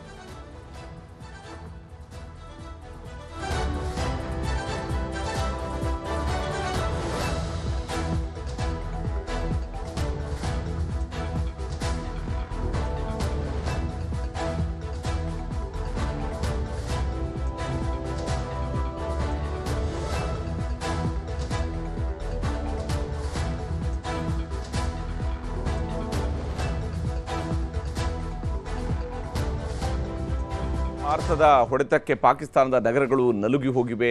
ಭಾರತ ನಿರಂತರವಾದಂತಹ ದಾಳಿಯನ್ನು ಒಂದು ಕಡೆಯಲ್ಲಿ ನಡೆಸ್ತಾ ಇದ್ದರೆ, ಪಾಕಿಸ್ತಾನವೂ ಕೂಡ ಒಂದಿಷ್ಟು ಕಡೆಗಳಲ್ಲಿ ಹೇರಾಪೇರಿಯಾಗಿ ಅದು ತನ್ನ ಯುದ್ಧವನ್ನು ನಡೆಸ್ತಾ ಇದೆ. ಅದು ಭಾರತದ ಕಡೆಗೆ ನುಗ್ಗಿಸುವಂತಹ ತನ್ನ ಯುದ್ಧ ವಿಮಾನಗಳನ್ನು ತೆಗೆದುಕೊಂಡು ಬರ್ತಾ ಇದೆ ಅದು. ಯಾಕಂದರೆ ಪಾಕಿಸ್ತಾನಕ್ಕೆ ಬಹುಶಃ ಭಾರತದವರು ಇನ್ನೂ ಕೂಡ ಯುದ್ಧ ವಿಮಾನವನ್ನು ಹಾರಿಸ್ತಾ ಇಲ್ಲ, ಹಾಗಾಗಿ ನಾವು ನಮ್ಮ ಯುದ್ಧ ವಿಮಾನಗಳನ್ನು ಹಾರಿಸೋಣ ಅಂತೇಳಿ ಅನ್ನಿಸಿದೆಯಾ ಏನೋ ಗೊತ್ತಿಲ್ಲ. ಭಾರತ ಇದುವರೆಗೂ ಕೂಡ ತಾಂತ್ರಿಕವಾದಂತಹ ಯುದ್ಧವನ್ನೇ ಸಾರ್ತಾ ಇದೆ.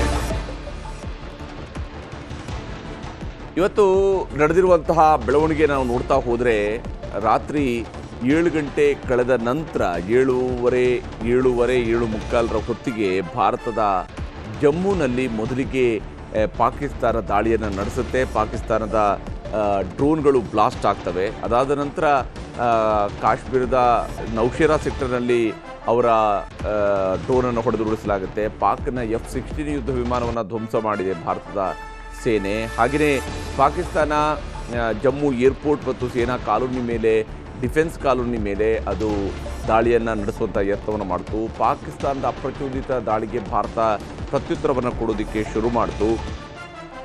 ಪಾಕಿಸ್ತಾನದ ಡ್ರೋನ್ಗಳನ್ನು ಹೊಡೆದುರುಳಿಸ್ತು. ಇದರ ನಡುವೆ ಒಂದೆರಡು ಕಡೆಗಳಲ್ಲಿ ಪಾಕಿಸ್ತಾನ ಬ್ಲಾಸ್ಟ್ ಕೂಡ ಮಾಡಿದೆ. ಹಾಗೆಯೇ ನೌಶೇರಾದಲ್ಲಿರ್ಬೋದು, ಪೂಂಚಿನಲ್ಲಿರ್ಬೋದು, ಜೊತೆಗೆ ಪಶ್ಚಿಮ ಪಂಜಾಬ್ನ ಭಾಗದಲ್ಲಿ ಪಠಾಣ್ಕೋಟ್ನಲ್ಲಿರ್ಬೋದು, ರಾಜಸ್ಥಾನದ ಜೈಸಲ್ಮೇರ್ನಲ್ಲಿರ್ಬೋದು, ಎಲ್ಲ ಭಾಗಗಳಲ್ಲೂ ಕೂಡ ಅದು ಒಂದಾದ ಮೇಲೆ ಒಂದು ಕಡೆಗಳಲ್ಲಿ ದಾಳಿಯನ್ನು ಪಾಕಿಸ್ತಾನ ಮಾಡೋದಕ್ಕೆ ಶುರು ಮಾಡ್ತು. ಏಕಾಏಕಿಯಾಗಿ ಸರಣಿಯಾಗಿ ಅದು ಹಮಾಸ್ ಯಾವ ಸ್ವರೂಪದಲ್ಲಿ ಕ್ಷಿಪಣಿ ದಾಳಿಯನ್ನು ಮಾಡ್ತಾ ಇತ್ತು ಅದೇ ಸ್ವರೂಪದಲ್ಲಿಯೇ ಭಾರತದ ಮೇಲೆ ಪಾಕಿಸ್ತಾನ ದಾಳಿಯನ್ನು ಮಾಡಿತು. ಆದರೆ ಭಾರತ ಅದಕ್ಕೆ S-400 ಸುದರ್ಶನ ಚಕ್ರವನ್ನು ಆ್ಯಕ್ಟಿವ್ ಮಾಡೋದ್ರ ಮೂಲಕವಾಗಿ ಪ್ರತಿ ದಾಳಿಯನ್ನು ನಡೆಸ್ತು. ಅಂದರೆ ಅದರ ಮಿಸೈಲ್ಗಳನ್ನು ಹೊಡೆದುರುಳಿಸುವಂಥದ್ದಿರ್ಬೋದು, ಅವೆಲ್ಲವೂ ಕೂಡ ಆಗಸದಲ್ಲಿನೇ ಧ್ವಂಸ ಮಾಡ್ತಕ್ಕಂತಹ ಕೆಲಸವನ್ನು ಭಾರತ ಮಾಡಿತು. ಈ ಸಂದರ್ಭದಲ್ಲಿ ಭಾರತದ ಸೇನೆಗೆ ಸರ್ವ ಸ್ವಾತಂತ್ರ್ಯವನ್ನು ಭಾರತ ಸರ್ಕಾರವೂ ಕೂಡ ಕೊಟ್ಟಿದೆ. ಭಾರತ ಸರ್ಕಾರ ಸರ್ವ ಸ್ವಾತಂತ್ರ್ಯವನ್ನು ಕೊಡ್ತಾ ಇದ್ದಂತೆಯೇ ಇಸ್ಲಾಮಾಬಾದ್, ರಾವಲ್ಪಿಂಡಿ, ಲಾಹೋರ್, ಸಿಯಾಲ್ಕೋಟ್, ಕರಾಚಿ, ಕ್ವೆಟಾ, ಯಾವ್ಯಾವ ನಗರಗಳನ್ನು ಪಾಕಿಸ್ತಾನದಲ್ಲಿ ಹೆಸರಿಸ್ಬೋದು ಆ ಎಲ್ಲ ನಗರಗಳ ಮೇಲೂ ಕೂಡ ಈಗ ಭಾರತ ದಾಳಿಯನ್ನು ನಡೆಸ್ತಾ ಇದೆ. ಭಾರತ ಮತ್ತು ಪಾಕಿಸ್ತಾನದ ಜೊತೆಗೆ ಅಮೆರಿಕದ ಕಾರ್ಯದರ್ಶಿ ಇದರ ನಡುವೆ ಮಾತುಕತೆಯನ್ನು ನಡೆಸಿದ್ದಾರೆ. ಸಾಂಬಾದಲ್ಲಿ ಉಗ್ರರನ್ನು ಒಳನುಸುಳಿಸೋದಕ್ಕೆ ಪಾಕಿಸ್ತಾನ ಯತ್ನಿಸಿತ್ತು. ಅದನ್ನು ಭಾರತದ ಸೇನೆ ತಡೆದಿದೆ. BSFನವರು ತಡೆದು ಓಡಿಸಿದ್ದಾರೆ. ಭಾರತದ ಪಶ್ಚಿಮ ಮತ್ತು ಉತ್ತರ ಪ್ರದೇಶದಲ್ಲಿರ್ತಕ್ಕಂಥ ಉತ್ತರದ ರಾಜ್ಯದಲ್ಲಿರುವಂತಹ ಅಂದರೆ ಜಮ್ಮು ಕಾಶ್ಮೀರ, ಪಂಜಾಬ್, ರಾಜಸ್ಥಾನ ಮತ್ತು ಗುಜರಾತ್ನಲ್ಲಿರ್ತಕ್ಕಂಥ ವಿಮಾನ ನಿಲ್ದಾಣಗಳನ್ನು 24 ವಿಮಾನ ನಿಲ್ದಾಣಗಳನ್ನು ಈಗಾಗಲೇ ಸ್ಟಾಪ್ ಮಾಡಿಸಲಾಗಿದೆ. ಇಸ್ಲಾಮಾಬಾದ್, ಲಾಹೋರ್, ರಾವಲ್ಪಿಂಡಿಯಲ್ಲಿ ಭಾರತ ದಾಳಿಯನ್ನು ನಡೆಸಿದೆ. ಪಾಕ್ ಪ್ರಧಾನಿಯ ಕುಟುಂಬದವರ ಮನೆಯ ಬಳಿಯಲ್ಲಿನೇ ಡ್ರೋನ್ ಅಟ್ಯಾಕನ್ನು ಕೂಡ ಮಾಡಿ ಎಚ್ಚರಿಕೆಯನ್ನು ಕೊಡಲಾಗಿದೆ. ಅಮೆರಿಕ ಮತ್ತು ಯುರೋಪಿಯನ್ ರಾಷ್ಟ್ರಗಳ ಜೊತೆಗೂ ಕೂಡ ಭಾರತ ಸಮನ್ವಯತೆಯನ್ನು ಸಾಧಿಸಿದೆ. ಅವರ ಜೊತೆ ಕೂಡ ಮಾತುಕತೆಯನ್ನು ನಡೆಸಿದೆ. ಭಾರತ ಮತ್ತು ಪಾಕಿಸ್ತಾನದ ಜೊತೆಗೆ ಅಮೆರಿಕದ ಕಾರ್ಯದರ್ಶಿ ಮಾತುಕತೆಯನ್ನು ನಡೆಸಿದ್ದಾರೆ.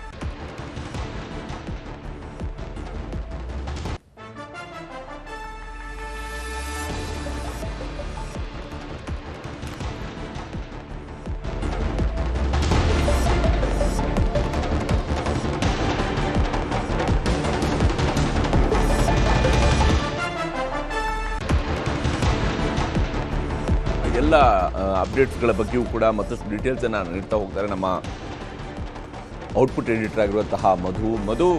ಪಾಕಿಸ್ತಾನ ನಡೆಸಿರುವಂತಹ ದಾಳಿ ಇವತ್ತು ಭಾರತವನ್ನು ಕೆಣಕುವಂತಹ ಪ್ರಯತ್ನವನ್ನು ಕತ್ತಲಾಗ್ತಾ ಇದ್ದಂತೆಯೇ ಪಾಕಿಸ್ತಾನ ಮಾಡ್ತು. ಬಹುಶಃ ಪಾಕಿಸ್ತಾನ ಈ ದಾಳಿಯನ್ನು ಮಾಡಬಹುದು ಅನ್ನೋಂಥ ನಿರೀಕ್ಷೆಯನ್ನು ಭಾರತವು ಕೂಡ ಇಟ್ಟುಕೊಂಡಿತ್ತು. ಪಾಕಿಸ್ತಾನ ಗೊತ್ತು ಗುರಿ ಇಲ್ಲದೆ ಮಾಡಿದಂತಹ ದಾಳಿಯ ನಂತರ ತಿನ್ನುತ್ತಾ ಇರುವಂತಹ ಹೊಡೆತ ಮತ್ತು ಇದರ ನಡುವೆಯೂ ಕೂಡ ಅದು ಪ್ರತಿದಾಳಿಗೆ ನಡೆಸ್ತಾ ಇರುವಂತಹ ಹತಾಶ ಯತ್ನಗಳು ಯಾವ ಸ್ವರೂಪದಲ್ಲಿ ಸಾಗ್ತಾ ಇರುವಂಥದ್ದು ಅಂತ.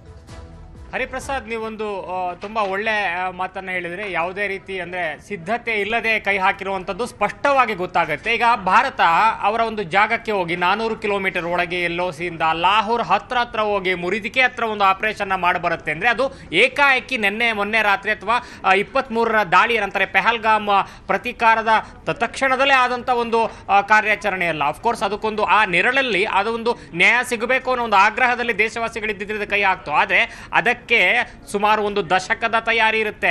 ಅಜಿತ್ ದೋವಲ್ ಅವರು ವೈಯಕ್ತಿಕವಾಗಿ ಇದನ್ನು ಮಾನಿಟರ್ ಮಾಡಿ ಗುಪ್ತಚರ ವಿಭಾಗಗಳ ಮೂಲಕ ಎಷ್ಟೆಲ್ಲ ಅಂಶಗಳನ್ನು ಕಲೆ ಹಾಕಿ ರೂಪುರೇಷೆಯನ್ನು ಸಿದ್ಧಪಡಿಸಿ ಪ್ರತಿಯೊಂದು ಚಟುವಟಿಕೆಗಳನ್ನು ಕೂಡ ಕನೆಕ್ಟಿಂಗ್ ಡಾಟ್ಸ್ ತರಲ್ಲಿ ಮಾಡಿಟ್ಕೊಂಡಿದ್ರು. ಸೊ ಆ ಒಂದು ಮಸೀದಿಗಳಲ್ಲಿ, ಆ ಒಂದು ಉಗ್ರರ ಫ್ಯಾಕ್ಟರಿಗಳ ರೀತಿ ಇದ್ದಂತಹ ಮಸೀದಿಗಳಲ್ಲಿ ಏನೆಲ್ಲ ನಡೀತಾ ಇತ್ತು ಮತ್ತು ಎಷ್ಟು ದಿವಸಗಳಿಂದ ಅಲ್ಲಿ ಉಗ್ರರ ಕ್ಯಾಂಪ್ಗಳು ಆಕ್ಟಿವ್ ಆಗಿದೆ ಮತ್ತು ಅಲ್ಲಿಂದ ಎಷ್ಟೆಲ್ಲ ದಾಳಿಗಳನ್ನು ಇಲ್ಲಿ ಸಂಘಟಿಸಿದ್ದಾರೆ ಈ ಒಂದು ಪಾಕಿಸ್ತಾನಿಗಳು ಅನ್ನುವಂಥ ಒಂದು ಲೆಕ್ಕಾಚಾರ ಭಾರತದ ಬಳಿ ಇದ್ದಿದ್ರಿಂದಲೇ, ಆ ಸಿದ್ಧತೆ ಸರ್ವರೀತಿಯಲ್ಲೂ ಕೂಡ ಇದ್ದಿದ್ರಿಂದಲೇ ಆ ಒಂದು ದಾಳಿ, ಮೊನ್ನೆ ಆದಂಥ ಮಧ್ಯರಾತ್ರಿಯ ದಾಳಿ ಭಾರತದ ಪಾಲಿಗೆ ಅತ್ಯಂತ ದೊಡ್ಡ ಯಶಸ್ವಿ ಸಾಹಸ ಅನ್ನೋ ರೀತಿ ವಿಶ್ವ ಮಟ್ಟದಲ್ಲಿ ಸದ್ದಾಗ್ತಾ ಇದೆ. ಅದರ ಒಂದು ಪ್ರತಿಕ್ರಿಯೆ ರೀತಿ ಇವತ್ತು ನಡೀತಾ ಇರುವಂಥ ಪಾಕಿಸ್ತಾನದ ಅಪ್ರಚೋದಿತ ದಾಳಿಗಳು ಈಗ ಇಡೀ ವಿಶ್ವವ್ಯಾಪಿ ಎಲ್ಲರಿಗೂ ಕೂಡ, ಎಲ್ಲರ ಕಿವಿಗೂ ಕೇಳಿಸುವಂತೆ, ಎಲ್ಲರ ಕಣ್ಣಿಗೂ ಕಾಣಿಸುವಂತೆ ಭಾರತ ಎತ್ತಿ ತೋರಿಸಿದೆ ಅಲ್ಲಾಗ್ತಿರುವಂಥ ದುಷ್ಟ ಚಟುವಟಿಕೆಗಳು ಏನು ಅನ್ನುವಂಥದ್ದನ್ನ. ಸೇನೆಯ ಒಂದು ಹುತಾತ್ಮರ ರೀತಿ ಸೇನೆಯ ಸಕಲ ಸರ್ಕಾರಿ ಗೌರವಗಳ ಜೊತೆ ಅಲ್ಲಿನ ಉಗ್ರರಿಗೆ ಪಾಕಿಸ್ತಾನದ ಸೈನಿಕರು ನಿಂತ್ಕೊಂಡು ಜೊತೆಯಾಗಿ ನಿಂತ್ಕೊಂಡು ಅಂತ್ಯ ಸಂಸ್ಕಾರದಲ್ಲಿ ಭಾಗವಹಿಸ್ತಾರೆ ಅಂದ್ರೆ ಅದಕ್ಕಿಂತ ಇನ್ನೇನ್ರಿ ಬೇಕು ಸಾಕ್ಷ್ಯ? ನಾವು ಹೇಳಿದಂತ 9 ಜಾಗಗಳು ಅಕಸ್ಮಾತ್ ಅದೆಲ್ಲ ಬರೀ ಕಪೋಕಲ್ಪಿತ, ಭಾರತ ಒಂದು ಫಾಲ್ಸ್ ಪ್ರಪಗೊಂಡವನ್ನ ಜಾಗತಿಕವಾಗಿ ಮಾಡಿ ನಮ್ಮ ಮೇಲೆ ಕೆಡಕುವಂತ ಪ್ರಯತ್ನವನ್ನ ಮಾಡ್ತು ಅಂತೆಲ್ಲ ಏನ್ ಬೊಬ್ಬೆ ಹೊಡಿತಾ ಇದಲ್ಲ ಪಾಕಿಸ್ತಾನ. ಈ ಅಂತ್ಯ ಸಂಸ್ಕಾರದಲ್ಲಿ ಭಾಗಿಯಾಗಿದ್ದವ್ರು ಯಾರಪ್ಪ? UN ಡೆಸಿಗ್ನೇಟೆಡ್ ಟೆರರಿಸ್ಟ್ಗಳಲ್ವಾ ಅನ್ನುವಂತ ಒಂದು ಮಾತನ್ನ ಮಿಸ್ರಿ ಅವರ ಒಂದು ಸುದ್ದಿಗೋಷ್ಠಿಯಲ್ಲಿ ಸಂಜೆಯನ್ನು ನೋಡಿದ್ವಿ. ಇಷ್ಟೆಲ್ಲ ಆದ್ಮೇಲೂ ಮತ್ತೆ ಬಟ್ಟೆ ಬಿಚ್ಚಿ ನಿಂತ್ಕೊಂಡ ಮೇಲೂ ಕೂಡ ಇಂಥ ಒಂದು ಅಪ್ರೋಚಿತ ದಾಳಿಗಳಿಗೆ ಅದರಲ್ಲೂ ಕೂಡ ಪೂರ್ವ ತಯಾರಿ ಇಲ್ಲದೆ ಕೈ ಹಾಕಿದ್ರೆ ಭಾರತ ಸುಮ್ಮನೆ ಬಿಡುತ್ತಾ? ಸೊ ಎಲ್ಲಾ ರೀತಿಯಲ್ಲೂ ಕೂಡ ಭಾರತಕ್ಕೆ ನಿರೀಕ್ಷೆ ಇತ್ತು, ಇವರು ಸುಮ್ಮನೆ ಬಿಡಲ್ಲ, ಇವರು ಸಾಯೋದಕ್ಕೆ ಹುಟ್ಟಿರುವಂತವ್ರು, ಇವರಿಗೆ ಬದುಕು ಅನ್ನೋದೇ ಸಾವು, ಸತ್ತ ನಂತರ ಬದುಕಿನ ಬಗ್ಗೆ ಇವರಿಗೆ ಒಂದು ಭರವಸೆ ಹೊರತು ಸಹಬಾಳ್ವೆಯಿಂದ ಜೊತೆಗಿರೋಣ ಅಥವಾ ಪ್ರಗತಿಯತ್ತ ಮುನ್ನಡೆಯೋಣ ಅನ್ನುವಂಥ ಯಾವ ಲಕ್ಷಣ ಇವರ DNA ದಲ್ಲೇ ಇಲ್ಲ.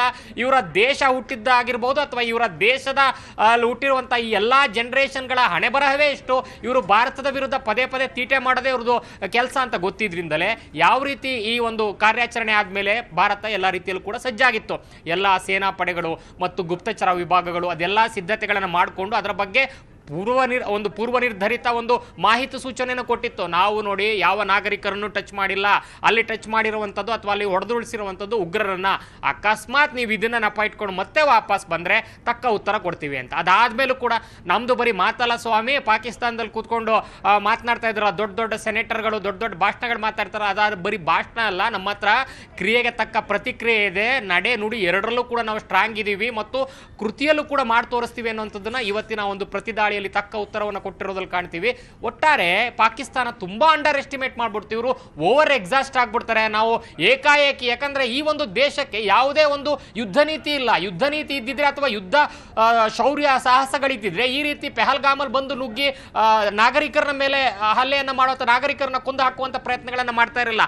ಆ ಒಂದು ಯುದ್ಧ ನೀತಿ ಇಲ್ಲ ಅನ್ನೋದೇ ಅವರ ಒಂದು ಬಲ, ಅದೇ ನಮ್ಮ ದೌರ್ಬಲ್ಯ ಅನ್ನೋ ರೀತಿ ಇದ್ರು. ಆದ್ರೆ ಯಾವಾಗ ಆ ದೌರ್ಬಲ್ಯ ನಮ್ಮ ಹತ್ರ ಇಲ್ಲ, ನಾವು ಬೇರೆ ದೇಶದ ನೆಮ್ಮದಿಗೆ ಧಕ್ಕೆ ತರುವಂತ ತಿಕ್ಕಲತನವನ್ನ ಮಾಡಲ್ಲ, ಹಾಗಂತ ನಮ್ಮ ಮೇಲೆ ದಾಳಿಗೆ ಬಂದ್ರೆ ಸುಮ್ಮನೆ ಕೂರುವಂತ ಪುಕ್ಕಲತನೂ ಇಲ್ಲ ನಮ್ಮ ಹತ್ರ ಅನ್ನೋ ರೀತಿ ಯಾವ ಒಂದು ಲೆಕ್ಕಾಚಾರ ಇಟ್ಕೊಂಡು ಲಾಹೋರ್ನ ಏರ್ ಬೇಸು ಅಥವಾ ಅವರ ಡಿಫೆನ್ಸ್ ಸಿಸ್ಟಮ್ಗಳನ್ನ ಬ್ರೇಕ್ ಮಾಡಿದ್ರಲ್ಲ, ಅದಾದ್ಮೇಲೆ ನಿದ್ದೆಗೆಟ್ಟ ಪಾಕಿಸ್ತಾನ ಏಕಾಏಕಿ ಎಕ್ಸಾಸ್ಟ್ ಮಾಡ್ಬಿಡ್ತೀವಿ ಭಾರತದ ವಾಯುಸೇನೆ ಏನಿರ್ಬೋದು ಅಥವಾ ಭಾರತದ ರಕ್ಷಣಾ ವ್ಯವಸ್ಥೆ ಅನ್ನೋ ರೀತಿ ಈ ರೀತಿ 15 ನಗರಗಳನ್ನು ಟಾರ್ಗೆಟ್ ಮಾಡಿ ಅದ್ರ ಮೇಲೂ ಏಟ್ತಿನ ಮೇಲೂ ಕೂಡ ಇಂಟರ್ಸೆಪ್ಟ್ ಆದ್ಮೇಲೂ ಕೂಡ ಈ ರೀತಿ ಅಪ್ರಚೋದಿತ ದಾಳಿಗಳನ್ನ, ಮಿಸೈಲ್ಗಳನ್ನ, ಅದು ಹಳೆ ಡಕೋಟಾ ಏನು ಎಲ್ಲ ಪರಿಕರಗಳನ್ನ ಇಟ್ಕೊಂಡು ಬಂದರೆ ಬಿಡುತ್ತಾ ಭಾರತ? ಮತ್ತೆ ಎಲ್ಲ ವಾಪಸ್ಸು ಯಶಸ್ವಿಯಾಗಿ ಎಲ್ಲನೂ ಹೊರದಪ್ತು. ಅದಾದ್ಮೇಲೂ ಕೂಡ ಗಡಿಯಲ್ಲಿ ಈಗಷ್ಟೇ ನಾವು ಬ್ರೇಕಿಂಗ್ ನ್ಯೂಸನ್ನು ಕೊಡ್ತಾ ಇದ್ದೀವಿ, ಗಡಿಯಲ್ಲಿ ಅಪ್ರಚೋದಿತವಾಗಿ ಮತ್ತೆ ಉಗ್ರರನ್ನ ಬಳಸ್ಕೊಳ್ಳುವಂಥ ಪ್ರಯತ್ನವನ್ನು ಮಾಡ್ತಾ ಇದ್ದಾರೆ. ಮತ್ತೊಂದು ಕಡೆ ನಾಗರಿಕರನ್ನ ಕಂಟಿನ್ಯೂ ಆಗಿ ಅಟ್ಯಾಕ್ ಮಾಡುವಂಥ ಪ್ರಯತ್ನಗಳನ್ನು ಮಾಡ್ತಾ ಇದೆ. ಇದೆಲ್ಲದಕ್ಕೂ ಕೂಡ ಆಯಾ ಕ್ಷಣದಲ್ಲೇ ತಕ್ಕ ಉತ್ತರವನ್ನು ಭಾರತೀಯ ಸೇನೆ ಕೊಡ್ತಾ ಇದೆ. ಜೊತೆಗೆ ಇನ್ನೂ ಕೂಡ ಅನ್ಕನ್ಫರ್ಮ್ಡ್ ನ್ಯೂಸು ಎಷ್ಟೊಂದು ಫ್ಲೋಟ್ ಆಗ್ತಾ ಇದೆ ಅಂದರೆ, ನಾವು ಮಾಧ್ಯಮಗಳಲ್ಲಿ ಅದರಲ್ಲೂ ನ್ಯೂಸ್ 18 ನೆಟ್ವರ್ಕ್ ದೇಶದ ಪ್ರತಿ ಮೂಲೆಯಲ್ಲೂ ಕೂಡ, ಅದರಲ್ಲೂ ಗಡಿಯಲ್ಲಿ ಈ ಕ್ಷಣದಲ್ಲೂ ಕೂಡ ನಿದ್ದೆಗೆಟ್ಟು ನಮ್ಮ ಒಂದು ಗಡಿ ಕಾಯ್ತೋರಂಥ ಸೈನಿಕರ ಜೊತೆ ಇಡೀ ಸುದ್ದಿಯನ್ನು ಅಂದರೆ ಫೇಕ್ ನ್ಯೂಸ್ಗಳು ಹರಡದಂತೆ ಕಾಯ್ತಾ ಇರುವಂಥ ನ್ಯೂಸ್ 18ನ ಸೈನಿಕರು ಕೂಡ ಪಕ್ಕಾ ಸುದ್ದಿಗಳನ್ನು ಕೊಡ್ತಾ ಇದ್ದಾರೆ. ಆ ಒಂದು ಸುದ್ದಿಗಳನ್ನ ಕೊಡೋದರ ಹೊರತಾಗಿ ಕೂಡ ಎಷ್ಟೆಲ್ಲ ಸುದ್ದಿಗಳು ಬ್ಲಾಸ್ಟ್ ಆಗ್ತಾ ಇದೆ. ಕರಾಚಿಯಲ್ಲಿ ಏನು ನಮ್ಮ ನೌಕಾದಳ ಅಟ್ಯಾಕ್ ಮಾಡಿದೆ ಅಂತ, ಅಲ್ಲಿ ಮಾರ್ಕೆಟ್ಗಳು ಉಡಿಸಾಗಿದೆ ಅಂತ ಈಗ 10 ಸುದ್ದಿಗಳು, ಅಲ್ಲಿ ಫಾಲ್ಸ್ ಪ್ರಪಗೊಂಡಾನು ಇರ್ಬೋದು ಅಥವಾ ಪಾಕಿಸ್ತಾನವೇ ಕಳ್ಳಾಟ ಆಡ್ತಾ ಇರ್ಬೋದು, 10 ಸುದ್ದಿಗಳು ಅಲ್ಲಿ ಫ್ಲೋಟ್ ಆಗ್ತಾ ಇದೆ. ಯಾಕಂದ್ರೆ ಜಾಗತಿಕ ಅನುಕಂಪ ಬೇಕು. ಈಗ ನಮಗೆ ಭಾರತಕ್ಕೆ ದೊಡ್ಡ ಜವಾಬ್ದಾರಿ ಇದೆ, ಆದ್ರೆ ಪಾಕಿಸ್ತಾನ ಮೊದಲೇ ಹುಟ್ಟುತ್ತಾನೆ ಬೇಜವಾಬ್ದಾರಿ ದೇಶ. ಹಾಗಾಗಿ ಅವರು ಏನೆಲ್ಲ ಸುಳ್ಳುಗಳನ್ನ ಸಾಧಿಸ್ತಾರೆ, ಆ ಸುಳ್ಳುಗಳ ಮೇಲೆಯೇ ಮತ್ತೊಂದು ಸಾಮ್ರಾಜ್ಯವನ್ನು ಕಟ್ಟುವ ಪ್ರಯತ್ನ ಮಾಡ್ತಾರೆ. ಆ ಕಾರಣಕ್ಕೆ ಇವತ್ತು ಇಷ್ಟೆಲ್ಲ ಸುದ್ದಿಗಳನ್ನ ಫ್ಲೋಟ್ ಮಾಡ್ತಾ ಇರೋದ್ರಿಂದ ಅಮೆರಿಕದ ವಿದೇಶಾಂಗ ಕಾರ್ಯದರ್ಶಿ ಇರ್ಬೋದು ಅಥವಾ ಅಮೆರಿಕದ ಮುಖ್ಯ ವಕ್ತಾರಗಳಿರ್ಬೋದು, ರಾಯಭಾರಿಗಳಿರ್ಬೋದು, ಅವರೆಲ್ಲರೂ ಕೂಡ ಮಾತನಾಡ್ತಾ ಇದ್ದಾರೆ. ಆದರೂ ಕೂಡ ನೇರವಾಗಿ ಪ್ರಧಾನಿಯನ್ನ ಸಂಪರ್ಕ ಮಾಡಿ ಪಾಕಿಸ್ತಾನ ಪ್ರಧಾನಿಯನ್ನ ಸುಮ್ಮನಿರಿ, ಈಗ ಆಗೋಗಿದೆ. ಯಾಕಂದ್ರೆ ಜಾಗತಿಕವಾಗಿ ನೀವು ಮಾಡಿರುವಂಥ ಎಡವಟ್ಟು ಮತ್ತು ಭಾರತಕ್ಕೆ ಅದರಲ್ಲಿ ಕಾಶ್ಮೀರದಲ್ಲಿ ಏನಾಗಿದೆಯಲ್ಲ ಅದು ಅತ್ಯಂತ ಅಮಾನವೀಯ ಘಟನೆ, ಅದರಲ್ಲಿ ನಿಮ್ಮ ಪಾತ್ರ ಇದೆ ಮತ್ತು ದಶಕಗಳಿಂದ ವರ್ಷಗಳಿಂದ ನೀವು ಪೋಷಣೆಯನ್ನು ಮಾಡ್ಕೊಂಡು ಬರ್ತಾ ಇದ್ದೀರಾ ಉಗ್ರತ್ವದ ಜೊತೆಗೆ. ಈಗ ಸುಮ್ಮನಿರಿ ಮತ್ತೆ ಅವ್ರು ವಾಪಸ್ ಕೊಟ್ಟಿದ್ದಾರೆ ಉತ್ತರವನ್ನು, ನ್ಯಾಯ ತಗೊಳ್ಳುವಂತ ಪ್ರಯತ್ನ ಮಾಡಿದ್ದಾರೆ. ಮತ್ತೆ ಯಾಕೆ ನೀವು ನಾಗರಿಕರ ಮೇಲೆ ದಾಳಿ ಮಾಡ್ತಾ ಇದ್ದೀರಾ, ಎಸ್ಕಲೇಷನ್ ಜಾಸ್ತಿ ಆಗುತ್ತೆ ಅಂತ ಅವರು ಹೇಳ್ತಾ ಇದ್ದಾರೆ. ಅದು ಹೇಳುವಂತ ಪ್ರಯತ್ನಗಳ ನಡುವೆಯೂ ಕೂಡ ಇವರ ಅಪ್ರಚೋದಿತ ದಾಳಿಗಳು ಕಂಟಿನ್ಯೂ ಆಗ್ತಾ ಇದೆ. ಯಾಕಂದ್ರೆ ತುಂಬಾ ಡಿಸ್ಟರ್ಬ್ಡ್ ಆಗಿದೆ ಪಾಕಿಸ್ತಾನದ ಒಂದು ಕೋಣೆಯೂ ಕೂಡ, ಅಂದ್ರೆ ಮೂಲೆಯೂ ಕೂಡ ಯಾವ ರೀತಿ ಡಿಸ್ಟರ್ಬ್ಡ್ ಆಗಿದೆ ಅಂದ್ರೆ, ಒಂದ್ ಕಡೆ ಬಲೂಚಿಸ್ತಾನ ಈಗಾಗಲೇ ನಾವು ತೋರಿಸಿದ್ವಿ 100 ಬಾವಿಗಳಿರುವಂತ ಒಂದು ಗ್ಯಾಸ್ ಮೇನ್ ಫೀಲ್ಡ್ ಅನ್ನ ಅಟ್ಯಾಕ್ ಮಾಡಿ ಬಲೂಚಿಗಳು ಅಲ್ಲಿ ಫ್ಲಾಗ್ ಅನ್ನ ಹಾಸ್ಟ್ ಮಾಡ್ತಾ ಇದ್ದಾರೆ. ಮತ್ತು ಹಲವಾರು ಪ್ರದೇಶಗಳಲ್ಲಿ ಅವರು ಕೂಡ ಸ್ಫೋಟಗಳನ್ನು ಮಾಡಿ ಪಾಕಿಸ್ತಾನದ ಧ್ವಜಗಳನ್ನು ಇಳಿಸಿ ತಮ್ಮ ಧ್ವಜಗಳನ್ನು ಏರಿಸುವಂತ ಪ್ರಯತ್ನಗಳನ್ನು ಮಾಡ್ತಾ ಇದ್ದಾರೆ. ನಾವು ಸರ್ವ ಸ್ವತಂತ್ರರು, ಜೈ ಭಾರತ ಅಂತ ಘೋಷಣೆಗಳನ್ನು ಕೂಗ್ತಾ ಇದ್ದಾರೆ. ನಾವು ಭಾರತದ ಜೊತೆ ಇದೀವಿ ಅಂತ. ಅದು ಒಂದು ದೊಡ್ಡ ಇತಿಹಾಸನೇ ಇದೆ. ಯಾಕಂದ್ರೆ ಯಾರು ಭಾರತದ ವಿರುದ್ಧ ಭಯೋತ್ಪಾದನೆಯನ್ನು ಹುಟ್ಟಾಕಿದ್ರಲ್ಲ ಅಂಥವರ ಮುಂದಿನ ಜನರೇಷನ್ ಮಕ್ಕಳುಗಳೇ ಇವತ್ತು ಅಲ್ಲಿ ಪಾಕಿಸ್ತಾನದ ವಿರುದ್ಧ ತಿರುಗಿಬಿದ್ದು ಅವರವರ ಸ್ವತಂತ್ರ ಪಕ್ಷಗಳನ್ನು ಕಟ್ಟಿಕೊಂಡು ಬಂಡುಕೋರರಾಗಿ ಇವತ್ತು ಅಲ್ಲಿ ನಿಂತಿರುವಂಥದ್ದು. ಒಂದು ಕಡೆ ಅವರನ್ನ ಮ್ಯಾನೇಜ್ ಮಾಡಬೇಕಾ, ಇಲ್ಲಿ ನಾವು ಏನೋ ದೊಡ್ಡದಾಗಿ ಭಾರತವನ್ನು ಕೆಣಕಿ ಅವರನ್ನು ಕಾಡು ಬಿಡ್ತೀವಿ ಅನ್ನೋ ರೀತಿ ಮಿಸೈಲ್ಗಳನ್ನು ಹಾಕಿ ಮತ್ತು ಮುಖಭಂಗ ಅನುಭವಿಸಿರುವಂಥ ಹಿನ್ನೆಲೆಯಲ್ಲಿ ಅಲ್ಲಿನ ನಾಗರಿಕರನ್ನ ಮ್ಯಾನೇಜ್ ಮಾಡಬೇಕಾ. ಲಾಹೋರಲ್ಲಿ ಇರುವಂಥ ಜಾಗಗಳಲ್ಲಿ ಪ್ರಧಾನಿ ಮನೆಯ ಬಳಿ ಜಸ್ಟ್ 15ರಿಂದ 20 ಕಿಲೋಮೀಟರ್ ಅಂತರದಲ್ಲಿ ಭಾರತದ ಡ್ರೋನ್ಗಳು ಸದ್ದು ಮಾಡ್ತವೆ ಅಂದ್ರೆ ಯಾವ ಮಟ್ಟದಲ್ಲಿ ಮುಖಭಂಗ ಆಗಿದೆ ಇವತ್ತು ಪಾಕಿಸ್ತಾನಕ್ಕೆ. ದೇಶದ ಒಳಗೆ ಮತ್ತು ಜಾಗತಿಕವಾಗಿ ಅತ್ಯಂತ ದೊಡ್ಡ ಒಂದು ಅವಮಾನವನ್ನು ಅನುಭವಿಸಿದ್ದಾರೆ. ಮೊದಲ ಈ ಒಂದು ಪೆಹಲ್ಗಾಮ್ ಅಟ್ಯಾಕ್ ಆದಮೇಲೆ ವಿದೇಶಿ ಮಾಧ್ಯಮಗಳಿಗೆ ಸ್ಕೈ ನ್ಯೂಸ್ಗೆ ಏನು ಸಂದರ್ಶನವನ್ನು ಕೊಡ್ತಾ ಆಸಿಫ್ ಖ್ವಾಜಾ ಒಂದು ಮಾತು ಹೇಳಿದ್ರು, ನಾವು ಅಫ್ಕೋರ್ಸ್ ಅಡ್ಮಿಟ್ ಮಾಡ್ಕೊಳ್ಳೋ ರೀತಿನೇ ನಾವು ಮಾಡಿದ್ವಿ ಡರ್ಟಿ ಗೇಮನ್ನು 30 years ಅಂತ. ಅದಾದಮೇಲೆ ಮೊನ್ನೆ ಕೊಟ್ಟಂತ ಈ ಒಂದು ಕ್ಷಿಪಣಿ ದಾಳಿ ಆದಮೇಲೆ ಭಾರತದ್ದು ಅದಾದಮೇಲೆ ಕೊಟ್ಟಂತ ಒಂದು ಹೇಳಿಕೆಯಲ್ಲೂ ಕೂಡ ಸಂದರ್ಶನದಲ್ಲೂ ಕೂಡ ಎಡವಟ್ ಮಾಡ್ಕೊಂಡ್ರು. ಸಾಕ್ಷ್ಯ ಏನಿದೆ, ನೀವು ಭಾರತದ ಜೆಟ್ಗಳನ್ನು ಹೊಡೆದುರುಡಿಸಿದ್ವಿ ಅಂತ ಕೇಳಿದಕ್ಕೆ ಸಾಮಾಜಿಕ ಜಾಲತಾಣದಲ್ಲಿ ಸಾಕ್ಷ್ಯಗಳಿದ್ದಾವೆ ಅಂತ ಹೇಳಿದ್ರು. ಅದಕ್ಕಿಂತ ನಾಚಿಕೆಗೇಡಿನ ಸಂಗತಿ ಮತ್ತೊಂದಿಲ್ಲ. ಅಷ್ಟೆಲ್ಲ ಆದ್ಮೇಲೂ ಕೂಡ ಮತ್ತೆ ನಾವು ದಾಳಿ ಮಾಡ್ತೀವಿ ಭಾರತದ ವಿರುದ್ಧ ಅಂತ ಬಂದಂತ ಪಾಕಿಸ್ತಾನಕ್ಕೆ ಇವತ್ತು ತಕ್ಕ ಉತ್ತರವನ್ನ ಭಾರತ ಎಲ್ಲಾ ರೀತಿಯಲ್ಲೂ ಕೂಡ ಕೊಡ್ತಾ ಇದೆ. ಲಾಹೋರಲ್ಲಿ, ಕರಾಚಿಯಲ್ಲಿ, ರಾವಲ್ಪಿಂಡಿಯಲ್ಲಿ ಎಲ್ಲ ನೋಡಿದ್ರಲ್ಲಿ ಬ್ಲಾಸ್ಟ್ಗಳಾಗ್ತಾ ಇದೆ, ಡ್ರೋನ್ ಬ್ಲಾಸ್ಟ್ಗಳಾಗ್ತಾ ಇದೆ, ಅಲ್ಲಲ್ಲಿ ಫೈರಿಂಗ್ಗಳಾಗ್ತಾ ಇದೆ. ಸೊ ಎಲ್ಲಾ ಕಡೆ ಪಾಕಿಸ್ತಾನ ಇವತ್ತು ಪ್ರಕ್ಷುಬ್ಧವಾಗಿರುವಂಥದ್ದು. ಭಾರತವನ್ನ ಕೆಣಕ್ತೀವಿ, ಕಾಡ್ತೀವಿ ಅಂತ ಬಂದಂತ ಪಾಕಿಸ್ತಾನದ ಮೂಲೆಯಲ್ಲೂ ಕೂಡ ಇವತ್ತು ಅಶಾಂತಿ, ಕ್ಷೋಭೆ ದೊಡ್ಡ ಮಟ್ಟದಲ್ಲಿ ಈ ಒಂದು ರಾತ್ರಿಯ ಕಾರ್ಯಾಚರಣೆಯ ನಂತರ ತೀವ್ರತೆಯನ್ನ ಪಡ್ಕೊಂಡಿದೆ ಮತ್ತು ಅದರ ಕಂಪನಗಳು ದೊಡ್ಡ ಮಟ್ಟದಲ್ಲಿ ಆಗ್ತಾ ಇದೆ. ಯಾವ ರೀತಿ ಅಂತಂದ್ರೆ ಅನ್ಕನ್ಫರ್ಮ್ಡ್ ಸೋರ್ಸ್ ಅಲ್ಲಿ ಯಾವ ರೀತಿ ಫ್ಲೋಟ್ ಆಗ್ತಾ ಇದೆ ಅಂದ್ರೆ, ಮುನೀರ್ ಅವರನ್ನ ಈಗಾಗಲೇ ಅಲ್ಲಿ ಸೇನಾ ದಂಗೆ ಶುರುವಾಗಿದೆ ಅಂತೆ. ಮುನೀರ್ ಆಲ್ರೆಡಿ ರಿಸೈನ್ಡ್ ಅಂತೆ. ಅವ್ರನ್ನ ತಗೊಂಡಾಗ ಅವರೇ ಪ್ರಿಸನ್ ಮಾಡೋರಂತೆ ಪಾಕಿಸ್ತಾನ ಆರ್ಮಿ ಅವರೇ. ನೀವು ಯಾವುದೇ ಸಿದ್ಧತೆ ಇಲ್ಲದೆ ಭಾರತದ ವಿರುದ್ಧ ಹಿಂಗೆಲ್ಲ ಪ್ರಚೋದನೆಗೆ ಹೋಗಿ ನಮ್ಮ ದೇಶದ ಮಾನವನ್ನು ಹರಾಜಾಕಿದ್ದೀರಾ. ಮೊದಲೇ ಮಾನ ಇರಲಿಲ್ಲ, ಇನ್ನೂ ಮೂರಾ ಬಟ್ಟೆ ಮಾಡಿದಾರೆ ಅನ್ನೋ ರೀತಿ ಅಲ್ಲಿ ದಂಗೆ ಆಗಿದೆ ಅಂತ ಅನ್ನುವಂಥ ವಿಚಾರಗಳು ಕೂಡ ಅಲ್ಲಿ ಹರಿದಾಡ್ತಾ ಇರುವಂಥದ್ದು. ಮತ್ತು ಇಮ್ರಾನ್ ಖಾನ್ ಅವರನ್ನು ಬೇಗ ರಿಲೀಸ್ ಮಾಡಬೇಕು ಅಂತ ಬೆಂಬಲಿಗರು ಬೀದಿಗಿಳಿದಿದ್ದಾರೆ ಅನ್ನುವಂಥ ಒಂದು ಸಂಗತಿಗಳು ಫ್ಲೋಟ್ ಆಗ್ತಾ ಇರುವಂಥದ್ದು. ಹಲವು ರೀತಿಯಲ್ಲಿ ಕನ್ಫರ್ಮ್ಡ್ ಅಂಡ್ ಅನ್ಕನ್ಫರ್ಮ್ಡ್ ಸೋರ್ಸ್ಗಳ ಮೂಲಕ ಪಾಕಿಸ್ತಾನ ಮಾಹಿತಿ ಯುದ್ಧದಲ್ಲೂ ಕೂಡ ಸೋಲ್ತಾ ಇದೆ, ಮಾಹಿತಿ ಯುದ್ಧದಲ್ಲೂ ಕೂಡ ಫೇಲ್ ಆಗ್ತಾ ಇದೆ, ಜಾಗತಿಕವಾಗಿ ರಾಜತಾಂತ್ರಿಕ ಯುದ್ಧದಲ್ಲೂ ಕೂಡ ಫೇಲ್ ಆಗ್ತಾ ಇದೆ. ವಿಕ್ಟಿಮ್ ಕಾರ್ಡ್ ಪ್ಲೇ ಮಾಡುವಂತ ಅನುಕಂಪದ ಒಂದು ಆಧಾರದಲ್ಲಿ ಜಾಗತಿಕ ರಾಷ್ಟ್ರಗಳ ಒಂದು ಸಹಾಯದ ಭಿಕ್ಷೆಯನ್ನು ಬೇಡುವಂತ ಪ್ರಯತ್ನಗಳು ಕೂಡ ವಿಫಲ ಆಗ್ತಾ ಇದೆ. ಜೊತೆಗೆ ಗಡಿಯಲ್ಲಿ ಉಗ್ರರನ್ನು ನುಸುಳುವಂತ ಪ್ರಯತ್ನಗಳಲ್ಲಿ ವಿಫಲ ಆಗ್ತಾ ಇದೆ. ಜೊತೆಗೆ ಈ ಒಂದು ಕ್ಷಿಪಣಿ ದಾಳಿಗಳ ಮೂಲಕ ನಮಗೆ ಅಮೆರಿಕದಿಂದ ಬಂದಂತಹ ಸಹಾಯದಿಂದ ಸಿಕ್ಕಂತಹ ಅತ್ಯಾಧುನಿಕ ಜೆಟ್ಗಳಿದಾವೆ, ಚೀನಾದಿಂದ ಸಿಕ್ಕಂತಹ ಜೆಟ್ಗಳಿದಾವೆ, 4th generation JF-17 ಇದೆ. ಹಿಂಗೆಲ್ಲ ಹೇಳ್ಕೊಂಡು ಬಂದಂತ ಪಾಕಿಸ್ತಾನಕ್ಕೆ ಸರಿಯಾದ ಉತ್ತರವನ್ನು ಕೊಟ್ಟು ಕಳಿಸಿದೆ. ಜೊತೆಗೆ ಭಾರತ ಇಲ್ಲೂ ಕೂಡ ನಾಗರಿಕರನ್ನ ಆದಷ್ಟು ಹೈಡೌಟ್ ಮಾಡುವಂಥ ಮತ್ತು ಅಲ್ಲಿರುವಂಥ ಏನು ಎಲ್ಲ ಕತ್ತಲೆಯನ್ನು ಆವರಿಸಿ ಬ್ಲಾಕ್ಔಟ್ ಮಾಡಿ ಅಲ್ಲಿ ನಗರಗಳನ್ನು ಸುರಕ್ಷಿತ ಮಾಡುವಂಥ ಕೆಲಸಗಳನ್ನು ಮಾಡ್ತಾ ಇದೆ. ಮತ್ತು ಕ್ಯಾಪಿಟಲ್ ಟು ಕ್ಯಾಪಿಟಲ್ ಅವರು ಕೂಡ ಸುಮ್ಮನೆ ಕೂರಲ್ಲ. ಅಕಸ್ಮಾತ್ ಮೊದಲೇ ರೋಗ ಮನಸ್ಥಿತಿ ಆಗಿರೋದ್ರಿಂದ ದೆಹಲಿಯ ಮೇಲೆ ಮತ್ತೊಂದರ ಮೇಲೆ ಏನಾದರೂ ಇಲ್ಲಿ ಲಾಹೋರ್, ಇಸ್ಲಾಮಾಬಾದ್, ಕರಾಚಿ, ರಾವಲ್ಪಿಂಡಿಗಳನ್ನು ಮೇಯ್ನ್ ಆಗಿ ಅಂದರೆ ಪ್ರಮುಖ ನಗರಗಳನ್ನು ಮೇಯ್ನ್ ಆಗಿ ಭಾರತದ ಡ್ರೋನ್ಗಳು, ಆತ್ಮಾಹುತಿ ಡ್ರೋನ್ಗಳು ಏನು ಟಾರ್ಗೆಟ್ ಮಾಡಿರೋದ್ರಿಂದ ನಮ್ಮಲ್ಲೂ ಕೂಡ ಅಂಥದ್ದೊಂದು ಸಿದ್ಧತೆಗಳನ್ನು ಅದೇ ರೇಂಜಲ್ಲಿರುವಂಥ ನಗರಗಳಲ್ಲಿ ಪ್ರಮುಖ ಕೇಂದ್ರಗಳಲ್ಲಿ ಸಿದ್ಧತೆಗಳನ್ನು ಮಾಡ್ಕೊಳ್ಳಾಗ್ತಾ ಇದೆ. ಡೆಲ್ಲಿಯ ಒಂದು ಇಂಡಿಯಾ ಗೇಟ್ ಅಲ್ಲಿ ಲೈಟ್ ಆಫ್ ಗಳನ್ನು ಮಾಡಿ ಜನರನ್ನು ಇವ್ಯಾಕ್ಯುವೇಟ್ ಮಾಡಿದ್ದನ್ನು ನಾವು ಈಗಾಗಲೇ ತೋರಿಸಿದ್ವಿ. ಮತ್ತೊಂದು ಕಡೆ ದೆಹಲಿಯಲ್ಲಿ ಸರ್ಕಾರಿ ಕಚೇರಿಗಳ ಅಧಿಕಾರಿಗಳ ಎಲ್ಲಾ ರಜೆಗಳನ್ನು ಕ್ಯಾನ್ಸಲ್ ಮಾಡಿ ಏನು ಹಾಜರಾಗುವಂತೆ ಕರ್ತವ್ಯಕ್ಕೆ ಸೂಚನೆಗಳನ್ನು ಕೊಡಲಾಗಿದೆ. ಮತ್ತು ಅಮಿತ್ ಶಾ ಬಹುತೇಕ ರಾಜಸ್ಥಾನ ಇರ್ಬೋದು ಅಥವಾ ಗಡಿಯಲ್ಲಿರುವಂತಹ ಎಲ್ಲ ರಾಜ್ಯಗಳ ಪ್ರಮುಖ ಜಿಲ್ಲೆಗಳ ಎಲ್ಲ ರಾಜ್ಯಗಳ ಡಿಜಿ ಪೊಲೀಸ್ ನಿರ್ದೇಶಕರ ಜೊತೆ ಮಾತನಾಡಿದ್ದಾರೆ ಮತ್ತು ಪ್ರಮುಖ ಜಿಲ್ಲೆಗಳ ಪೊಲೀಸ್ ಅಧಿಕಾರಿಗಳ ಜೊತೆ ಮಾತನಾಡ್ತಾ ಇದ್ದಾರೆ. ಮೈಕಲ್ಲಿ ಅನೌನ್ಸ್ಮೆಂಟ್ಗಳಾಗ್ತಾ ಇದೆ ಮತ್ತು ಆದಷ್ಟು ಅಲ್ಲಿನ ಅಪ್ರಚೋದಿತ ಪಾಕಿಸ್ತಾನದ ಅಪ್ರಚೋದಿತ ಡ್ರೋನ್ ದಾಳಿಗಳಿರ್ಬೋದು ಅಥವಾ ಮಿಸೈಲ್ಗಳಿಗಿರ್ಬೋದು ಅಥವಾ ಶೆಲ್ಗಳಿಗಿರ್ಬೋದು, ಅದಕ್ಕೆಲ್ಲದಕ್ಕೂ ಕೂಡ ನಾಗರಿಕರನ್ನ ಯಾವ ರೀತಿ ರಕ್ಷಣೆ ಮಾಡಬೇಕು, ಹೈಡೌಟ್ಸ್ಗಳನ್ನು ಯಾವ ರೀತಿ ಸಪೋರ್ಟ್ ಮಾಡಬೇಕು, ಸಿಸ್ಟಮ್ಗಳನ್ನು ಯಾವ ರೀತಿ ಡೆವಲಪ್ ಮಾಡಬೇಕು, ಮತ್ತು ತ್ವರಿತವಾಗಿ ಏನೋ ಅವರಿಗೆ ರಿಯಾಕ್ಟ್ ಮಾಡುವಂಥ ಅಥವಾ ರೆಸ್ಪಾಂಡ್ ಮಾಡುವಂಥ ಹಾಸ್ಪಿಟಲ್ ಎಮರ್ಜೆನ್ಸಿ ಕೇಂದ್ರಗಳನ್ನು ಯಾವ ರೀತಿ ಸೆಟಪ್ ಮಾಡಬೇಕು ಮತ್ತು ಕೋಆರ್ಡಿನೇಟ್ ಮಾಡಬೇಕು, ಎಲ್ಲ ಕೆಲಸಗಳನ್ನು ಕೂಡ ಸಮರೋಪಾದಿಯಲ್ಲಿ ಮಾಡಲಾಗ್ತಾ ಇದೆ. ರಾಜನಾಥ್ ಸಿಂಗ್ ಅವರು ಮೋದಿ ಅವರಿಗೆ ಕ್ಷಣದ ಮಾಹಿತಿಯನ್ನು ಕೊಟ್ಟಿದ್ದಾರೆ. ಸೊ ರಾಜನಾಥ್ ಸಿಂಗ್ ಅವರಿಗೆ ಸೇನಾಪಡೆಗಳ ಮುಖ್ಯಸ್ಥರು ಕ್ಷಣದ ಮಾಹಿತಿಯನ್ನು ಕೊಟ್ಟಿದ್ದಾರೆ. ಗೃಹ ಸಚಿವರು ಸಪರೇಟ್ ಆಗಿ ಮೀಟಿಂಗ್ಗಳನ್ನು ಮಾಡಿದ್ದಾರೆ. ಆಂತರಿಕ ಭದ್ರತೆ ವಿಚಾರವಾಗಿ ಎಲ್ಲೂ ಕೂಡ ಕ್ಷೋಭೆ ಆಗದೆ ಇರೋ ರೀತಿ ರಾಜ್ಯ ಸರ್ಕಾರಗಳ ಒಂದು ಏನು ಭದ್ರತೆಯ ವಿಚಾರವಾಗಿ ರಾಜ್ಯ ಸರ್ಕಾರಗಳ ಪ್ರಮುಖರ ಜೊತೆಗೆ ಮೆಸೇಜ್ ಅನ್ನು ಕೊಡುವಂಥದ್ದು. ಸೊ ಈ ರೀತಿ ಭಾರತ ಆಂತರಿಕವಾಗಿ ಸುರಕ್ಷತಾ ಕ್ರಮಗಳನ್ನು ತೀಕ್ಷ್ಣಗೊಳಿಸಿದ್ದು ಮತ್ತು ಅಥವಾ ತೀವ್ರಗೊಳಿಸಿದ್ದು, ಗಡಿಯಲ್ಲಿ ತಕ್ಕ ಉತ್ತರವನ್ನು ಕೊಡಲಿಕ್ಕೆ ಎಲ್ಲ ರೀತಿಯಲ್ಲೂ ಕೂಡ ತಯಾರಿಯನ್ನು ಮಾಡಿ ಆ ಉತ್ತರವನ್ನು ಕೊಟ್ಟಿರುವಂಥದ್ದು ಮತ್ತು ಗಡಿಯನ್ನು ದಾಟಿ ಪಾಕಿಸ್ತಾನದ ಒಳಗೆ ಮತ್ತಷ್ಟು ಆತಂಕವನ್ನು ಸೃಷ್ಟಿ ಮಾಡುವಂಥ ಪ್ರಯತ್ನಗಳಲ್ಲೂ ಕೂಡ ಯಶಸ್ಸಾಗಿರೋದನ್ನು ಕಾಣ್ತಾ ಇದ್ವಿ. ಒಟ್ಟಾರೆ ಇವತ್ತಿನ ದಾಳಿ ಏನಿದೆ ಮಗದೊಮ್ಮೆ ಪ್ರೂವ್ ಮಾಡ್ತು ಪಾಕಿಸ್ತಾನ ಎಷ್ಟು ಅನ್ಪ್ರಿಪೇರ್ಡ್ ಇದೆ ಮತ್ತು ತಲೆ ಇಲ್ಲದೆ ಮೈಂಡ್ಲೆಸ್ ಆಗಿ ಯಾವ ರೀತಿ ಅವರು ಕಾರ್ಯಾಚರಣೆಗಳಿದ್ದು ಭಾರತವನ್ನು ಕಂಗಾಲು ಮಾಡ್ತೀವಿ ಅಂತ ಹೋಗಿ ತಾವೇ ಇವತ್ತು ಫೇಲ್ ಆಗಿ ಮತ್ತೊಂದು ಬಾರಿ ಏನು ಮುಖಭಂಗವನ್ನು ಅನುಭವಿಸಿರುವಂಥದ್ದು ತುಂಬಾ ಗೋಚರ ಆಗ್ತಾ ಇದೆ. ಮತ್ತು ಈ ಕಾರಣಕ್ಕೇನೆ ಈಗ ಅಲ್ಲಿ ಒಂದು ಸ್ಕೆಡ್ಯೂಲ್ ವಿಸಿಟ್ ಕೂಡ ಇತ್ತು. ಸೌದಿಯ ವಿದೇಶಾಂಗ ಕಾರ್ಯದರ್ಶಿ ಅಲ್ಲಿಗೆ ಹೋಗ್ಬೇಕಿದೆ, ನಾಳೆ ಬರ್ತಾರೆ ಅನ್ನೋ ಸಾಧ್ಯತೆಗಳಿದೆ. ಅವರ ಮೇನ್ ಅಜೆಂಡಾ ಪಾಕಿಸ್ತಾನದ ಭೇಟಿಯ ಮೇನ್ ಅಜೆಂಡಾ ಬೇರೆ ಇದ್ದಿದ್ರು ಕೂಡ ಸ್ಕೆಡ್ಯೂಲ್ಡ್ ಅಜೆಂಡಾ, ಆದರೆ ಈ ಒಂದು ತತ್ಕ್ಷಣದ ಒಂದು ಅಜೆಂಡಾ, ಈ ಒಂದು ಎಸ್ಕಲೇಷನ್ ತಡೆಯುವಂಥ ಒಂದು ಪ್ರಯತ್ನಗಳು ಕೂಡ ಆಗ್ತಾ ಇದೆ. ಅಮೆರಿಕದಿಂದಲೂ ಕೂಡ ಆ ಒಂದು ಪ್ರಯತ್ನಗಳಾಗ್ತಾ ಇದೆ. ಆದರೆ ಆ ಪ್ರಯತ್ನಗಳಿಗೆ ಒಂದು ಮನ್ನಣೆಯನ್ನು ಕೊಡಬೇಕಾ, ಪ್ರತಿಕ್ರಿಯೆಯನ್ನು ಕೊಡಬೇಕಾ ಅನ್ನೋ ಒಂದು ಗೊಂದಲದ ಪಾಕಿಸ್ತಾನ ಯಾವ ರೀತಿ ಇದೆ ಅಂದರೆ, ಸ್ಥಳೀಯವಾಗಿ ಬಂದಿರುವಂಥ ಪ್ರತಿರೋಧ ಮತ್ತು ಅಲ್ಲಾಗ್ತಿರುವಂಥ ಅವಮಾನ, ಮುಜುಗರ ಮತ್ತೆ ಕರೆದು ಅಥವಾ ಗಡಿಗೆ ಬಂದು ಹೊಡೆಸ್ಕೊಂಡು ಹೋಗ್ತಾ ಇರುವಂಥ ಅವಮಾನ ಇದೆಲ್ಲ ಅದನ್ನು ಸಹಿಸ್ಕೊಳ್ಳೋಕ್ಕಾಗದೆ ತುಂಬ ಪರಚಾಡ್ತಾ ಇದೆ. ಸೊ ಹೀಗಾಗಿ ಪಾಕಿಸ್ತಾನದ ಪರಿಸ್ಥಿತಿ ಮತ್ತಷ್ಟು ಪ್ರಕೋಪಕ್ಕೆ ಹೋಗಿ ಅವರು ಇನ್ನಷ್ಟು ಕೂಡ ಕೆರಳಿದ್ದಾರೆ.